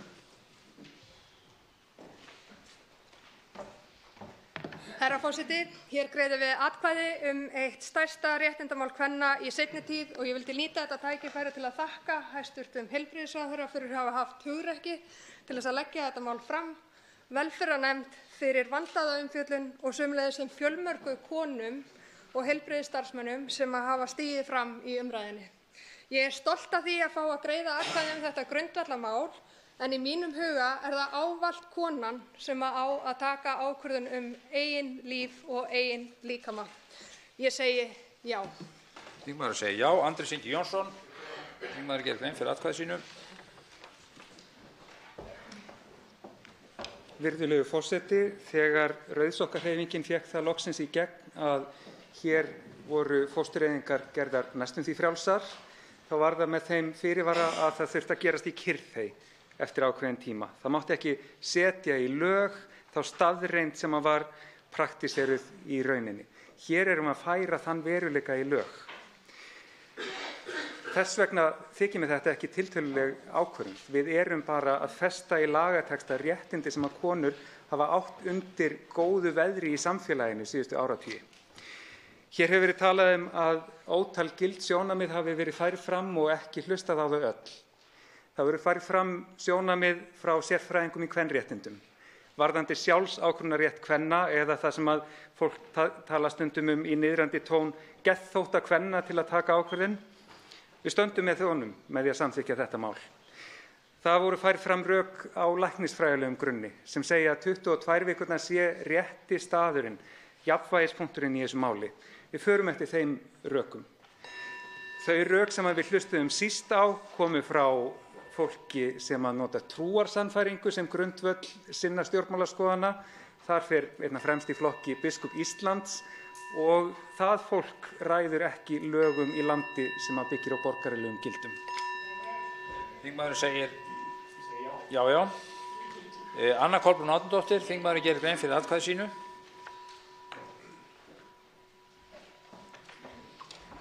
Hæstvirtur forseti, ég styð sjálfsákvörðunarrétt kvenna sem hér er ræddur og vissulega tími til kominn. En ég mun ekki greiða þessu frumvarpi atkvæði mitt þar sem mér finnst ekki verið að virða umsagnir Öryrkjabandalags Íslands sem er þrátt fyrir allt regnhlífarsamtök fyrir fjölmörg önnur samtök. Ekki er verið að virða umsagnir Þroskahjálpar og ekki er verið að virða umsögn Félags áhugafólks Downs-heilkenni. Það fjallaði mitt nefndarálit sem ég batt við 18 vikur. Þingmaðurinn greiðir ekki atkvæði. Ari Trausti Guðmundsson. Þingmaðurinn gerir grein fyrir atkvæði sínu. Herra forseti, hún er löng keðja ábyrgðar í 9 mánuði við fjölgun hvers okkar í mannheimum. Ég nefni til dæmis ábyrgð karls og konu í upphafi. Ég nefni konurnar á meðgöngunni, sérfræðinga sem koma að meðgöngunni, ýmist sem ráðgjafar eða bjargvættir. En í öllum ábyrgðarkeðjum er einn lokaákvarðandi og það er einn dómari. Og hver er hann í þessu tilviki? Hver stendur fóstrinu næst? Og á því leikur auðvitað enginn vafi, það er konan sjálf. Og því segi ég já. Þingmaður segir já. Ágúst Ólafur Ágústsson. Þingmaður segir já. Áslaug Arna Sigurbjörnsdóttir. Já. Þingmaður segir já. Ásmundur Einar Daðason. Þingmaður segir já. Ásmundur Friðriksson. Þingmaður gerir grein fyrir atkvæði sínu. Virðulegi forseti. Þetta er þungur dagur. Þetta er erfitt mál fyrir okkur öll. Hverju mánuði eru framkvæmdar fóstureyðingar sem nema 2. fjölda þeirra sem sitja hér í þessum sal. Hverjum einasta mánuði á árinu það bil. Eða það bil 120 fóstur á mánuði. Ég er þakklátur fyrir öll lífin hér. Ég stend með lífinu og þess vegna segi ég nei. Þingmaður segir nei. Bergþór Ólason.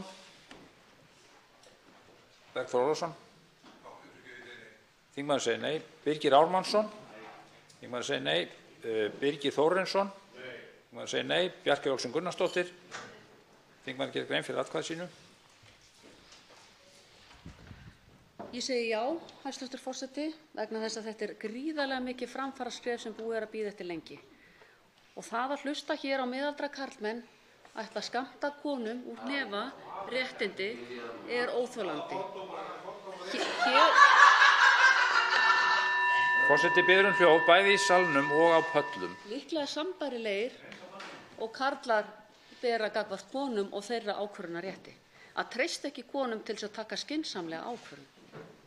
ákvörðun sem slík eins og þessi er aldrei tekin af neinni léttúð. Hér hefur verið látið liggja því eins og þungunarrof verði bara hér á færibandi. Það er bara ekki þannig. En ég kom hér upp og ætlaði að þakka hæstv. Sjávarútvegs- og landbúnaðarráðherra fyrir það að hafa sett málið af stað á sínum tíma með því að óska eftir þessari skýrslu. Og ég ætla að þakka hæstv. Heilbrigðisráðherra fyrir að hafa kjark og þor til þess að leggja þetta mál fram og ekki síst velferðarnefnd og hv. formanni hennar fyrir að vinna þetta mál á allan þann hátt sem búið er að tiltaka hér í þessum sal og við eigum ekki að skerða rétt kvenna til sjálfsákvörðunar eins og hér hefur ítrekað verið lagt til, því miður. Ég segi já. Þingmaður segir já. Bjarni Benediktsson. Nei. Þingmaður segir nei. Björn Leví Gunnarsson. Þingmaður segir já. Bryndís Haraldsdóttir. Segir já. Brynjar Níelsson. Þingmaður segir nei. Guðjón S. Brjánsson. Þingmaður gerir grein fyrir atkvæði sínu.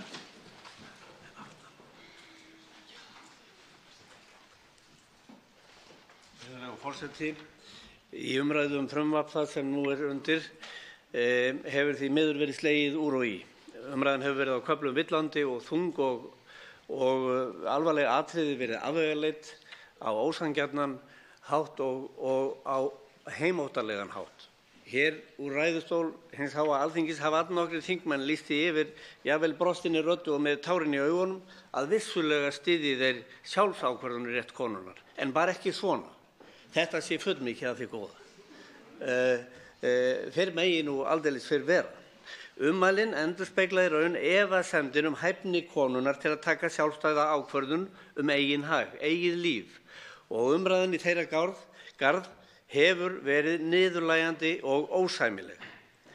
Sjálfstæðismenn hafa brugðist öryrkjum, vanrækt og brugðist barnafjölskyldum og öldruðum og nú sýnir drjúgur hópur þeirra konum í erfiðum aðstæðum vantraust. Þeir sýna pólitískan tvískinnung og loddaraskap og gefa þessu eigin stjórnarfrumvarpi langt neð. Það geri ég ekki og segi já. Þingmaður segir já. Guðlaugur Þór Þórðarson. Þingmaður gerir grein fyrir atkvæði sínu.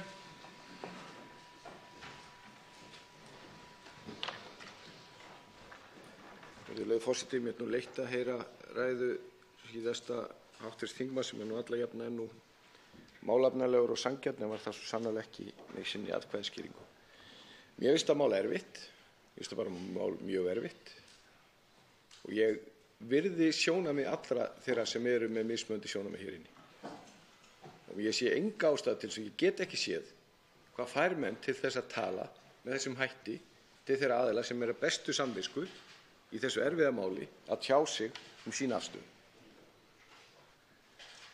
Mér finnst erfiðast fyrir utan bara almennt, eru svona mál erfið að þá hefði manni viljað sjá 4. greinina unna betur og þess vegna greiddi ég atkvæði breytingartillögu hv. þingmanns Páls Magnússonar, en ég tel samt sem áður þegar að allt er tekið saman og þá tel ég það til bóta það sem hér er og þá er sérstaklega vísað til þess að ég tel að viðkomandi einstaklingur, þess tilvik kona, sé best til þess fallin að taka þessa erfiðu ákvörðun en ekki sérfræðingar og segi þess vegna já. Þingmaður segir já. Guðmundur Ingi Kristinsson. Þingmaður gerir grein fyrir atkvæði sínu.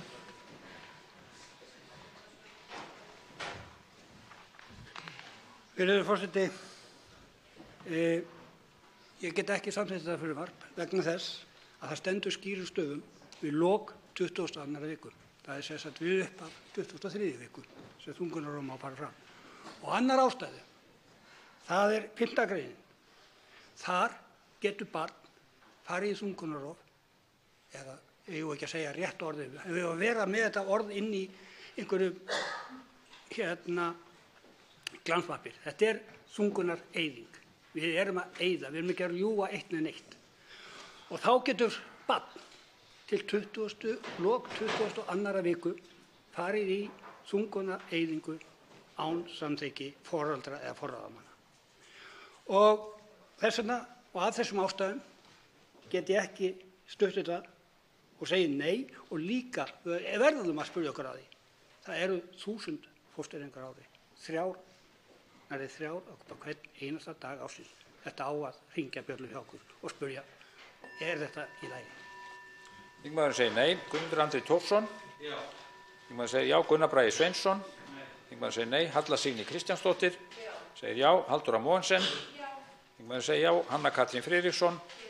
Þingmaður gerir grein fyrir atkvæði sínu.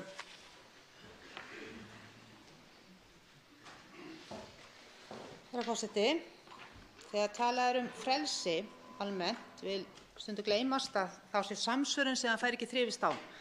Það ábyrgð.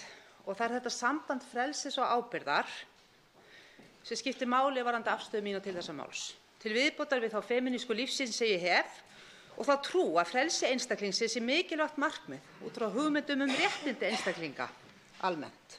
Að þannig þrífist samfélag best. Það frumvarp sem hér til umræðu snýst hver hefur valdið til að taka ákvörðun þungunarrof. Konan hverju sinni eða nefnd sérfræðinga. Það óumdeilt að ábyrgðin liggur hjá konunni. Það skref að tryggja að valdið, að frelsið til að taka þessa ákvörðun liggi líka hjá konunni mikilvægt grundvallaratriði í mínum huga. Ég segi já. Þingmaður segir já. Haraldur Benediktsson. Þingmaður greiðir ekki atkvæði. Helga Vala Helgadóttir. Þingmaður segir já. Helgi Hrafn Gunnarsson. Þingmaður segir já. Inga Sæland. Þingmaður gerir grein fyrir atkvæði sínu.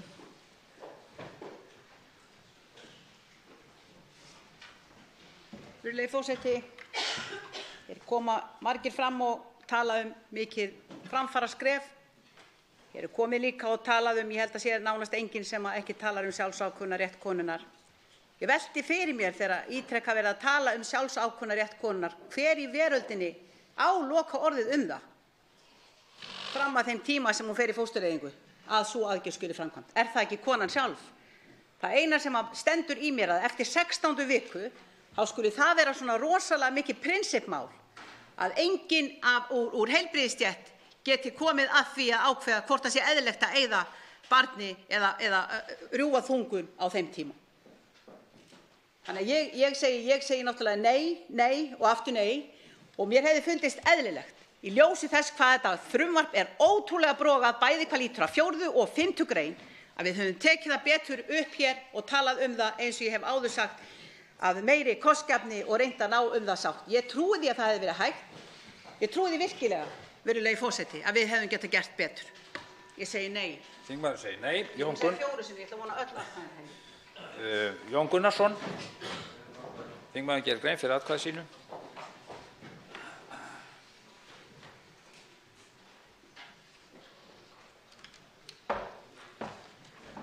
Virðulegur forseti, það auðvitað merki mikla málefna þurrð að þurfa hér að hlusta á svona persónulegar, alltaf því persónulegar svívirðingar ákveðna þingmanna í garð annarra þingmanna vegna mismunandi skoðana í þessu máli. Að væna menn að hafa ekki virðingu og bera ekki virðingu fyrir sjálfsákvörðunarrétti kvenna. Þegar umræðan snýst það hversu langt sá réttur á að ná, hversu lengi á hann að gilda. Hæstv. Forsætisráðherra hefur gefið upp sína skoðun á því, hann á að ná alla leið að fæðingu. Og það bara skoðun sem að fólki frjálst að hafa. Ég hef ekki þá skoðun. Hvenær á fóstrið rétt til lífs? Og flóttinn frá umræðunni, hann birtist okkur síðan í því þegar að fólk farið að tala þungunarrof í staðinn fyrir fóstureyðingu. Hver eru mörkin milli þungunarrofs og fóstureyðingar? Eða þá frumuklassa, eins og samfylkingarþingmenn háttvirtir kjósa að kalla þetta. Hann ansi myndarlegur frumuklassin formaður samfylkingarinnar sem situr þarna fyrir aftan mig í salnum. Þingmönnum ber að gera grein fyrir sínu atkvæði, ekki nota tækifæri til árás á aðra þingmenn. Þingmaður segir nei. Jón Þór Ólafsson. Þingmaður segir já. Jón Steindór Valdimarsson. Þingmaður segir já. Karl Gauti Hjaltason. Þingmaður gerir grein fyrir atkvæði sínu. Herra forseti, það hefur komið í ljós að engin vilji var til að ljúka eða ná einhverri sátt í þessu máli.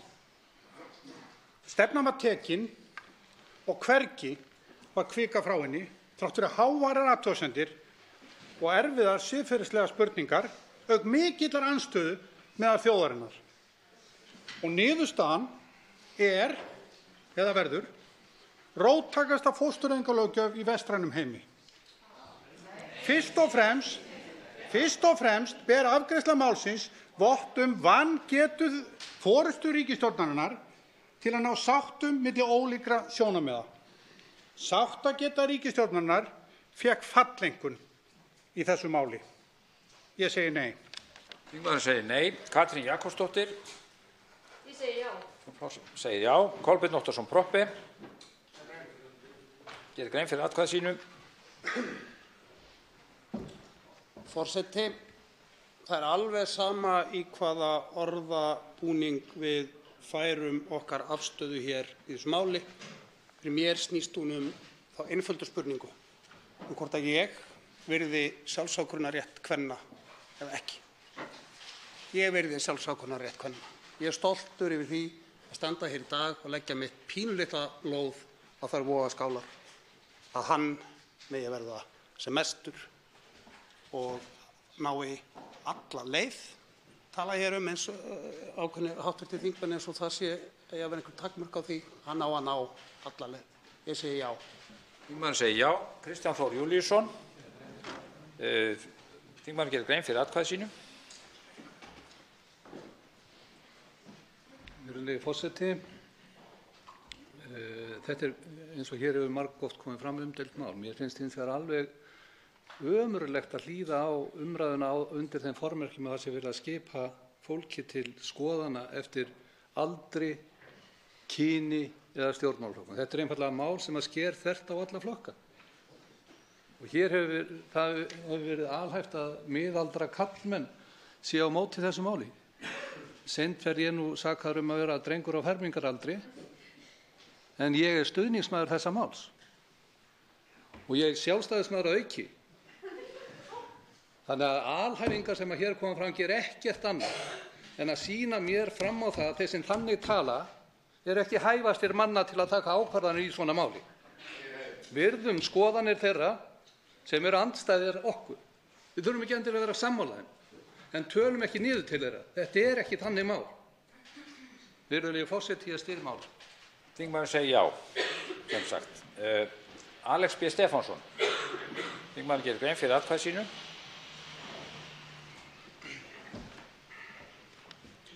Virðulegur forseti, hér erum við að greiða til atkvæðagreiðslu mál sem hefur farið til umfjöllunar í velferðarnefnd. Háttvirtri hefur fengið mjög góða umfjöllun, sé ég, og málefnalega kemur frá hæstv. Heilbrigðisráðherra vel undirbúið. Þetta búið að vera í nokkur ár í athugun. Hér erum við komin í umboði íslensku þjóðarinnar. Háttvirtir þingmenn. Við erum líklega kjörin til að taka ákvarðanir sem snúa hag landsins, en líka þeir sem hér búa. Mér þykir heiður að fá að standa hérna, meðal annars vegna traust frá kjósendum sem eru konur. Við konur vil ég segja því eitt. Traustið gildir í báðar áttir. Ég segi já. Þingmaðurinn segir já. Lilja Rafney Magnúsdóttir. Þingmaðurinn gerir grein fyrir atkvæði sínu. Já, herra forseti, skaparinn fór konum að ganga með börn og það var mikið traust. Og ég tek það traust lengra. Ég treysti konum til þess að hafa þennan sjálfsákvörðunarrétt að ákveða hvort þær ganga með barn eftir fram að 20. annarri viku eða ekki. Það konunnar að ákveða það. Og ég vil líka segja það gagnvart mínum samþingmönnum að ég virði ólíka skoðanir. Mér finnst það líka í svona erfiðri umræðu að við eigum að gera það. Þetta mörgum erfitt. Fyrir mér þetta ekki erfitt. Mér finnst þetta mjög eðlilegur hlutur og við erum komin á þann stað í jafnrétti að þetta sjálfsákvörðunarréttur okkar kvenna og það engin nema kona sjálf sem getur upplifað þá tilfinningar þegar hún þarf að taka svona ákvörðun. Og við skulum treysta konum til enda í þeim málum. Skaparinn treysti okkur konum til að ganga börnin og ég treysti konum til þess að taka ákvörðun sem máli. Þingmaðurinn segir já. Þingmaðurinn segir já. Líneik Anna Sævarsdóttir. Þingmaðurinn segir já. Logi Einarsson. Þingmaðurinn gerir grein fyrir atkvæði sínu.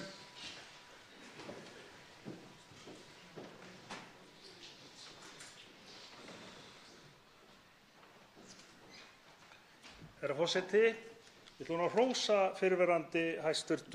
Heilbrigðisráðherra fyrir að sýna það framsýni að setja málið á dagskrá á sínum tíma, þakka núverandi heilbrigðisráðherra fyrir kjark að leggja það fram og jafnframt velferðarnefnd og formanni hennar fyrir vel unnin störf og vandaða vinnu og dáist auðvitað að öllu því fólki sem að sífellt er að berjast fyrir mannréttindum og jafnrétti og kvenfrelsi. En þegar það rann upp fyrir mér að ég væri síðastur til að greiða atkvæði, þá fannst mér í rauninni viðeigandi að segja já og að síðasta orðið í þessari umræðu var til hamingju konur. Þingmaðurinn segir já, það er reyndar ekki alveg rétt að hann greiði atkvæði síðastur því að Steingrímur J. Sigfússon segir já.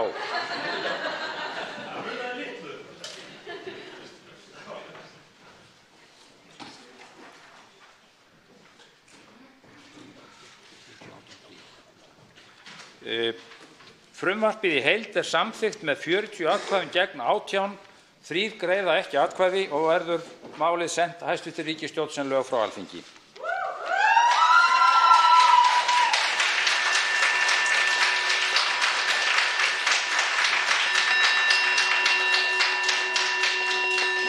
Forseti minnir á að það verður að ríkja algjör þögn á pöllum og gestir verða að virða starfsfrið Alþingis. Tekið fyrir annað dagskrármálið fullgilding fríverslunarsamnings milli EFTA-ríkjanna og Filippseyja stjórnartillaga 539. mál á þingskjali 874, nefndarálit á þingskjölum 1446 og 1467, framhald síðari umræða atkvæðagreiðsla. Greidd eru atkvæði tillöguna í heild og hefst nú atkvæðagreiðslan. Hv. þingmaður Ari Trausti Guðmundsson gerir grein fyrir atkvæði sínu. Hv. þingmaður gerir grein fyrir atkvæði sínu. Erum við búin að ná því? Þórsunna, Rósa, Logi.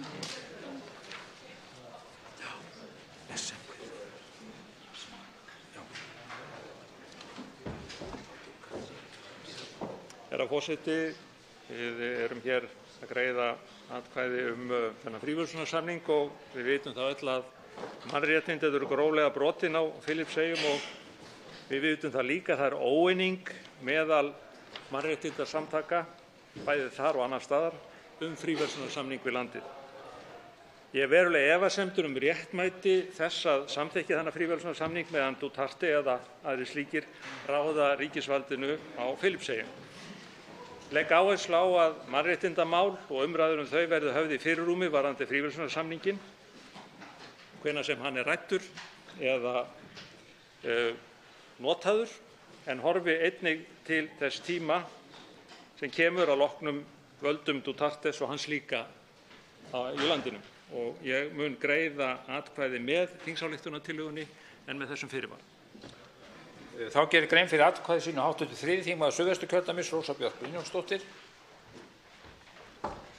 Herra forseti, eins og allir vita þá hefur ríkt hræðilegt ástand í stöðu mannréttindamála frá því að Duterte forseti Filippseyja var kjörinn forseti landsins.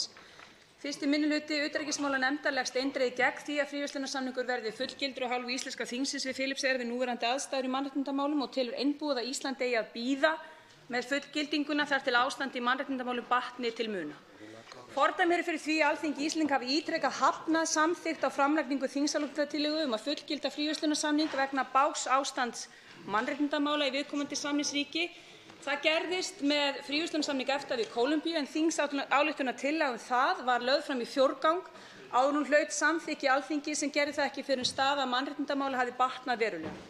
Því segi ég nei við fullgildingu fríverslunarsamningsins núna og tel að Alþingi eigi að bíða þar til raunverulegar umbætur verða á mannréttindum og mannfrelsi íbúa Filippseyja. Þá gerir grein fyrir atkvæði sínu hv. 10. þingmaður Suðurkjördæmis, Smári McCarthy. Herra forseti, ég myndi gjarnan vilja geta stutt þennan fríverslunarsamning en að svo stöddu þá mannréttindaástandið í Filippseyjum með því móti að ég get ekki séð að það samræmist siðferði mínu að samþykkja hann. Mannréttindin verða að fá að njóta eins mikils af og hægt er. Og í þessu tilfelli þá erum við ekki að gera Filippseyingum né sjálfum okkur neina greiða með því að styðja þetta. Ég hefði að sjálfsögðu stutt þetta og eins og aðra samninga þegar að á líður, þegar að ástandið lagast, en þingkosningarnar í Filippseyjum sem eru í dag virðast sýna að óbreytt ástand verður viðvarandi ástand til einhverja ára að því minnsta. Þannig að ég verð því miður að segja nei. Atkvæðagreiðsla stendur yfir. Þá gerir grein fyrir atkvæði sínu hv. 5. þingmaður Norðausturkjördæmis Logi Einarsson. Herra forseti, það er auðvitað ekki auðvelt að svara því hvort það á að eiga samskipti við lönd þar sem að við völd eru harðstjórar sem að skeita einhverjum mannréttindi. Ég hins vegar trúi því að eina leið mannkynsins til þess að ráðast að rótum stórra ógna, ófriðar, fátæktar, loftslagsmála sé í náinni samvinnu. Og ég held að þrátt fyrir allt sé betra að við séum í samskiptum við önnur ríki og ég trúi raunar að eina útflutningsvara Íslendinga þegar kemur á utanríkismálum sé rödd friðar, mannréttinda, jafnréttis og slíkra hluta og þess vegna treysti ég því að stjórnvöld noti þá rödd sína og greiði atkvæði með þessu. Þá gerir grein fyrir atkvæði sínu hv. 7. þingmaður Suðvesturkjördæmis Þorgerður K. Gunnarsdóttir. Herra forseti, ég hef verið þeirrar skoðunar að við eigum einmitt að stuðla að friði og farsældi í heiminum með því að gera samninga og halda uppi samskipti við þjóðir þó að þær þjóðir séu ekki endilega lýðræðisþjóðir. Hitt síðan á öllum þessum árum að þá hefur ekki gerð úttekt á því hvort þetta síðan raunverulega skili árangri. Við Íslendingar höfum verið að fara þessa leið en við sjáum það að öll þau samskipti og viðskipti sem við höfum í gegnum fríverslunarsamninga og fleira að ég er ekki viss lengur að þetta skili því sem að við erum að kalla eftir meðal annars eftir auknu frelsi og lýðræði fyrir alla í heiminum. Því það er lykillinn að velsæld, efnahagslegri sem félagslegri velsæld okkar allra. Hitt annað mál að í nefndarálitinu þá skýrt undirstrikað að það er lögð áhersla á að íslensk stjórnvöld haldi á lofti stöðu mannréttinda á Filippseyjum eins og þau hafa gert á undanförnu á vettvangi mannréttindaráðs Sameinuðu þjóðanna.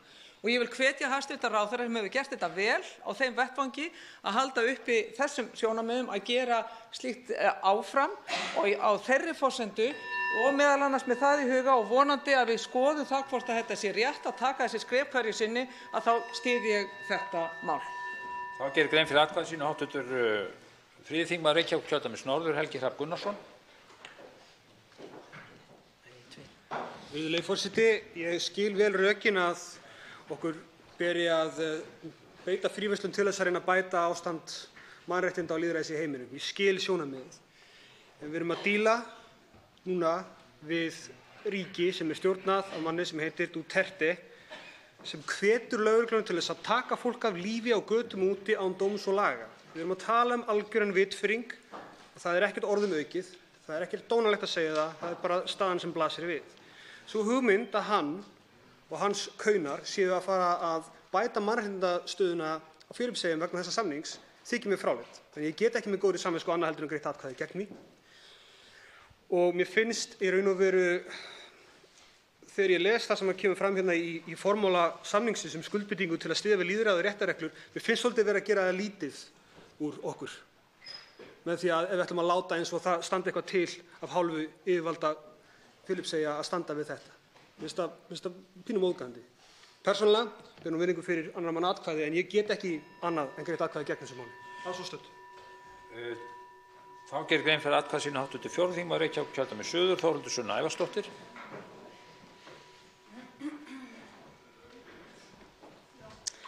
Herra forseti, ég tek að langflestu leyti bara heilshugar undir þau orð sem að hv. þingmaður Þorgerður K. Gunnarsdóttir faða hér í pontu rétt áðan mikilvægi frjálsra viðskipta milli þjóða og mikilvægi þess að við berum út boðskap mannréttinda og frelsis í þeim viðskiptum. Það sem að mér finnst þess að grafa undir mannréttindum og trúverðugleika þeirra við þessa tillögu hér er sú að við vitum það er gefið fyrirfram að það stendur ekki til að virða mannréttindaákvæðið í þessari tillögu. ef að ríkin sem við ætlum að eiga í viðskiptum við ekki einu sinni að reyna, hafa ekki einu sinni bara sýnt minnsta vilja til þess að þokast í átt að betra lýðræði og meiri mannréttindavernd, heldur eru bersýnilega og augljóslega að ganga í þveröfuga átt, að þá grefur það undan trúverðugleika, gildi og virðingu fyrir mannréttindum að við kvittum undir það eins og hvert annað tómt skjal. Að síðustu gerir grein fyrir atkvæði sínu hæstv. Utanríkisráðherra Guðlaugur Þór Þórðarson.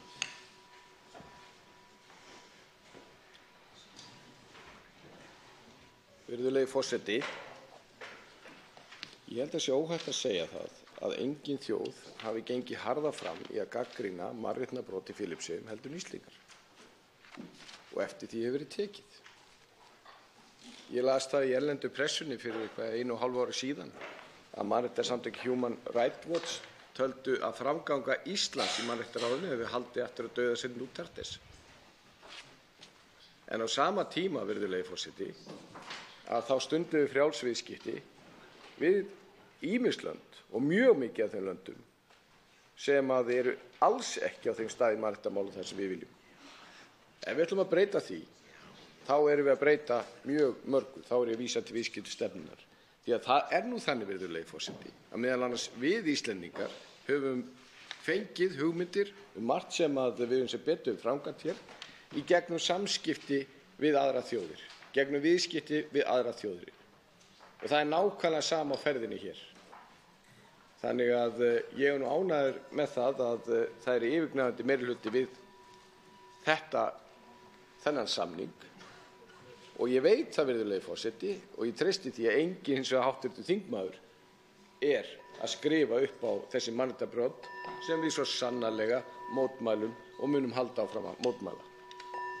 Atkvæðagreiðslan stendur yfir og hv. þingmenn hafa greitt atkvæði og hugur þeirra stendur til, þá lýkur henni núna. Tillagan er samþykkt með 48 atkvæðum gegn 7, 6 greiða ekki atkvæði og verður send hæstv. Ríkisstjórn sem ályktun Alþingis. Tekið fyrir þriðja dagskrármálið búvörulög stjórnarfrumvarp 646. mál á þingskjali 1052, nefndarálit á þingskjali 1434, framhald annarrar umræðu atkvæðagreiðsla. Í nefndaráliti á þingskjali 1434 töluðu 1 breytingartillaga frá meirihluta atvinnuveganefndar við 1. grein og hefst nú atkvæðagreiðsla. Atkvæðagreiðsla stendur yfir. Atkvæðagreiðslunni er lokið. Breytingartillagan er samþykkt með 46 atkvæðum, 9 greiða ekki atkvæði. Þá var að greiða atkvæðum 1. grein svo breytt og hefst nú atkvæðagreiðslan. Atkvæðagreiðsla stendur yfir. Atkvæðagreiðslu er lokið. 1. grein svo breytt er samþykkt með 46 atkvæðum, 10 greiða ekki atkvæði. Það verður skráð að hæstv. Utanríkisráðherra hafi ætlað að styðja málið. Já. Það er hægt í bókar. Í nefndaráliti á þingskjali 1434 töluðu 2 er breytingartillaga frá meirihluta atvinnuveganefndar að á eftir 1. grein komi ný grein sem orðist eins og þar segir og hefst nú atkvæðagreiðslan. Atkvæðagreiðsla stendur yfir.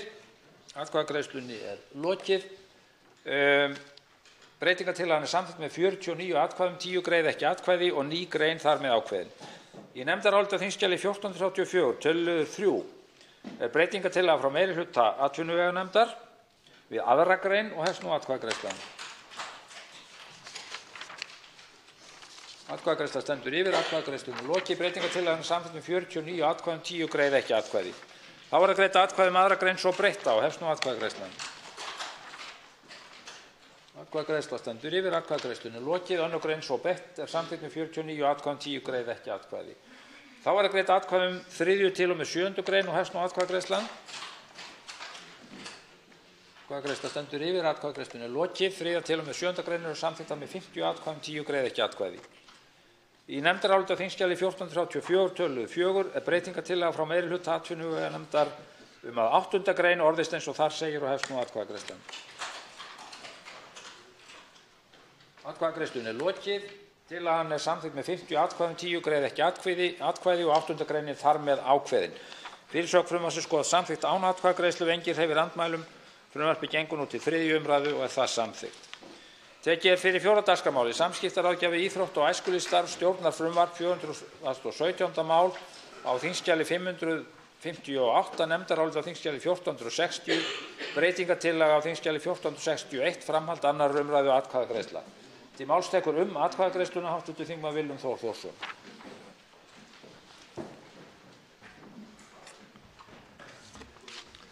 Hæstv. forseti, hér nýtt starf að ræða, samskiptaráðgjafa íþrótta- og æskulýðsstarfs með það markmið að bæta umgjörð og stuðla með því að öryggi þeirra sem taka þátt í því viðamikla starfi sem fer fram á vegum íþrótta- og æskulýðshreyfingarinnar og svara ákalli fjölmargra íþróttakvenna, yfirlýsinga og frásagna þeirra undir myllumerkinu Ég líka. Frásagnir sem lýstu margs konar ofbeldi, áreitni, mismunun og misrétti í heimi íþróttanna og í samræmi við rannsóknir slíkar aðstæður, valdbeitingar og ofbeldis. Frumvarpið grundvallað á vinnu starfshóps ráðherra og felur í sér að tryggja frekar vernd og öryggi þeirra sem stunda og starfa í íþrótta- og æskulýðsstarf, ekki síst barna og unglinga. Einhugur það birtist í öllum umsögnum við málið. Breytingartillögur nefndarinnar varða gildistíma, skyldur og framkvæmd og hlutverk starfans, skyldu ráðherra reglusetningu og starfið sem og samræmi við önnur lög og hugtök. Á þingskjali 1461 töluður 1 breytingartillaga frá allsherjar- og menntamálanefnd við 1. grein og hefst nú atkvæðagreiðslan. Atkvæðagreiðsla stendur yfir, atkvæðagreiðslu lokið, breytingartillagan samþykkt með 57 samhljóða atkvæðum. Þá verður greidd atkvæði 1. grein svo breytt og hefst nú atkvæðagreiðslan. Atkvæðagreiðsla stendur yfir, atkvæðagreiðslunni lokið. 1. grein svo breytt samþykkt með 58 samhljóða atkvæðum. Á þingskjali 1461 töluðir 2-7 breytingartillögur frá allsherjar- og menntamálanefnd við 2. til og með 9. grein frumvarpsins og hefst nú atkvæðagreiðslan. Atkvæðagreiðslan stendur yfir, atkvæðagreiðslunni lokið. Breytingartillögurnar samþykktar með 58 samhljóða atkvæðum. Þá verður greidd atkvæði með 2. til og með 9. grein svo breyttar og hefst nú atkvæðagreiðslan. Atkvæðagreiðslan stendur yfir, atkvæðagreiðslu lokið. 2. til og með 9. grein svo breyttar og samþykktar með 58 samhljóða atkvæðum. Þá verður greidd atkvæði ákvæði til bráðabirgða og hefst nú atkvæðagreiðslan. Atkvæðagreiðslunni lokið. Ákvæði til bráðabirgða samþykkt með 58 samhljóða atkvæðum. Á þingskjali 1461 töluður 8 breytingartillaga frá allsherjar- og menntamálanefnd nýtt ákvæði til bráðabirgða sem orðist eins og þar segir og hefst nú atkvæðagreiðslan. Atkvæðagreiðslunni lokið. Breytingartillagan samþykkt með 56 samhljóða atkvæðum og nýtt ákvæði til bráðabirgða þar með ákveðið. Fyrirsögn frumvarpsins samþykkt án atkvæðagreiðslu, enginn hreyfir andmælum. Frumvarpið gengur nú til 3. umræðu og það samþykkt. Tekið fyrir 5. dagskrármálið verslun með áfengi og tóbak. Frumvarp 110. mál á þingskjali 110, framhald 1. umræðu, atkvæðagreiðsla nefnd. Komið hafa fram tillögur nefndir. Önnur frá framsögumanni málsins eða fyrsta flutningsmanni, hv. 7. þingmanni Reykjavíkurkjördæmis norður, Þorsteini Víglundssyni, að málinu verði vísað til hv. efnahags- og viðskiptanefndar. Hin tillagan frá hv. 9. þingmanni Reykjavíkurkjördæmis norður, Andrési Inga Jónssyni, að málinu verði vísað til velferðarnefndar. Atkvæðagreiðsla þetta fer fram með fastri þingvenju þannig að sú tillagan sem fyrr kom fram verður borin fyrst til atkvæða og verði hún samþykkt málið þar með afgreitt, verði hún felld skoðast síðari tillagan samþykkt. Í reynd tillögurnar þannig bornar upp hvor gegn annarri en í þessari röð. Og hafa nú allir hv. þingmenn glöggvað sig á þessu. Með öðrum orðum, þess sem vilja að málið gangi til efnahags- og viðskiptanefndar segja já við tillögunni sem fyrst verður borin upp til atkvæða. Þess sem vilja að málið gangi til velferðarnefndar segja nei í þeirri atkvæðagreiðslu. Til máls tekur atkvæðagreiðsluna hv. þingmaður Þorsteinn Víglundsson, 7. þingmaður Suðvesturkjördæmis.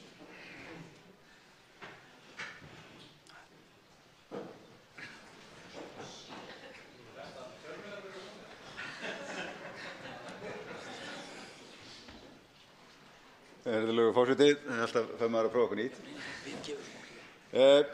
Þetta mál í sjálfu sér nokkuð einfalt. Málið í þeirri mynd sem það liggur fyrir þinginu núna snýst fyrst og fremst afnám ríkiseinokunar á áfengisverslun en óbreyttu fyrirkomulagi þar að segja sölu í sérverslunum eftir sem áður líkt og hingað til. Þegar þessi mál hafa áður komið til meðhöndlunar þingsins þá hafa þau ýmist gengið til allsherjar- og menntamálanefndar eða efnahags- og viðskiptanefndar og það auðvitað gjarnan unnið á grundvelli hefðar til hvaða nefndar málinu vísað. Hér liggja fyrir málinu 2 tillögur, annars vegar efnahags- og viðskiptanefnd, hins vegar velferðarnefnd sem þessi mál hafa ekki áður gengið til. En í ljósi þess að hér fyrst og fremst rekstrarumhverfi áfengisverslunar að ræða og auðvitað ósk flutningsmanns að baki að óska ég eftir stuðningi við það að málinu verði vísað til efnahags- og viðskiptanefndar til að ég geri ráð fyrir ítarlegrar umfjöllunar þess sem eftir lifir þings.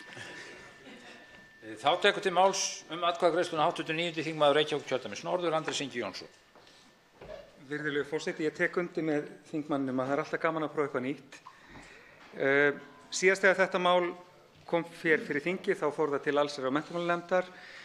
Þær athugasemdir sem einna mest áberandi voru sneru að lýðheilsumálum og við því hafa flutningsmenn málsins brugðist að nokkru leyti með því að láta þessa útgáfu málsins ná til laga landlækni og lýðheilsu.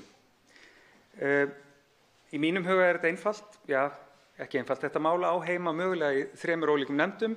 Þær þurfa hvar sem að ábyrgðin lendir á því að klára málið, þá þarf málið að fara til umfjöllunar allra 3 þó að ein leiði það. En auðvitað á velferðarnefnd að tækla þetta mál sem lýðheilsumál. Nema við lítum á þetta mál bara sem spurning tekjuöflunartæki ríkisins. Þá getum við sent það til efnahags- og viðskipta. En mér finnst þetta frekar einfalt mál og ekki bara snúast krónur og aura í bókhaldi ríkisins heldur grundvöll lýðheilsustefnu ríkisins eins og kom reyndar fram hjá velferðarráðuneytinu sem hv. þingmaður sat í þegar sú athugasemd kom hingað inn. Þá tekur til máls atkvæðagreiðsluna hv. 7. þingmaður Suðurkjördæmis Silja Dögg Gunnarsdóttir. Já, virðulegi forseti. Eins og oft áður og þá hafa mál margar hliðar og getur verið svolítið kannski flókið að ákveða í hvaða nefnd málið að fara. Hefðir eru góðar og gildar og eins og hv. þingmaður Þorsteinn Víglundsson fór hér yfir að þá eru gild rök fyrir því að þetta mál fari í efnahags- og viðskiptanefnd. En þar sem að þingflokkur Framsóknar hefur lagt áherslu á lýðheilsusjónarmið í umfjöllun þetta mál, að þá styðjum við framkomna tillögu hv. þingmanns Andrésar Jónssonar að málið gangi til háttvirtrar velferðarnefndar. Þá tekur til máls atkvæðagreiðsluna hv. 7. þingmaður Reykjavíkurkjördæmis suður, Kolbeinn Óttarsson Proppé. Forseti, ég missti því miður af upphafi umræðunum þetta mál í þetta skiptið en verða að játa að með það sem ég heyrði af umræðunni þá var ég hissa þegar ég komst að því að málinu yrði ætlaður staður í háttvirtri efnahags- og viðskiptanefnd. Þegar ég gat ekki heyrt annað en að stuðningsmönnum þessa frumvarps að þar skipti ekki síst máli í þeirra málflutningi lýðheilsumál og svo mikla áhersla sem ætti að leggja á forvarnir og lýðheilsu og lýðheilsusjóð sem að myndi breyta öllu varðandi afstöðu til þessa frumvarps. Ég gerði þess vegna, forseti, einfaldlega ráð fyrir því að það væri ætlan flutningsmanna að mál sem að svo miklu leyti snerist lýðheilsumál færi í það nefnd sem að fjallaði lýðheilsumál. Þess vegna kom það að mér óvart en mun að sjálfsögðu styðja góða tillögu hv. þingmanns Andrésar Inga Jónssonar að máli fari þar sem þangað sem það á heima til háttvirtrar velferðarnefndar. Þá hefst atkvæðagreiðslan og eins og áður var skýrt þá verða greidd atkvæði þá tillögu. Nú, hv. þingmaður Helgi Hrafn Gunnarsson hafði óskað eftir að ræða atkvæðagreiðsluna og fær orðið. Virðulegi forseti, ég vildi bara minna á það að mjög sambærilegt mál sem sumir vilja meina að hafi verið saman fór til allsherjar- og menntamálanefndar á þar seinasta kjörtímabili og mér fannst persónulega kannski ætti málið mest heima þar en ætla að spara hv. Alþingi sporin og vera ekki að greiða hér atkvæði einhvern algjöran óþarfa. Þá reynir forseti aftur að hefja þá atkvæðagreiðslu og fer hún fram tillögu að vísa málinu til efnahags- og viðskiptanefndar Þeir sem að það styðja greiða atkvæði í samræmi við það. Þeir sem styðja tillögu velferðarnefnd greiða þá atkvæði í samræmi við það. Hefst nú atkvæðagreiðslan.